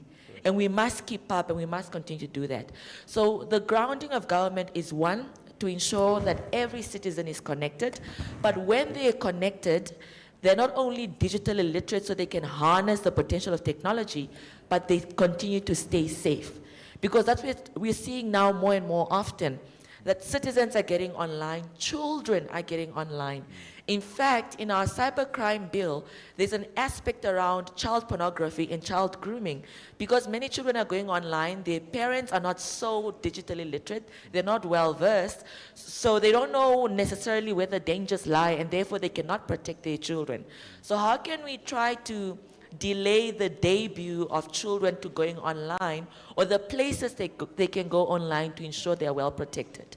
So there's a lot happening in the sphere, and government is trying to, keep up to date and keep attached to everything that's going on, so we know exactly how to respond to the needs, but more importantly, continuously have an enabling environment for young innovators to innovate without feeling like they're being regulated harshly, or that the environment doesn't allow them to actually innovate, and actually come up with the legislations that would allow every sector to freely come up with innovations that would make their systems better.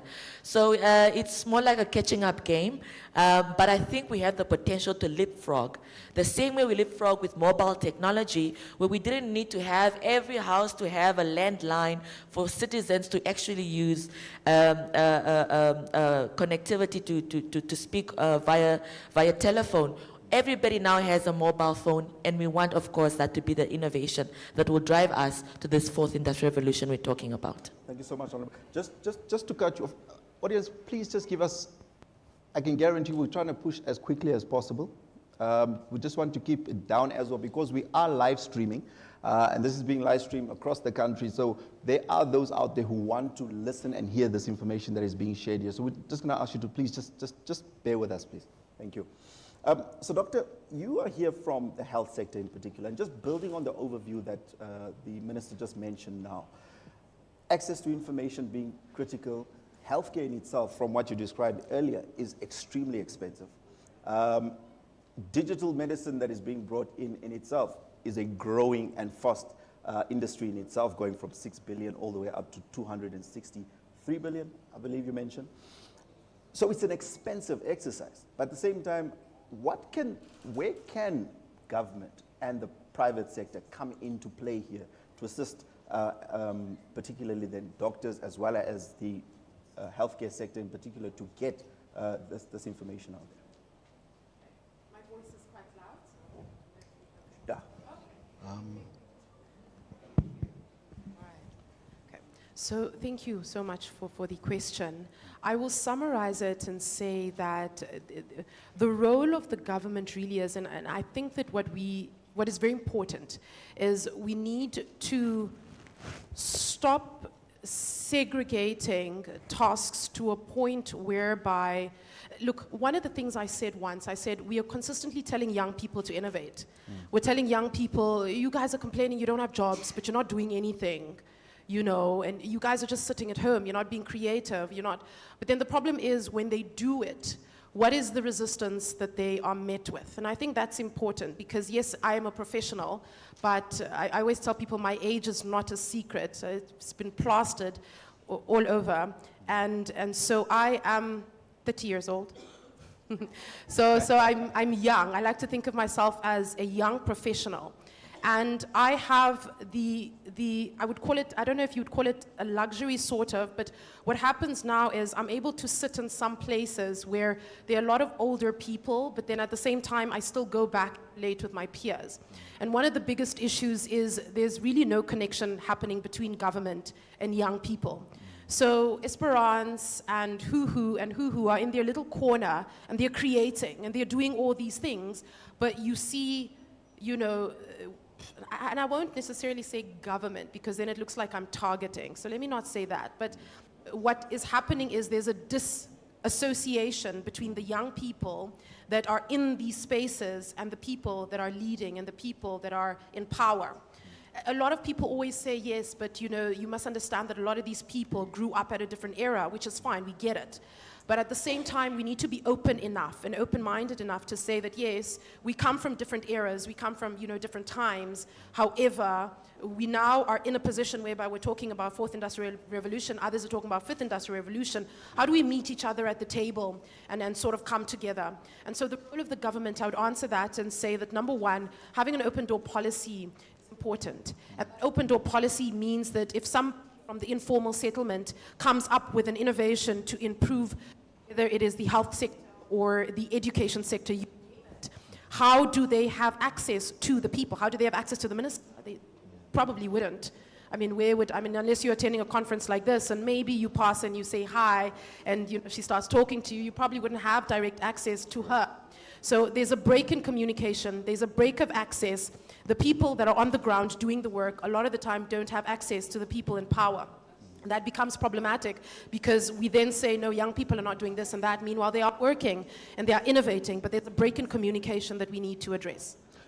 Briefly, just on Doctor's point there, just coming back to you, Honorable Minister, we hear that conversation come up quite a lot of times, and that is specifically access. Not only is one thing when we have access to information, but we talk about access to our decision makers.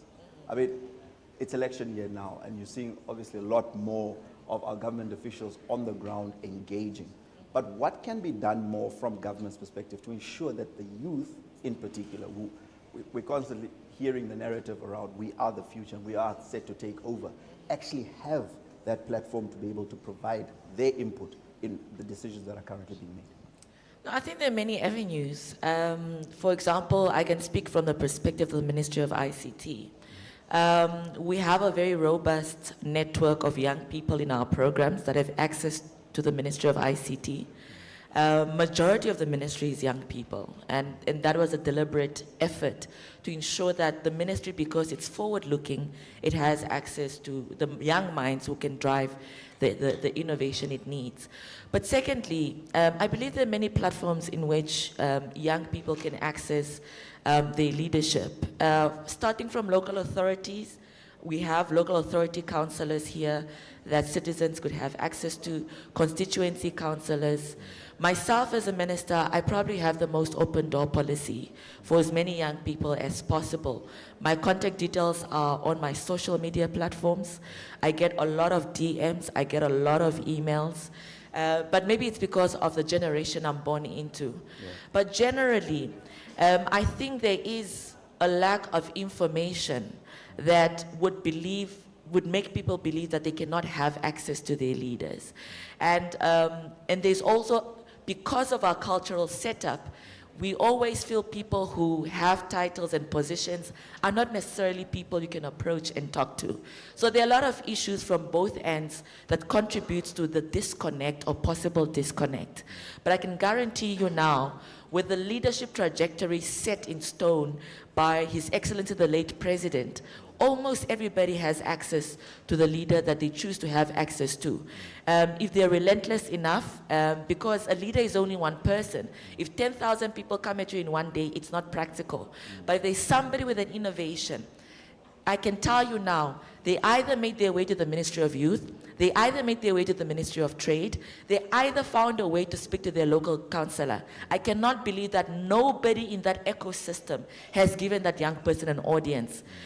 So I think the conversation needs to go beyond actually saying, how do we ensure those interactions are meaningful? As a young person, when you come to the Minister of ICT and say, I've come up with a mobile phone that does A, B, C, and D, are you able to pitch your idea? Are we able to sit and come up with a business plan so that DBN funds you or any other commercial bank funds you for your idea to go forward? So to say that they're silos or groupings, I don't believe so. With the advent of social media today, you can literally interact with all the government ministries on Twitter, on Facebook. We are trying to get where the people are. And social media is one of those tools we use. We have a government information center, which we try as a government to say, we want to get the government information out there. Those who want to interact further can contact the Ministry of ICT, and we make the connections to the various ministries that will not necessarily be agile as we would be at the Ministry of ICT, but we do make those connections. I'm yet to hear a young person who says, I've reached out to you, but you have not given me the audience. And while I'm at that, between the 9th and 11th of September, we have an ICT summit in Windhoek. The 11th day, which is the 11th of September, the third day of the summit, is particularly themed a day for young people. Wonderful. The whole day. We did this last year as a pilot, and we are continuing it this year. So the first 2 days, of course, industry, whatever, focus, business, and so on. But the third day is really the day for young people. And if you feel there is an opportunity for you to come, register. It's free of charge, and join us at the ICT Summit on the 11th of September. Wonderful. Thank you. Thank you. Just give the Honourable Minister a round of applause there. And you've heard it. If you cannot reach any of the other officers, she actually answers her DMs. How many ministers out there do you know globally are able to do that? Nonetheless, Dr. Nehemia, we're looking at a situation where we've got the policymakers available, we've got the healthcare sectors, we've got entrepreneurs, we've got education. But none of this will work if we're not talking infrastructure. Now, particularly from MTC side, there was the project of the 081 Everyone. And this particular project focused on access in rural areas. Are you briefly just able to talk to us about that particular project and what else is MTC, or rather what is in the pipeline specifically when it comes to infrastructure development from MTC's perspective? Thank you for the question. All right. Dating back with the 081 Everyone project that we had, as we all know, it was an aggressive project where we are saying that, you know, we'll reach out and make sure that we have 100% coverage for all mobile users in the country. So with that we have done is that we have actually gone up and achieved a mobile coverage of up to 93%. All right? So if we're talking about mobile coverage, we're talking about 2G, 3G, and 4G. Now we know that we have many of our users that have 4G phones, and they go in an area, they can make a call, but they don't have WhatsApp, and they just conclude that there's no network, right? So we have actually managed to expand our network in such a way that we bring the services closer to the users, to all the mobile population in the country. However, in addition to that, we just needed to look back, go back to the drawing board and look at what we have achieved. So in light of us aggressively building more towers and establishing more sites in the different areas, we have realized that there are some sites that were very congested. And it's now the 4G user that's complaining that actually has a very terrible experience. So we came up with another project supporting the 081 project that we always call, we refer to this project according to the year that we have. We call it Project 22, Project 23, and now we have Project 24. Now this is an optimization project. So what we do is that every year we identify the sites that we that we have noted that, there's some upgrades that needs to be done. Be it it's a microwave, be it it's a fiber or licenses, whatever expansion that we can have. So we do this and in order to support and make sure that, the experience that we have, it's not only a matter of having a tower or having connectivity, but you need to have a wholehearted mobile experience. So with that, we also have a project that we refer to as a rural LTE project. So what we do is that we go into rural areas, and the intention of this project, because if we look at the demographics of mobile users, many of the 2G users, we find them in the rural areas. But then they are also adapting and transitioning because, as I mentioned with our previous project where we have trying to gap the digital divide and have a bridge on the digital divide, and all these projects that we have, in order to support that, we need to have the right infrastructure and technology. So we go into all these rural areas that only have a 2G tower, and then we actually optimize this tower to provide LTE services, which is 4G. So with this, we then support the fact that, the transitioning of 2G, 3G to 4G is actually being supported in such a way.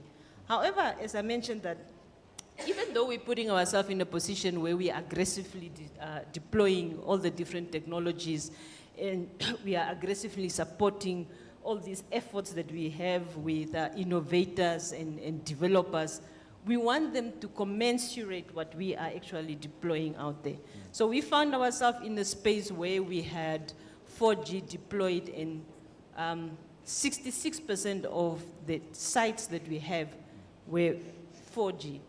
But the users of 4G that we had were only 28%. So if one looks at those demographics, it puts us then in the position of again going back and saying that, what should we do? What efforts can we come up with? And the concerted efforts that we can put in place to make sure that we up that number from 28% to at least 66% where we are. So we have a project that aggressively look at the infrastructure deployment, but then we also want the users to match the effort that we are actually doing in order for us to know that, we are supporting the 4IR intentions that we have. So just to wrap up on that is that, with MTC on the side of the infrastructure and the mobile deployment, it's a strategy that we have. We are intentional and we have concerted effort every beginning of the year on what we are going to achieve, where we are achieving, and what we are going to do. Just briefly on the part of, you mentioned that you go into these particular areas that you earmark for 4G or LTE advancements. Are there any particular partnerships that you are involved in specifically on the ground level, or how does MTC determine which are the areas we need to be going in, and what are the numbers that we're actually dealing with there? All right. We have the intelligence. We are making use of some of the AI, artificial intelligence in our environment. Or not the national intelligence? No, not the All national. right. We just need to be clear on that. So we have monitoring devices that actually tells us if we have a site, like currently what we are doing, we've been, just to give you an example, we've been monitoring the network performance over the Oshakati Trade Fair. We are seeing what is the difference with a usual weekend, 2 weekends before, and this weekend. So we are using this information, and this forms our intelligence, so that we know that in the years to come, we need to be very proactive on what type of technology we need to have, so that it's well in prepared to service the customers that we have, our users that we have in Oshakati Trade Fair. Okay. So for a tower, we will be able to say that, this tower connects up to 300 users. From these 300 users, only 2% of them are 4G. And the other percent is 3G or 4G. So we have that intelligence that informs the decision on what and when and how we need to deploy the technology. So it's just not a subjective decision to say that next week we're going to go to Opuo. It's because we have realized that, even though the constant users or the devices that are connected to the towers in Opuo are 2G, we have picked up that there's a lot of 5G devices that are in Opuo. But why? It's because we have a lot of tourists coming from outside, going there, and they have 5G devices, but yet they don't have the needed technology to so aggressive. And the partnership that you have spoken about, in addition to our own plans that we have, that is informed by the data and statistics that we have, we are guided by the regulator on where to and how to, and some of the areas that we need to prioritize with the deployment of our infrastructure. Okay, wonderful. So, Mr. Andura, we've heard the outline of the infrastructure layout. Let's talk entrepreneurship and innovation. Dr. Lubindao has entered now the digital healthcare space in terms of, and which is a massive sector. But talk to us about which are some of the other emerging sectors that we are looking at that are leveraging off the digital expansion, particularly in either the rural areas, and which are the most emerging sectors? No, thank you so much for the question. I think I need to applaud the efforts of government, particularly in terms of creating an enabling environment for this innovation to take place. And obviously commending MTC in terms of playing the strategic role in terms of making sure the infrastructure is available for people to use. And I think it's not a unique scenario that MTC found themselves, whereby infrastructure capital had been laid out, infrastructure is available, but the optimization of the infrastructures have not reached that level. As a country, we have a very unique advantages that we have. Advantage number one, we've got a small enough population to be able to test and trial the correct solution and then scale smartly over the long term. But what we don't see in the private sector, particularly in terms of, there's always a blanket approach that government basically use in terms of government design good policies, but the implementation is an issue. Now, again, Honorable Minister, the challenge of catching up will always be a challenge unless you create what we potentially will term as a hybrid agile collaboration and deployment of some of the stuff that government is looking at. We're a very small country. We could create a disruptive mechanism where government could forge a collaboration partnership with private sector, where we could have a much more agile and a hybrid model of implementing some of the issues that we have. And obviously making sure that the infrastructure costs that MTC have put up in terms of towers, in terms of the 5G technologies, we could then create those niche opportunities to optimize those infrastructure, because that asset need to sweat. And the challenge is that the population is too small enough, but we could create some niche opportunities as a country. And obviously leave the rest of the other stuff for other people, but we need to really deliberately find a niche position as a country in terms of doing that. Coming back to the question in terms of the sectors that is there, obviously health sector is quite a big one. It has a significant social impact in terms of the larger population of our country. Mm-hmm. Agriculture is the next sector. I mean, we've seen the VP talking about agriculture being the future, but there's very little that we are doing in innovation in this particular area as well. When you look at countries like Israel, that half the place is a desert, you find some of the smartest technology in there. And as a country, as I say, we need to develop those niche opportunities for ourselves, but that can be scaled for export purposes. We see it with a challenge today as a country. When you look at graduates, we're producing more graduates than we can absorb in the market.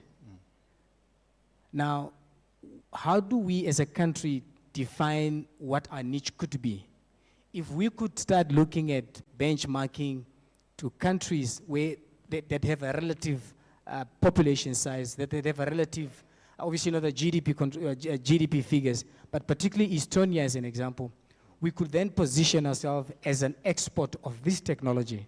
We'll have a crisis in the country now where we don't just have unemployment, we have unemployed graduates. You have a student that's coming from NAS, that's a computer science graduate, that doesn't have employment. I think we need to do a retrospect as a country. How do we create, with this mass resources that we have, how do we create policies and trade opportunities where we can position ourselves as a country as a net export of these skills? We will never fix this problem if we don't position ourselves as a niche market to export that. So I think agriculture is one sector, banking is another sector that education is a huge sector, purely not just from the e-learning perspective. There's a lot of technologies out there that looks at, for example, robotic process automation, machine learning. There's quite a lot of stuff that we can do as a country But again, as I said, we will get to those critical masses. We will get to those positions where we cannot optimize the infrastructure because we've got just too a small population to deal with, to make sure that we get the return on investment on the infrastructure that we spend versus the optimization of that. And I hope sort of that answered your question. No, that definitely did touch on quite a lot. And it's actually a good thing that we've got, I refer to them as government, but the minister here with us, and it's actually why we've got her here. Minister, if you could perhaps just touch on Mr. Andura's question there. What can we be looking to do to create those policies? And particularly, there always seems to be, we want to avoid silos where the Ministry of Trade is operating on its own, Ministry of Agriculture is operating on its own, and MICT, which is supposed to be taking the lead in terms of digital transformation. How are these ministries actually working together to ensure that we are able to create those policies? No, definitely. And I think the enabling environment is the most important thing here, because government should create that enabling environment, but the private sector should take the lead.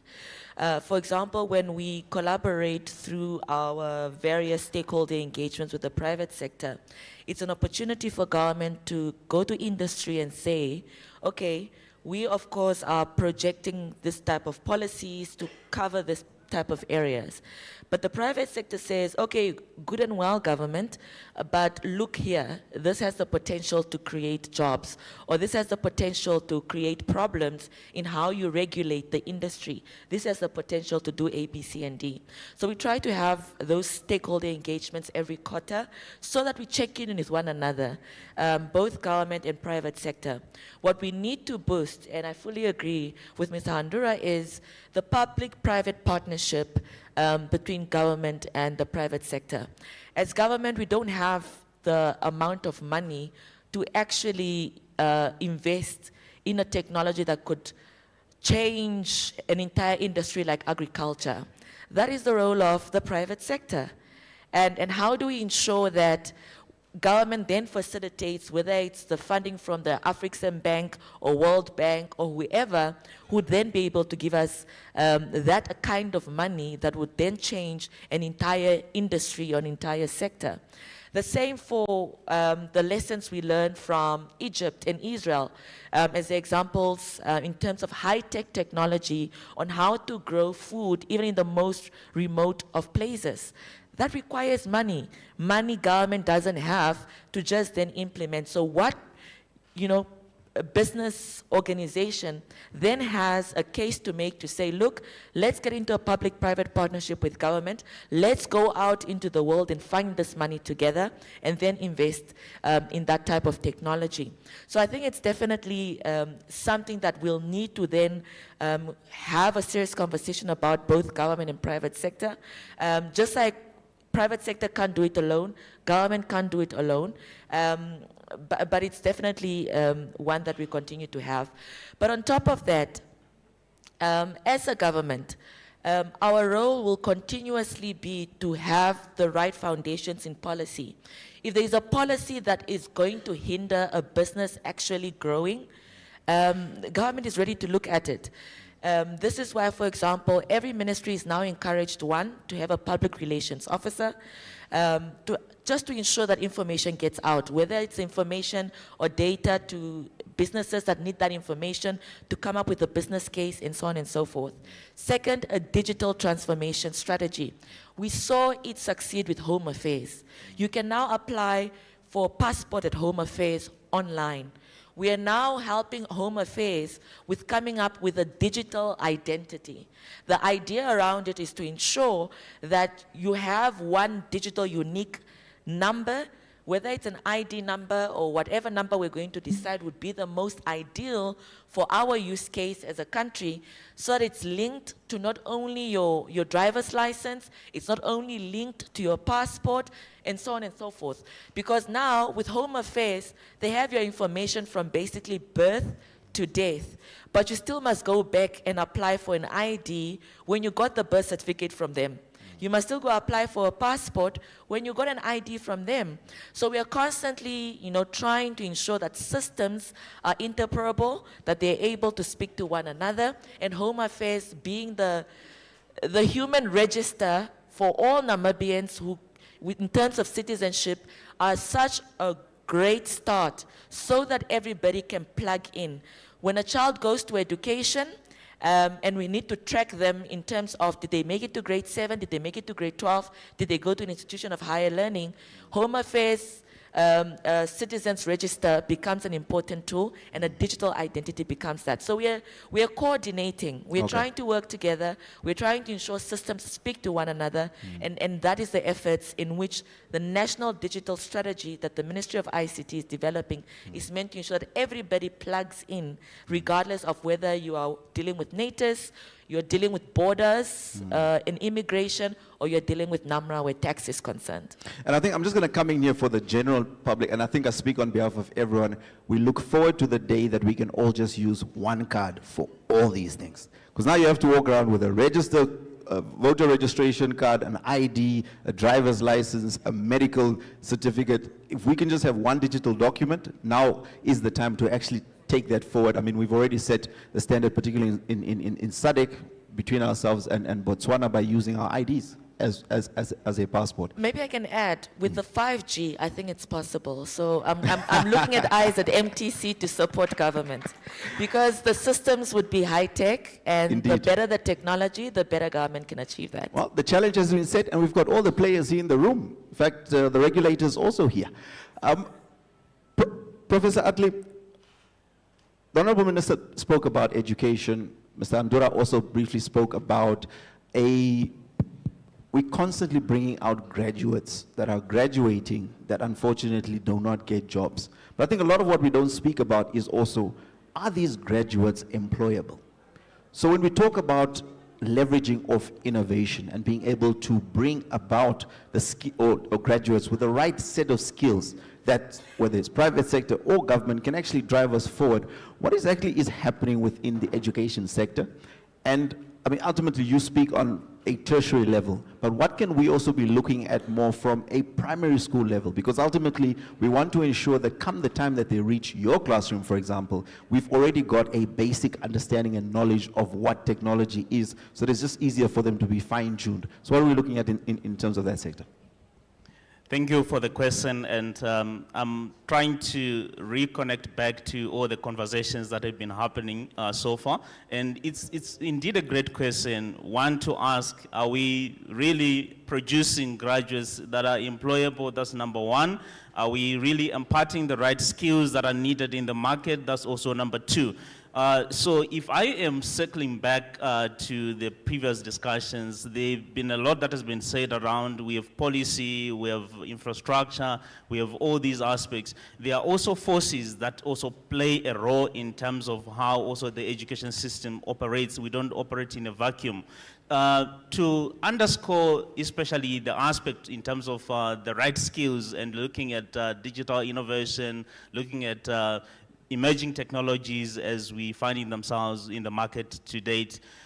We are finding ourselves in that space, especially if I speak specifically from the NAS perspective, where we are in the zone. I'm looking at even the curriculum that we work with. We don't work with a curriculum that just goes on an auto drive, let's say from year 1 to year 5. We revise our curriculum on a regular basis.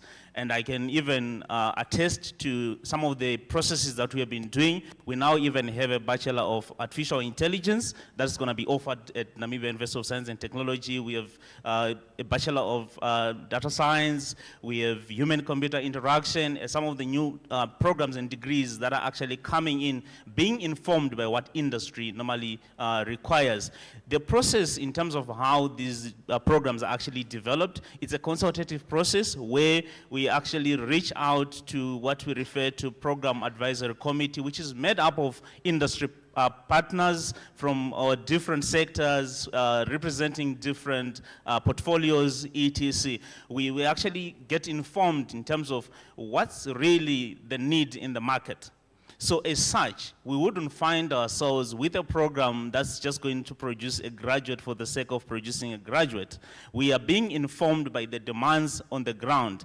But what's normally we see where the gap is when we then have those graduates coming out of the system and we look at the employment in the market, and not really tallying with the numbers that are being produced from the system. One of the things I can maybe attribute to that kind of a disconnect, number one, we are looking at what's happening, especially within our market. If you look at the 4IR report from the benchmarking, we are looking at most of the companies that are playing in our market, for example, relying on expertise that is actually coming from outside. You actually have good programmers in Namibia. It has been proved beyond doubt. And they're actually even being employed even internationally. But we have companies that employ, let's say, or hire experts from outside of the country, and they're not making use of the graduates that are coming from the system. Where then do you expect those graduates to be employed if they are not really getting the space to get the expertise or the platform for them to showcase their skills? So that's one of the biggest dilemmas that we also have. And I think that also hinges on the policy as well, in terms of how do we balance off when we have, let's say, international organizations, partners from elsewhere, for example, coming and doing investments in Namibia. What are the ratios that we at least agree to say you have to at least impart skills to some of these graduates? And we need sometimes with the universities and colleges in Namibia, some of the MOUs that can be signed with some of those organizations, so that at least you know there is that transition and there's a pipeline that has been created to say you have a graduate that has come from this system. If you're looking at the technologies, and we are actually already using them to the greatest of our abilities, we find ourselves even in international forums as Namibian students, Namibian skills that are being developed locally. I can just point to one of the things that we have already done. I actually was happy to hear Mr. Talking about the agriculture sector. We are in that space. If you look at what we have done, we used to have this gap in terms of the data that needed to train the machine learning models that are being used in the agriculture sector. But as Namibia University of Science and Technology, we have partnered with a consortium of African universities as well to produce one of the largest data sets in the world right now. We used to have Plant Village, which didn't really model our climatic conditions, our type of plants, etc. So if you are looking at that, this is why we have this whole saying of data is the new oil, data is the new gold. We are already in that space because we know for us to be in that space, we have to own the narratives. We actually have to be at the forefront. I may be veering off a bit from your question, but I'm just trying to show you that the skills, in as far as the market is concerned, we are already developing, and some of them are just going to waste. If you listened very carefully to Dr. Nehemiah's presentation, when she was talking of some of the solutions that are being produced from the Tech Hub, for example, those solutions, they end up just lying idle and they just don't go anywhere. Where are we as local industry to uptake some of those solutions as they're being developed from the graduates that we are saying are unemployed? They are proving to you that they have the skills to develop the solutions to the problems which are actually facing our society. But are we giving them the audience? Are we giving them the platform for them to really grow and showcase? Because we have so many options. Sometimes you don't necessarily need to be paying them. Just giving them an option to say, can you just come and do job shadowing, for example? Can you just come and do even unpaid internship?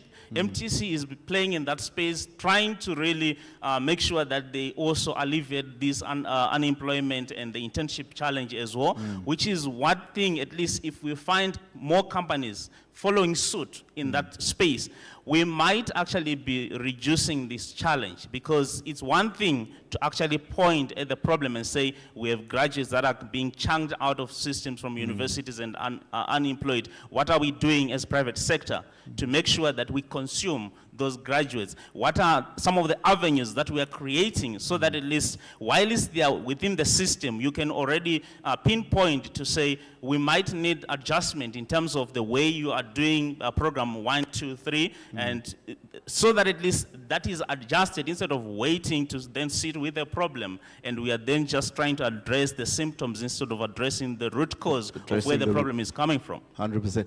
And briefly, just before I go back to you, Dr. Luvendau, Honorable Minister, you mentioned at the ICT Summit there's specifically a day for the youth.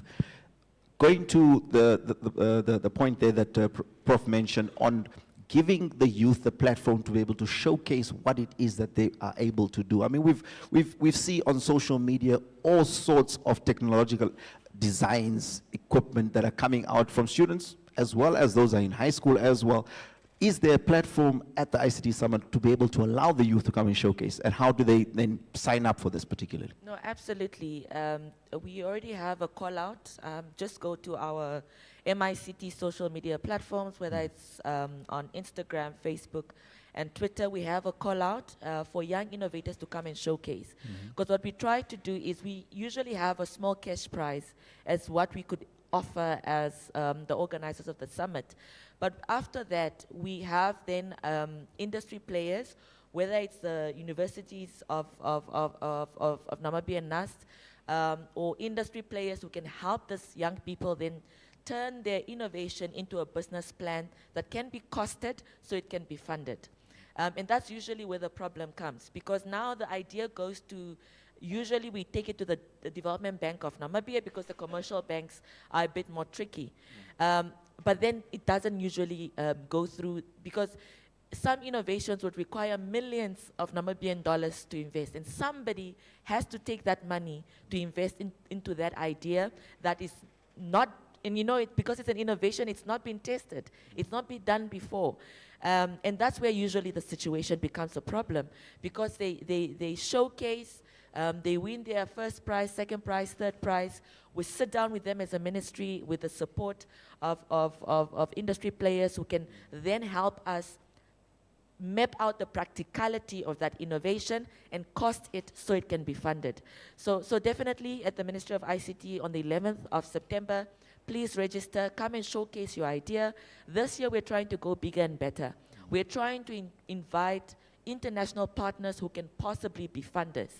Because we realize now, as per the few last ICT summits, there might be no appetite in the country for the financial institutions in country to actually part with their money and put a risk on this young Namibians' innovation. We're now trying to get the World Bank here, the African Bank, and other banks to come. Hopefully they're able to then have an appetite, because they've, of course, bigger pockets to actually then take a chance on a Namibian innovator. So please, if you're out there, come and try your luck at the ICT Summit.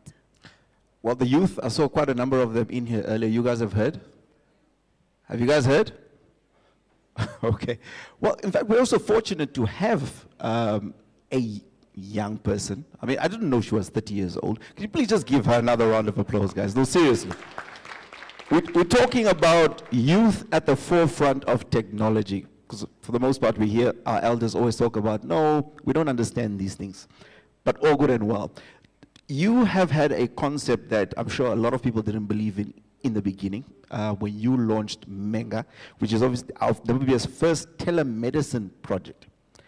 Talk to us about what are some of the challenges there and how you went about specifically knocking on those doors, because it surely, if you're talking about a device that is 200 and something kilograms, I mean, that's literally the size of all of us here on stage, as well as your height, it surely costs a lot of money. So talk to us about how you went about getting the funding for this project, and what other emerging ideas are there from the health sector space, and leveraging off what the minister just mentioned now in terms of getting more young people actually involved. Thank you for that question. And the reason I'm saying that is because, look, when we talk about a divide between young people and, you know, policymakers and all of that, it's not at all in the aspect of can you access them. So what we're really talking about is more from a support perspective and from a collaboration perspective. That's what we're talking about. And the reason I say that is because I'll go back again to the legislation issue that I mentioned, okay? And when we developed this, and it starts to answer your question, because when we started developing what is now called Menga, we obviously wanted to follow the right procedures, which means I didn't just want to launch something and then the ministry just sees something health related in the newspapers and they're like, wait, we didn't even know about this. What is this? Did you get permission? Did you follow the procedures? And in the following of that procedure is where then we found that there is currently no legislation on telemedicine in Namibia, and therefore that limits the implementation thereof. What I would have loved as a young person is to be told, okay, fine, what we can do is, because this is a brilliant idea that stands to benefit the lives of literally not just Namibians, but Africans in general, let's stand together. I see he has a ring. I wanted to hold his hand as an example. He's got a ring on his finger, so let me know. But let's stand together. Let's hold hands, Esperance. You're very passionate. You have the and we have the manpower. Let's collaborate and let's implement this. Also, mind you, because it's an opportunity even for us to make money. It's an opportunity for Namibia to make money. Because even when I approached, my idea was not, I have an idea, it's my IP, I want to make the money. No, it was a thing of, because I remember they asked me and they said, what is your goal with this? Do you want to license it to the ministry? And I said, no, I don't want to license it to the ministry. I want the ministry to use my idea, to use it, absolutely. It and use it, because there are lives that can be impacted. However, we were blocked because of legislation, and you're told, if you are then told, no, but we're not sure when the legislation will be finalized, that puts me in a difficult position. And that's where I'm talking about collaboration. So yes, we have accessibility to the people. I mean, yes, because I was able to approach them and discuss them, but accessibility is not where it should end. It should be a thing of, okay, we have young people doing amazing work. How can we hold hands together and say, look, you have this, we have the impact. Let's work together to get to a common goal. So that's what we were talking about. And then also you mentioned, along the lines of what else is there and what else is being developed. Very interesting. We would try come up with, after Menga, I said to myself, and I said, what if a patient sitting in an informal settlement somewhere, or a patient, that is far from their doctor, could not just consult, because remember, consultations have been there, it's not a new thing. People have been able to consult their doctors without seeing their doctors. That part is not the innovative part. However, there is a local company for which we provide telemedicine services to their vessels in Namibia.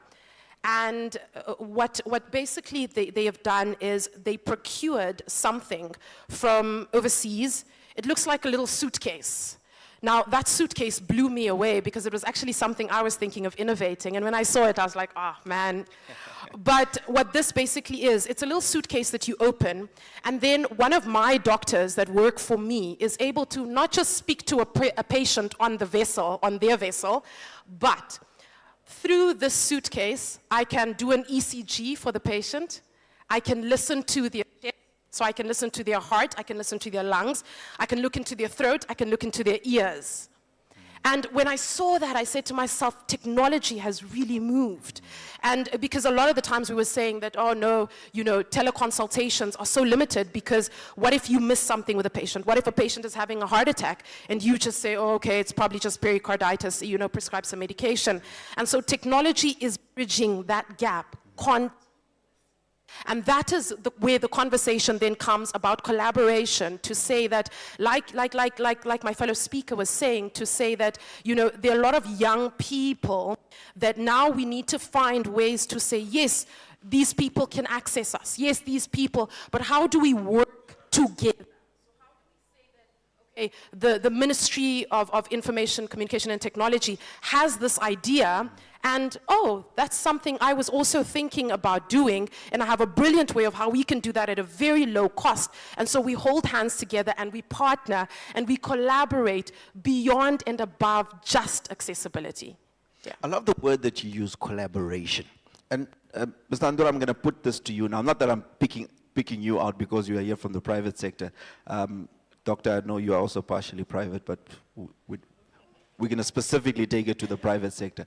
We've got the infrastructure that is being developed. We've got the policymakers that are coming up with the policies and the legislation to be able to keep up with the technology that we're bringing into play. We've got academia that is trying to bring about the workforce for the future.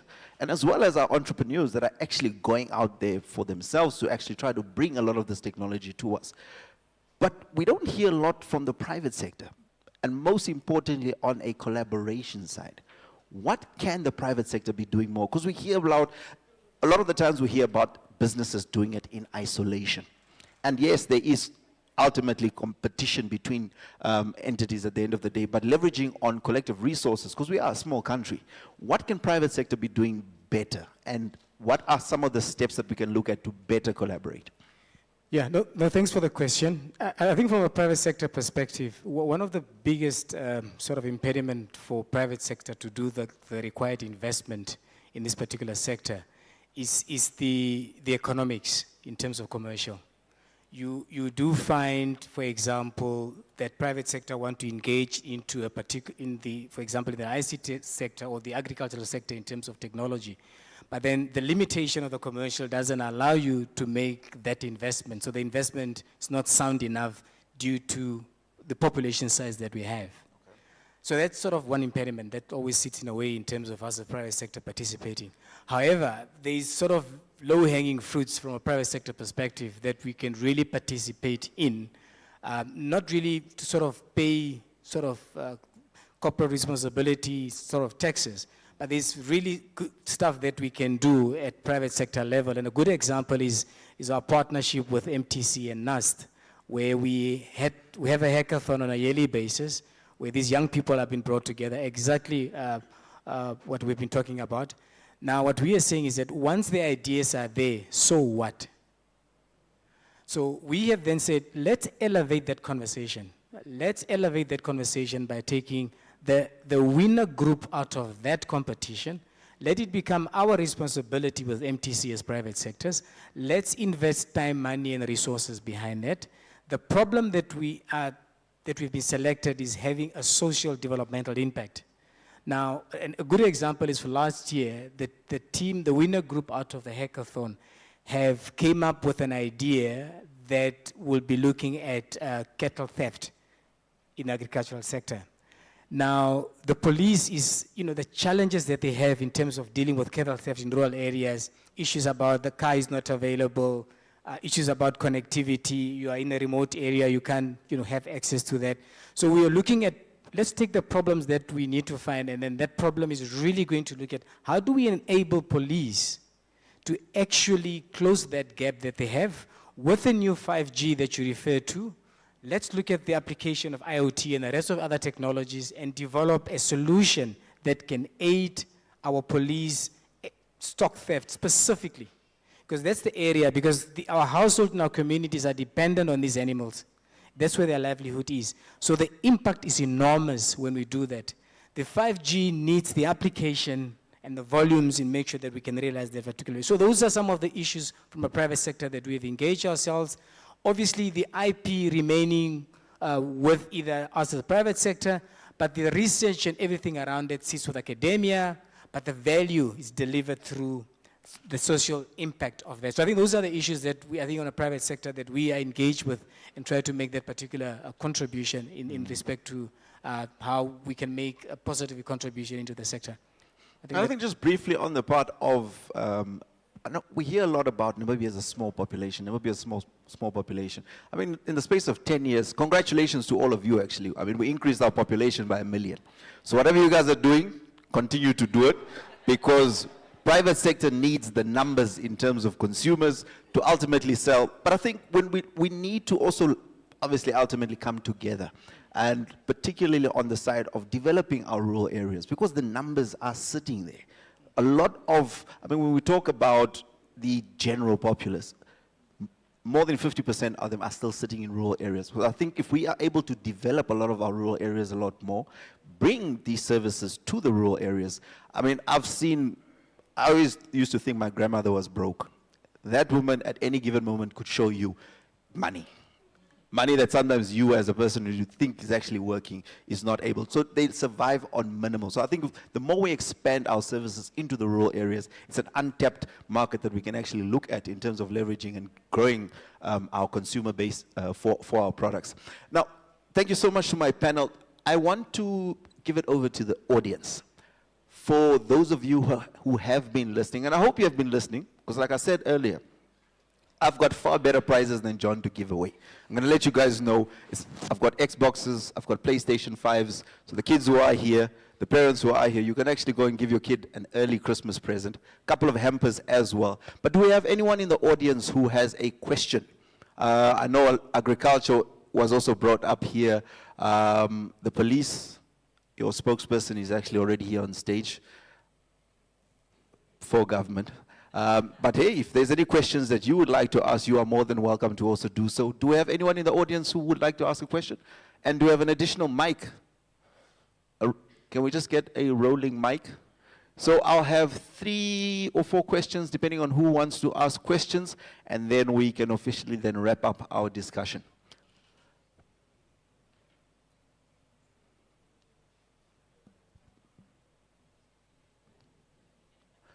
Are you getting the mic from here?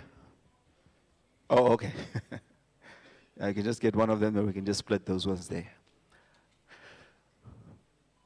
Right, so when you do get the mic, please just state your name, and then you can proceed with your question. Gentleman with the mic?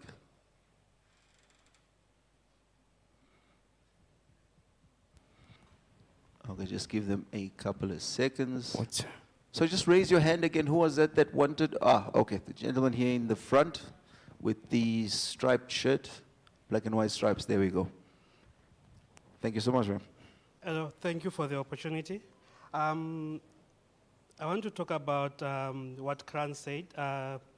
They talked about the universal service, which allows them to help fund where there is need for infrastructure. But I wanted to ask, what is being done in terms of infrastructure sharing as part of helping to improve the infrastructure around the country? Because at the end of the day, probably we have got 10 service providers running fiber optic from Windhoek to the north. And then maybe if there was infrastructure sharing, some of that fiber would have been used to reach other areas that still need infrastructure development. Thank you so much for your question. Honorable Minister, I think we will then put that down to you. Infrastructure sharing, which in itself also speaks to collaboration. Absolutely. Thank you so much for that question. So yes, the Universal Service Fund this year, government gave an amount of 110 million Namibian dollars to ensure we then start as a seed to operationalize the fund. In terms of infrastructure sharing, Ms. Firstlew, I think you just need to remind me, this was a decision we took in 2016, that the various operators need to find a way to ensure that they share infrastructure in order to reduce the costs. And here, my biggest eyes are towards MTC and Telecom, both being one now partially a government as a shareholder, and the other one fully owned by government, which are both entities from government, and therefore there is no need for one tower to be this side of the road and another tower to be on this other side of the road. So those engagements have been going on since then, and that decision was taken. I think the issue is around the implementation thereof, because in order for operators to share infrastructure, one would have to lease from the other. There are disputes about how much the leasing would cost, what the competition would look like in that particular area, which operator, for every operator would be gunning for that particular area that has the highest amounts of monies they can make from that populace. So it's definitely something we continuously engage with, especially the 2 largest mobile operators in the country, so that we can actually optimize the infrastructure we roll out, whether it's fiber, whether it's network towers. Now we are moving towards low orbit satellites. So all of these are very important, and that is definitely an ongoing conversation with the operators. But it seems the technical part of it continues to be a problem because the operators feel it's making them lose some of their customers or giving up their game for their other competitor. But it's definitely something that is a policy directive since 2016. We are now looking at how we can implement it. And I think with the Universal Service Fund, considering that it will now subsidize some of this network infrastructure, we'll hopefully find a more lasting solution to the infrastructure sharing concern. You happy with the answer? Would you like a follow-up? Okay. Anyone else in the audience who would like to ask a question? Ah, got the young lady over there. And just after her, is there anyone else so we can close off the Q&A? Thank you. Ah, the youth is in attendance today. Wonderful. Okay. So we'll have then those last three questions, and then we will close off. Please go ahead, ma'am. Okay. My name is Rejoice Matthews, and I would like to know if there are any engagements with the right stakeholders to work on strategies or policies that will address the potential social and economic impacts of the fourth industrial revolution, such as the mitigation of job losses due to automation, or supporting workers in transitioning into their new roles, just to ensure a smooth and inclusive transition. Thank you. Thank you so much. I think we can get the next question here. So I think, Honorable Minister, that will go to you as well, because that sounds like a labor matter. Like I said, you are the government spokesperson, so you have all the answers today. Yes, the young student here in front. And then the gentleman here in the purple shirt will be asking the last question.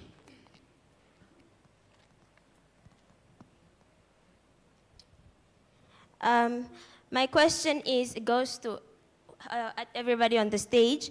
It's that, okay, since now this technology is trying to bridge the gap and improve the efficiency of how what the companies are working, what is that doing with improving unemployment in Namibia? Because now, let me say, okay, I'm going to apply online. I don't have to get up and take a cab to go to the police station. And then here you tell us also that they are making getting an Uber easier. Okay, now since I'm applying online, I don't have to get up and go out anymore. What is going to happen to that Uber driver in terms of now employment? Because now, okay, I'm an Uber driver, I'm doing it online, but I don't have customers anymore because people are in their houses not getting up anymore. It's a very valid question. Where one sector grows, the other ones slightly starts to suffer as well. We'll give that question over to Mr. Handura. Thank you so much, Mandi. And to the gentleman here with the purple shirt, you can just take the mic over. Honorable Minister, I think you can proceed to answer that question. On the first question that was asked in terms of, yes, the lady at the back there, and then we'll hand over to Mr. Handura. And you've received the mic? Yes, please proceed with your question. My name is Christian. My question is about the vocational training and education. We can see that we are there is, I think, already a digital strategy on blended learning. Since it's vocational, it cannot be e-learning. So the challenges that we've been facing is that, first of all, some of these trainees are coming from remote areas and from poor background. They don't have the devices, and obviously they are coming from a poor background, so their parents do not have the money to support this. But we understand and appreciate the value that technology brings in education. I just wanted to ask the stakeholders to education, Ministry of ICT, the MTC, is there any project, since this is a national concern, since even the Namibian Training Authority has a national platform to offer training, is there projects that will help support these underprivileged trainees? Thank you. Thank you so much. In fact, you lived up to your name today, Mr. Wisdom. Doctor, I'll give that question over to you. This is specifically in relation now to training, perhaps internships as well, specifically for those kids now who are in the remote areas. So we've got then our last three questions. Honorable Minister, we'll start with you, Mr. Andura, and then we'll end off with Doctor.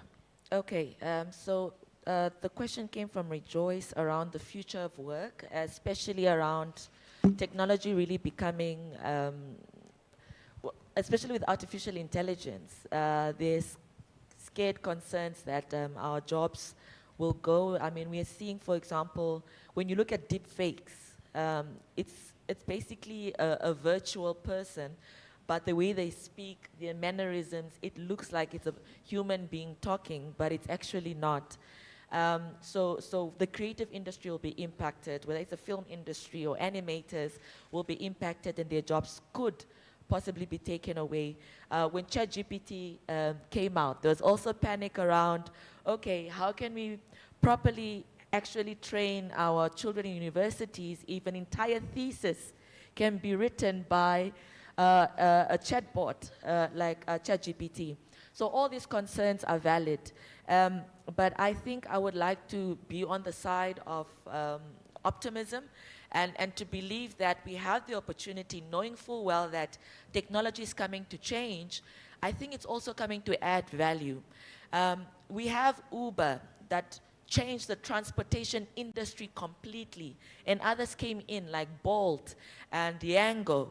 But we still have traditional taxis, or the drivers who then adapted to the technology. They're still taxi drivers. They're now just using technology to better efficiently get to their customers, as opposed to just randomly driving around Ongwediva trying to find customers. Are you getting what I'm saying?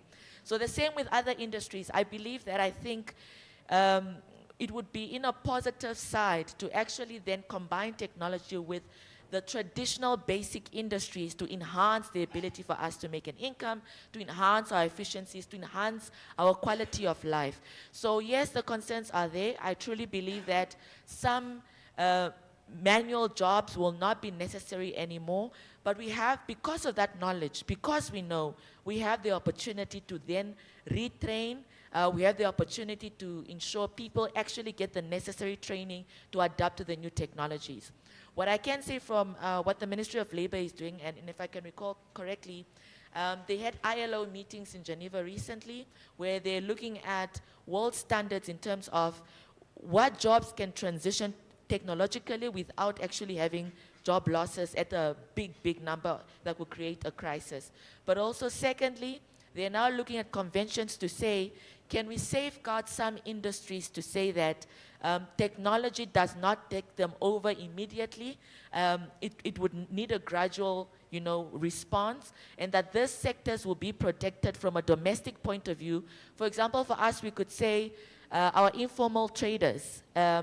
If there are certain things that informal traders do, and somebody comes up with something that would eliminate informal traders on the streets, there should be some protections from the state to ensure that that technology does not take over the jobs of informal traders, because the likelihood that they don't have other skills to lean on or to depend on to do other things would be catastrophic. So those are some of the conversations going on. But the concerns are valid, but like I said, I'm very optimistic that technology is only here to add, to make things better, to make things efficient, and to enhance the ability of work, and for all of us to elevate in the training to actually meet the technology halfway. Thank you so much, Olu. Mr. Andura, just on the question from the young student over there in terms of particularly on this, I know Honourable Minister did touch a bit on the Uber side of things and job replacement, but if you could just touch a bit deeper into that. No, thank you so much for that question. It's quite an intelligent question, thoughtful. A lot of the answers to that question is in my presentation after 2, but for the benefit of those that are here today in the morning now, I think key for when any technology comes in place, the adoption of that technology and utilization by the users or the human being becomes very, very important. Yes, there will be some sectors that will be impacted, but I think what is very, very important in the design and strategy development of whatever that we are going to do, even in a 4R strategy documentation or plan, key what will need to happen is that we are going to repurpose the individuals. So the conversation or the tonality that we're using, it's a repurposing. So what repurpose basically means is that you will be used to do something different, and all your mundane activities will be then operated either by a digital robot or by whatever automation form that could be there. But then your high value time will be spent to to do things that is more of value going forward. So I think that's sort of the transition that we'll be taking forth, and I think the minister have really hit the nail on the head in terms of your digital literacy. It's not just like in the past where you sit in a course and you do Excel, Microsoft Word, PowerPoint, and then you leave. The whole digital literacy will really focus on helping repurposing the skill set and repurposing our people in terms of how do they need to adapt to this particular new technology. So I think that's sort of the essence around how that adaptation will actually be sort of dealt with when any new technology is coming to play. And it's going to come to play at a very, very high speed. And I think we just need to embrace that, and we need to really pin down the technological change and the change adoption strategies into whatever that we'll be doing going forward. So I think your concern will be handled by making sure that, yes, there will be some impact, but you will be repurposed. Repurpose meaning you'll be doing something more of value. Remember in the past, as a company, Schoemans, we've been the first company in Africa to bring the calculator and the typewriter into Africa. It's a Namibian company. And I'll talk about that later in the afternoon. And again, we have moved from there to a point where we are using computers. So people have been repurposed now. Instead of using typewriters, not in my days. Yes, but then it have moved now where people are using computers in terms of doing that. Now we're actually evolving where we're using ChatGPT and artificial intelligence to make, but then our role are just being repurposed as we go along with the technology. So I think that's my short to Thank you so much, Musandura. And lastly, Doctor, just on the part of what private sector, perhaps together with other partnerships also coming into play to aid the students, particularly on the side of internships and so forth. All right. I think starting off, if one looks at the whole composition of our CSI initiatives, we have a rural school project, right? I'm trying to summarize the clip that was just playing now. So every year we go into certain rural areas, we identify schools, and then we build classrooms from these schools. So our involvement with the whole journey of training or education does not only start with what he asked, but we go back because the whole ecosystem, it's how we are actually engaged in as MTC. And now we have started having collaboration with other organizations that are also supporting to say that, we will add at least 2 classes to your initiatives in the next financial year. So we give out bursaries. Every year we advertise, we are sponsoring bursaries, and what we are looking at, the criteria is for the disadvantaged students that cannot afford going to the universities. So when we come back to our internship program, so what we are doing is that because there has been a gap of many of the students that are not graduating because they don't have opportunities for internship. So what MTC is doing with this program is that any student through the channels that have been established can apply for internship at whatever organization, and MTC will do the payment, the monthly payment, a stipend for that student to be able to complete their internship and graduate accordingly and have them ready in the market. So these are some of the initiatives that we have. Again, with that, we are collaborating with many other organizations that have joined these initiatives, and they are giving sponsorship to that. And we have seen a number of many students that have actually graduated because of this. So in addition to that, there is the NTA levy, Namibian Training Authority, that have a levy that we are also part to this levy. So what they are doing, going specifically to your question about the trade industry, is that we are part of this levy. We are part of, we fund this levy, part of that, and we also have a representative of the committee, and discussing actually on how we can empower and make sure that, we have skillful traders in the industry. So what we're doing with that is that, saying this just lightly, is that NTA have trained some of their trainers of the trainer. What they do is that if your organization, if you have a bricklaying organization, if your organization needs internship trade students, You can apply to NTA. NTA can give you 3 or 4 of their students to get the necessary exposure, have an agreement for the next 2 years, and NTA will actually pay their salaries for you. So the efforts are there. I think, however, it's just that there's a concern that there's a lack of holistic integration with our efforts that we are doing. Because if you look at private institutions, if you look at the government, if you look at many of the state-owned enterprises, we all are gearing and working towards a digitalization transformation strategy. But yet it's not coherently tied in together. So there are these gaps that we're doing things in isolation and we don't know what the other one is doing. So my call is just that maybe a suggestion, Honorable Minister, to look at something similar to the Harambee project that we had, something similar to NDP5 that we have, so that we can have these different stakeholders identify the plans that you have for the next 3, 4, 5 years, you know, have an overseer, be very intentional, let's interrogate and let's know that, you know, what we are trying to achieve now here is towards this industrial revolution that we have.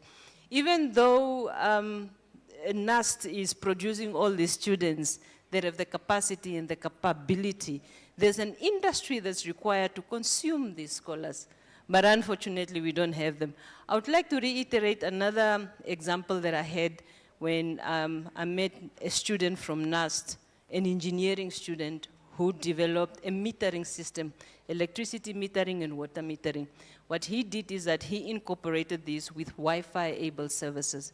So I was so impressed by what he did, because this was a project from his degree. So when I saw this, I told the MD about it, and the MD said that since we have our intentions for innovation, seek audience with this student and talk to him so that we can see whether we cannot onboard him and maybe just take this device and see how we can market it within Namibia. Yes, with the local authorities, because we have partnerships with the local authorities already. So we had, he was out of the country, and when he came, we had a meeting with him, very excited, tell us about your project, what can he do, demonstrate it. But unfortunately, there were Americans in the audience, because the time that he went out of the country, he went and then he had investors, and they are part of this discussion. And it was no longer a Namibian product. That was just very heartbreaking for me, because this is no longer a Namibian project. But we had to back off, because the discussions were not, they were not according to what we were trying to achieve. So when it comes to the training support initiatives, many organizations are really collaborating on funding the different spaces and the different aspects of the development to make sure that, you know, we produce in the industry. Well, Doctor, thank you so much for that answer. And just to close off, in fact, yes, I think it would have actually been very beneficial to also have BIPA. I know BIPA, they've got a stand also inside. It's critical that you also, and this is specifically now to the innovators, it's critical that you also go onto BIPA's website, and BIPA's there specifically to protect your intellectual property so that someone else, as you're giving a presentation, cannot steal your idea. I believe it's very cost effective, so it's very critical that you protect your idea. That way, should anyone else try to emulate you, you can actually make money just by sitting back, because they're doing the work for you now. To my esteemed panel, thank you so much. I think I speak on behalf of the audience to say that this definitely has been an informative session. The session, or rather, the conversation should not end here. And there, Honorable Minister, as well as the rest of the panel, it's critical that whatever initiatives that government is putting in place, such as the ICT Summit that is coming up on the 9th of September, that we actually make the time to go out there and get this information, rather than actually just spending all the time liking pictures on Instagram that is not going to do anything for us anyway. We can do both. We can do both. But ultimately, if we want to talk about the future, let's get the information first, because a lot of the times we can actually hear the questions that we have, there are answers to it. We just need to know exactly where to go and find that information. So my esteemed panel, thank you so much. And to you, the audience as well, I know I've taken up, in fact, your entire lunch. We are going to break for lunch now. We will be back again at 3 o'clock. And exactly 3 o'clock, I'll be giving out the next batch of prizes. So we're going to break for lunch now, so don't go too far. I know you guys have been filled up here and you have been waiting for the prizes. The lunch, just to where my twin brother John Egongo there is on the right, or rather on my right, on your left, you can just make your way through there. We've got a lunch sorted out there for you, and then 3 o'clock we will then proceed with our program. Thank you so much.